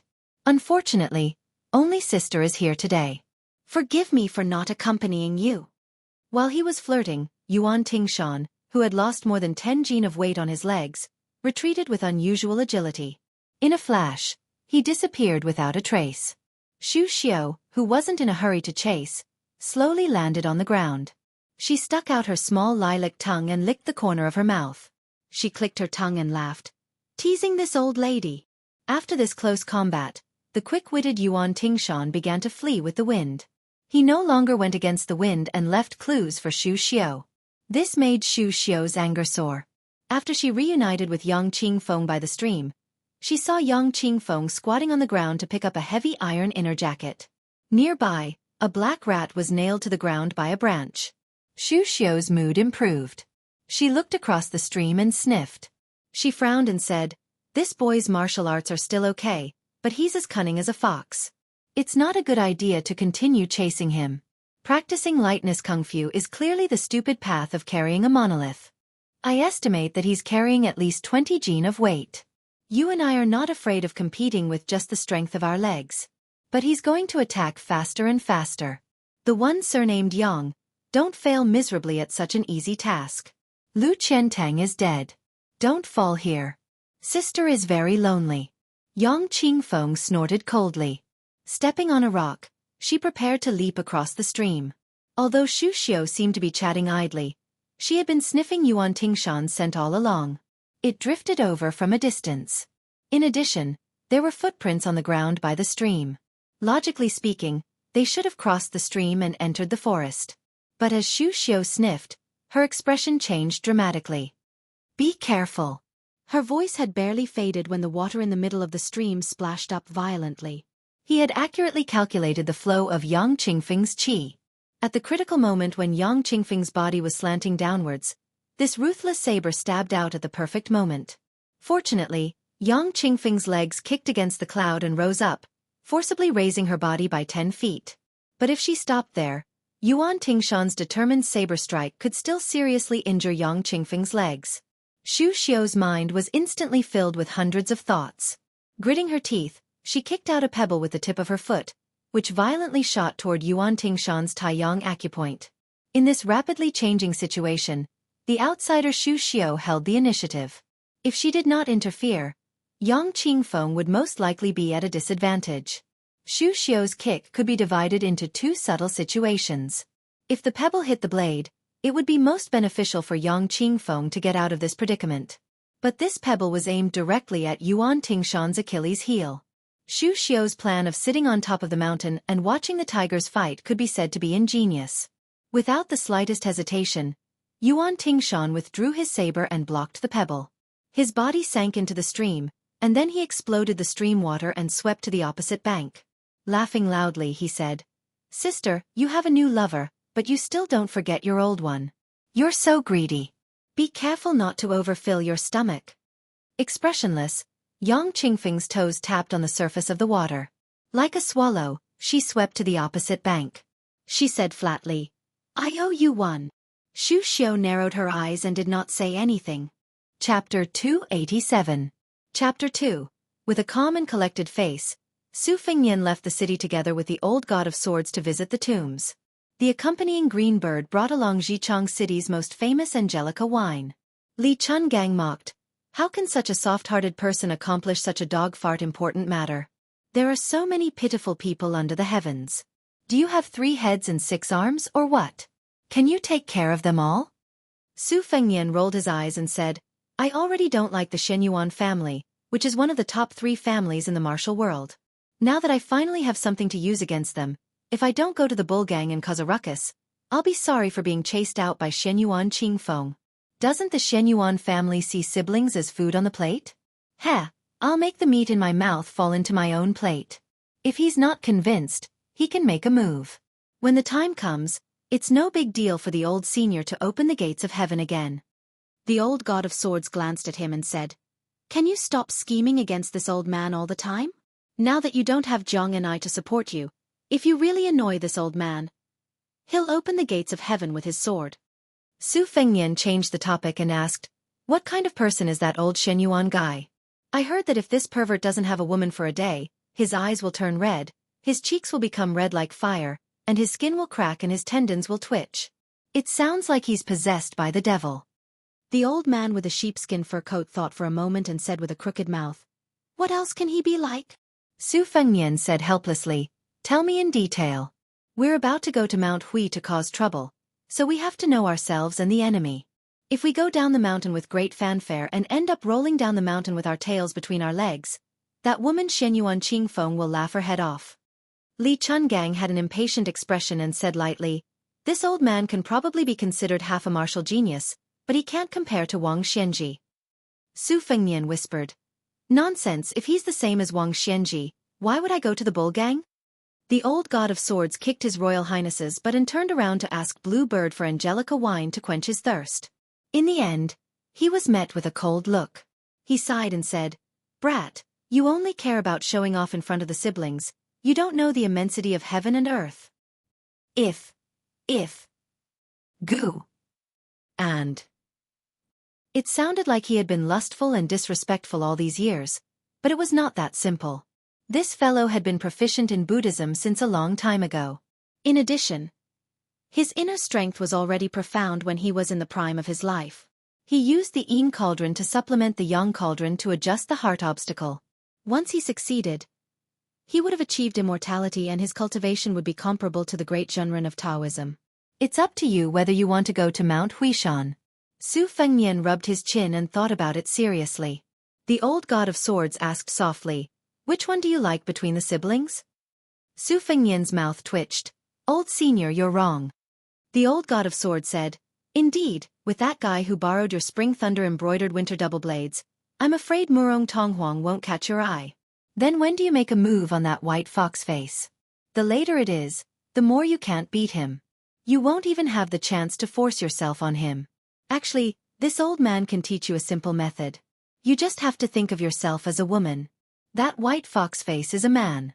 Anyway, he's the most beautiful woman in the world. You won't lose out." Su Fengnian felt his hair stand on end and goosebumps appeared all over his body. He was full of grief and indignation. Li Chungang said disdainfully, "What? You want to fight with this old man?" Su Fengnian immediately flattered. "How can I? I'm still waiting for old senior's sword to go against the flow of the six-layered waterfall and flood that bull mound." Li Chungang said disdainfully, "Virtue." After leaving Zhejiang City, they walked for 2 hours before they finally found a lonely grave. Weeds grew crazily in the 3-foot-long grave. Su Fengnian squatted down and pulled out the weeds that wrapped around the tombstone. He looked at the tombstone that was less than 3 feet tall and remained silent. After more than 20 years of cold wind and rain, the writing was already mottled and unclear. He could only vaguely see the fragmented sentences. The sun rises from the East Sea, the earth's chi surges boundlessly. The sun sets in Kunlun, the vault of heaven returns to rest. Spring and autumn return to spring and autumn, the sound of horses' hooves breaking the sound of reading books. I will encompass the universe, the vastness is the same as Qing Ming. The old god of swords had nothing to do, so he squatted down and squinted at the broken text on the tombstone, clicking his tongue in wonder. Su Fengnian took the wine from Blue Bird and slowly sprinkled it in front of the grave. The grave was at the top of the mountain. After offering a pot of wine, Su Fengnian sat on the ground and looked at the fields in the distance. He muttered to himself, "I've always been good at writing, so I can only spend money to buy some poems from the scholars of Beiliang. Second sister was right. Most of the poems I bought were just to express my worries. When read out loud, it's like a resentful woman crying for love. It's unbearable to the ear. But why can't the one in the grave live a few more years and write a few more sentences? 50 years of great work, told to the mountain ghosts." The old god of swords sat cross-legged and took off his boots. He picked his toes with his fingers and brought them to his nose for a sniff. He chuckled and said, "If he's dead, he's dead. The one in the grave is not bad. There are still people coming to visit his grave. Like this old man, who would bring wine to the grave after his death and sweep the grave and pull out weeds." Su Fengnian nodded and said, "That's true." The old man rubbed the soles of his feet and turned his head to ask, "Young Su, do you think you're pitiful?" Su Fengnian laughed involuntarily and said, "Me? I'm the Motherf * king heir of Beiliang. Didn't someone from the previous dynasty say that I'll be the food of a cauldron when I'm alive and be cooked in a cauldron when I'm dead? I was born with mountains of gold and silver and didn't have to worry about food and clothing. There aren't many people in the world who care about food and clothing more than I do. Now that I even have hereditary inheritance, I still have * king feel pitiful. I'd rather hang myself with my hair or suffocate myself to death with a woman's breasts. That's why I only feel pity for the descendants of a fallen country, and the Jianghu assassins who went to Beiliang Palace to seek death. I don't think they're hateful. Since I'm Su Zhao's son, I should have this awareness. There's no such thing as enjoying life without suffering the cold or hunger. I still had some resentment before I left with old Huang, but it's gone now." The old god of swords laughed and said, "You're quite open-minded." Su Fengnian said self-deprecatingly, "Actually, I'm also worried." Li Chungang smiled and asked, "What are you worried about?" Su Fengnian pulled up a weed and flicked the dirt off its roots. He put it in his mouth and chewed carefully. He said, "I'm just worried about not being able to learn the two-sleeved green snake." The old god of swords said heroically, "This old man's supreme art isn't something that can be learned so easily." Su Fengnian said softly, "Actually, I know that Senior's 216 green snakes are like forging iron, making the big yellow court in my body more stable. As for how much of the two-sleeved green snake's essence I can learn, It's all up to fate, right? Li Chungang narrowed his eyes and said slowly, "You're indeed not stupid." To put it bluntly, the two-sleeved green snake sword moves are already extremely complicated, almost untraceable. Even if you wanted to learn it, you wouldn't know where to start. As for the sword opening the gate of heaven, it's purely sword intent, so you won't be able to learn it. Su Fengnian sighed bitterly while Bluebird smiled behind him. The old god of swords also picked up a weed and chewed it. He spat it out and said, "Next, this old man will have to trouble you a little to feed you moves. Kid, don't bite off more than you can chew. First, you'll have to work on those 20 moves that you've pieced together. Actually, this old man's punches and kicks are enough to deal with Wang Mingyin." Without waiting for Su Fengnian to speak, the old god of swords wiped his face and said, "If little Jiang was here, she would definitely say that this old man doesn't even have a draft for bragging." Su Fengnian chuckled. He thought about which corner Miss Hehe was hiding in, waiting to make a move. The three of them went down the mountain and walked on the path in the field. "Kid Su, you really don't have any thoughts about that beauty called Murong Tonghuang? This kind of twin lotus flower on one stalk is hard to distinguish between male and female. It can be called an immortal item. Even with this old man's outstanding eyesight, it's a once-in-a-century chance. Are you really not tempted?" "You can be tempted. This old man can turn a blind eye to your beastly behavior this time. Just think that Murong Tonghuang is a woman. When the lights are dark at night, can you tell who is Murong Wuzhu and who is Murong Tonghuang? Can you tell who is male and who is female?" "Kid, why don't you fart? Old senior, I can't beat you in a fight now." "What? Little brat, don't think that this old man will feed you moves. In the future, I'll still use the two-sleeved green snake to take care of you." "Don't." "Then, do you want to eat this pair of twin lotus flowers on one stalk? Get lost. Kid, you've been holding it in for more than a year, haven't you? Get lost." How can the word miserable be enough to describe it? There are so many peerless beauties in front of you, but you can't even eat a single one of them. Miserable. Miserable. Old senior, can I get lost? Bluebird walked behind. Listening to His Royal Highness and the old god of swords bickering, she smiled like a lotus flower in clear water. Chapter 288. Chapter 3. In the mountain forest, danger lurked everywhere. Xu Xiu, Yang Qingfeng, Ning Mei, and Wei Shuyang's groups gathered together. They all felt a sense of powerlessness and frustration. Several times, they wanted to surround and capture him, but in the end, that brat found an opportunity to escape. He was as slippery as a loach. One time, Ning Mei's short halberd even pierced that person's arm. That brat forcibly withstood a blow from old Taoist Mi's sleeve and used the momentum to roll a few times. Full of viciousness, he left behind a sentence. "Grandson, this grandfather will definitely return the favor double in the future." His shoulder knocked aside a Phoenix Battalion light cavalry behind him, and he once again fled into the shadows of the forest. The light cavalry was heavily injured by that ferocious collision. Yang Qingfeng's 3 red-clawed rats were all dead, and the last 2 had been crushed to death by that brat.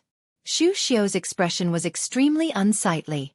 The best opportunity had been when that brat with a mouth full of obscenities had been shot by a powerful crossbow and forced into a dead end.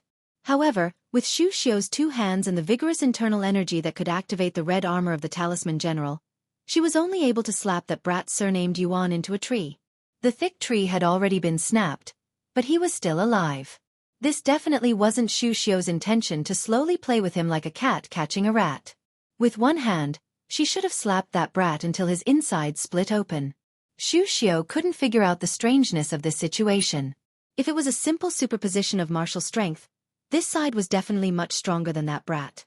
However, Yuan Tingshan's bladesmanship was firm and unyielding, and his temperament was rather cautious. In addition, he seemed to have a keen sense of danger. Twice, when the net was just a hair away from closing, he was able to escape. Ning Mei cupped some water from the stream and patted his face. He calmly said, "This person is a natural scout." Xu Xiu was slightly angered. "General Ning, if we can't capture this person, then we shouldn't leave the mountain." The paralyzed Yang Qingfeng expressionlessly said, "With His Royal Highness Gerfalcons helping to keep an eye on him, we can capture him." Xu Xiu's anger flared even more. She mocked, "You're really promising." Wei Shuyang acted as the peacemaker. No rush, no rush. The Phoenix Battalion is familiar with traveling at night. We'll chase for one more night. If we still can't find him tomorrow morning, we'll immediately leave the mountain and head to Zhejiang City. At that time, if your highness is angry, this humble Taoist will bear it. His expression, he turned his head, and asked, without a change of expression. He turned his head, and asked. Because they were busy chasing after the enemy, they didn't have time to retrieve many of the arrows that were shot out. Other than the one who was heavily injured, the other 9 members of the Phoenix Battalion reported the number of arrows they had shot out. Ningame said, let's redistribute it. Zhu Ji, Yi Zhenfu. You two escort the injured Xiao Donglu. Purposely keep a distance from us and act as bait. Without any hesitation, the 2 white horses replied, Understood. Wei Shuyang couldn't bear it. He said softly, General Ning, isn't this a little? Ningame, whose voice was as soft as that of the young woman from Wuzhou in Jianghu City, smiled. She did not explain anything, but Xu Xiong could see the determination in this general's eyes. Xu Xiu couldn't help but ask, General Ning, are you sure that kid will fall into the trap? Ningame said calmly, Yuan Tingshan has a vengeful personality. He's also very opportunistic. Even if there's a risk, he's willing to take a gamble. In this encirclement, I can see that this person has always believed in his gamble. Xu Xiu said. Oh. She didn't say anything else. As long as the mission was completed, the death of a few light cavalry was nothing to her. But in her heart, her evaluation of this good-tempered Bailiang general increased. An hour later, Yuan Tingshan squatted on a branch and stared at the 3 light cavalry that had left the formation. The wound on his arm had been bandaged, and the short halberd was in his mouth. To kill or not to kill? Yuan Tingshan was hesitating. He could kill people with a sharp blade, but he could also cut flesh with a blunt blade. Even with his strong will, he was cursing in his heart. An originally easy mission had turned into such a miserable state. Even a clay bodhisattva would have some anger. Yuan Tingshan believed that in terms of talent, he was not inferior to the disciples of the aristocratic families. Among the Shenyuan brothers on the Bull Mound, 2 of them had left the mountain to travel the Jianghu to earn their reputation as heroes. One of them had almost had the tendons in his arms and legs broken, while the other had some real skills. They fought to a draw, but Yuan Tingshan only lost in terms of moves. If he really fought with his life on the line, he was confident that he could cripple the elegant aristocratic family disciple within 100 moves. A cold smile appeared on Yuan Tingshan's face. Reincarnation was very important. If one was born into a good mother's womb, they would be able to easily obtain top-tier secret manuals. With the guidance of an expert in the family, they would be stable. The people of the same age from the aristocratic families would pretend to be extraordinary. If they could not beat them, they could just cry to their parents. It would be difficult to suffer even if they wanted to. Song Kelly was undoubtedly one of the best among these people. Yuan Tingshan lowered his head and looked at the padao that was as inconspicuous as his own. What could he rely on? He could only rely on this damn padao to carve out a future for himself. Hateful. Hateful I should kill. Kill. I don't believe that I will die here. As long as I don't live long enough, even the king of hell will not be able to take my life. Yuan Tingshan bit the short halberd and was about to jump down from the branch. His body instantly stiffened, like a full moon bow. Someone above him laughed. At this critical moment, Yuan Tingshan was about to fight to the death. That person said softly, "Don't regret it." Yuan Tingshan did not move at all. He did not hesitate to reverse the flow of his qi. Blood oozed out from the corner of his mouth due to his internal injuries. However, his mind was extremely clear. No one wants to buy your life. I am too lazy to kill you. I just find it fun to see you running around. I don't want you to die so early. Yuan Tingshan gritted his teeth and asked, "Who are you?" There was no response. Yuan Tingshan risked looking up and saw a little girl squatting on a swaying branch. She was carrying a golden sunflower. On the tree and under the tree, they stared at each other. Other than an old man who taught me how to kill, I usually only talk to the dead or those who are about to die. If you speak more than 20 words, you will die even if you don't. How many words have you seen? The girl spoke very stiffly. At the end of her sentence, the corners of her mouth curled up. Yuan Tingshan's qi surged. He was not only bleeding from the corner of his mouth, but also from his 7 orifices. However, at this moment, his blade emitted an inch-long bluish-purple glow. That day, he went deep into Mount Longhu with Shenyuan Qingfeng and saw a middle-aged Taoist fishing. He was the only one who ate all the vermilion fruits. At first, Yuan Tingshan did not think much of it. However, when he went down the mountain and boarded the boat, he heard a voice. It was that Taoist's voice. He only said the words "dragon spits water." However, when he looked around, he could not see that Taoist. Then, his qi began to roll. When he arrived at Mount Hui, he vomited blood all the way up the mountain.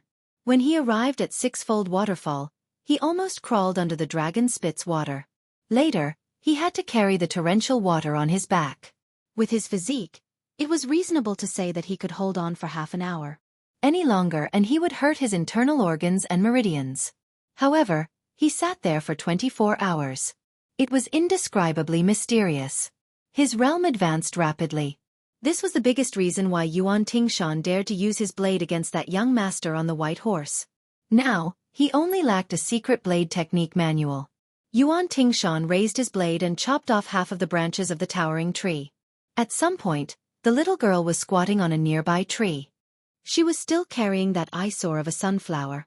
She said calmly, "Hey, your realm advanced." This time, Yuan Tingshan was really running for his life. Chapter 289.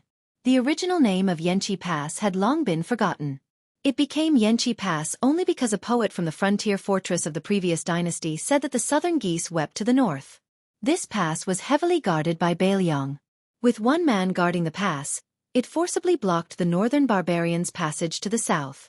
Dark clouds covered the city, wind and rain filled the buildings, and sand and rolling stones were flying in the desert. However, in the distance, one could vaguely see Bailiang's soldiers continuing to train in the sandstorm. Bailiang was as cold and bitter as the Bailiang cavalry. Further north, although there were more deserts, there were also patches of fertile water plants. The area around Yanqi Pass was completely desolate and barren. A white-clothed man stood at the top of the city wall. On his left was Dian Xiongzong, who looked like a western lion. On his right was Wei Fuqing, who looked like a poor old pedant. Dian Xiongzong, who held 6,000 iron stupa heavy cavalry, opened his bloody mouth and stood at the top of the city wall for a long time. In the end, he couldn't help but roar, "General, now that Bailiang Road has been established, it's natural for the great general to be the Jidushi. Whoever dares to snatch this position, old Dian will chop him down with an axe." But why should the governor of Feng Province, Li Gongda, be the administrator? This old fellow claims to be the second best at making money, and no one says he's the first. How can he govern Bailiang? Bah, I'll spit on his face. Old Dian, I'll say the ugly words here. If Li Gongda has the guts to be the administrator, we'll take 6,000 cavalry and slaughter him. Wei Fuqing's body was weak. As the wind and sand blew, he coughed repeatedly. He raised his sleeve to cover his mouth and said vaguely, "Don't talk nonsense. The administrator is not a rare thing. It doesn't matter who sits in this position. As for the supervisor, I don't know which guy the imperial court will send to take this position." Dian Xiongzong said carelessly, "Wei Fuzi, you're King poor and fastidious. How is the administrator not a good thing? Shouldn't the second most important official in Bailiang be our general?" Wei Fuqing waved his sleeve and said with a helpless smile, "You're a guy who only has strength but not brains. If the administrator is the general, then it will be a big problem. If the imperial court wants to do this, and the general doesn't refuse." Teacher Wei stopped speaking halfway. He narrowed his eyes and looked at the rolling black clouds in the sky. He sighed softly. Stunned, Dian Xiongyo said, "What do you mean?" "Wei Fuzi, it's not like you don't know that old Dian's head was kicked by a horse when he was a child. It's useless. Whenever I move my head hurts." This was absolutely true. The third-rank military officer, Dian Xiongzong, had incomparable strength at a young age. One time, he was dragging a horse in reverse on the street. In the end, he was turned around and trampled by the crazy horse. Not to mention his body, his head was ruthlessly trampled by the horse's hooves. It was a miracle that he didn't die. However, everyone in Bailiang was well aware that General Dian's brain had nothing to do with whether it had been trampled by horses or not. Wei Fuqing was rendered speechless by this scoundrel's scoundrelly behavior. After carefully weighing his words, he said slowly, "You want the general to go to Jianghu city to be the administrator, to deal only with official documents all year round, and to ignore all military affairs in Beiliang?" Dian Xiong was stunned. This, from beginning to end, the white-clothed Chen Jibao turned a deaf ear to him. He only turned his head to look at one of Beiliang's newest young generals. His surname was Che, and his name was Yi. He was born in Beimang, but he was a slave of the lowest status. He was skilled in archery and horsemanship, and he was good at fighting.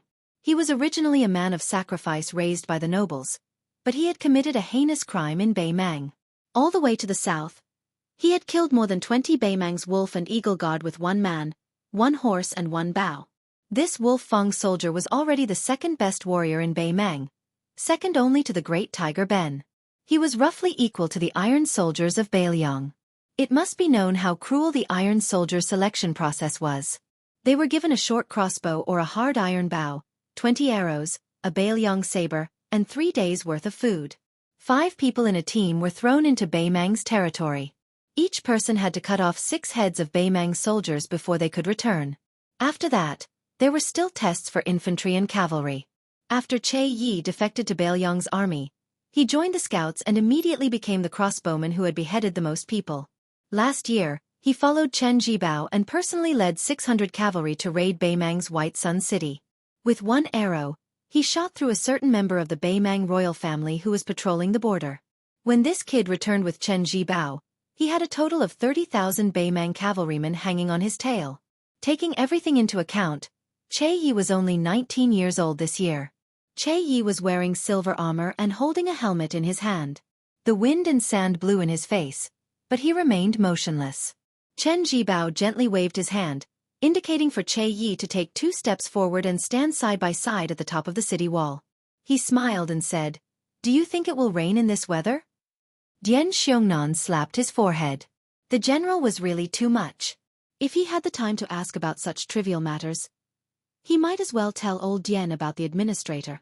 Wei Fuqing rubbed his eyebrows with his thumb and smiled without saying a word. The young Che Yi shook his head and said, "Reporting to the general, it won't." Chen Jibao made a sound of acknowledgement and then fell silent again. Dian Xiongnan couldn't bear the loneliness, so he wanted to go down the city wall and train those bastards outside the city. All of a sudden, a crack appeared in the thick black clouds, and a ray of sunlight shone on the city wall. It shone on the white-robed Chen Jibao and the scout Che Yi. Because the latter was wearing silver armor, he immediately shone with golden light, like a divine soldier and celestial general. At this time, howls shook the sky at both ends of the Yinma River about 5 kilometers away from the city. There were more than 100 iron chains hanging on the Yinma River all year round. At this moment, all of them were pulled taut by the soldiers standing on both sides of the river. It was a tug-of-war between 50 people. Regardless of whether they were soldiers or captains, regardless of whether it was winter or the scorching sun, they all had to bare their upper bodies. Their skin was soft and tender. If they were pulled out once or twice in June or July, their skin would explode. Now that autumn was coming, they could be considered lucky. But in a few months, it would be the worst. According to Beiliang's military rules, how could the loser of a tug-of-war lose? That was to drag the other party into the river with the iron chains. In summer, it could be used as a bath, but in winter, how could it be comfortable to fall into the river? Beiliang's army had many small hills, and the pillar state didn't care about it. However, private fights were prohibited. This was an iron law. If there was friction, it was fine. Either go to the drill ground and have a fierce fight, or each side brought 50 people here for a tug-of-war. When a hunchback old man accompanied by White Bear Yuan Zuozong came down to the Yinma River, all the shirtless men instantly felt their blood boil. "Oh my God, the great general is here." There was no harmony in a tug-of-war. When the great general returned from the capital to Beiliang, who the hell wanted to lose face? Su Xiao, who wasn't wearing armor, came near a group of 50 Beiliang soldiers with his hands behind his back. He smiled and didn't say anything, just looking at the iron chains across the river. Gradually, people fell into the river from the 100 iron chains. After a whole incense stick's time, only the iron chain beside Su Xiao remained across the Yinma River. Su Xiao squinted and saw that more than half of the 100 people on both sides of the river had blood on their hands. Their shouts were hoarse. Someone on the left bank shouted, Zhao Taizhu, you didn't drink milk when you were young, right? Stand up for me. Someone on the right bank shouted, as long as your hands aren't broken, stand up for me one by one. Whoever slacks off first, I'll make you raise your ass when we get back to the barracks. Bastard. Do you really think you're a coward? Come on, kid. Didn't you claim to be able to draw a 3-stone bow? This time, beat those bastards on the other side. Huang Qiong, you're the bastard. No one expected that the iron chains would be broken by 2 groups of people. The 100 people were all lying on the ground, unable to move a finger. Their hands were all covered in blood. Su Shao smiled and said, Okay. No one knew who was the first to shout, but all the soldiers who could still move shouted at the top of their lungs, Long live the great general! Long live the great general! The hunchback old man didn't stop them. If he didn't say anything, who would dare to go to the capital? Su Shao turned to look at the top of the city wall and said to himself, Why are you standing so high up?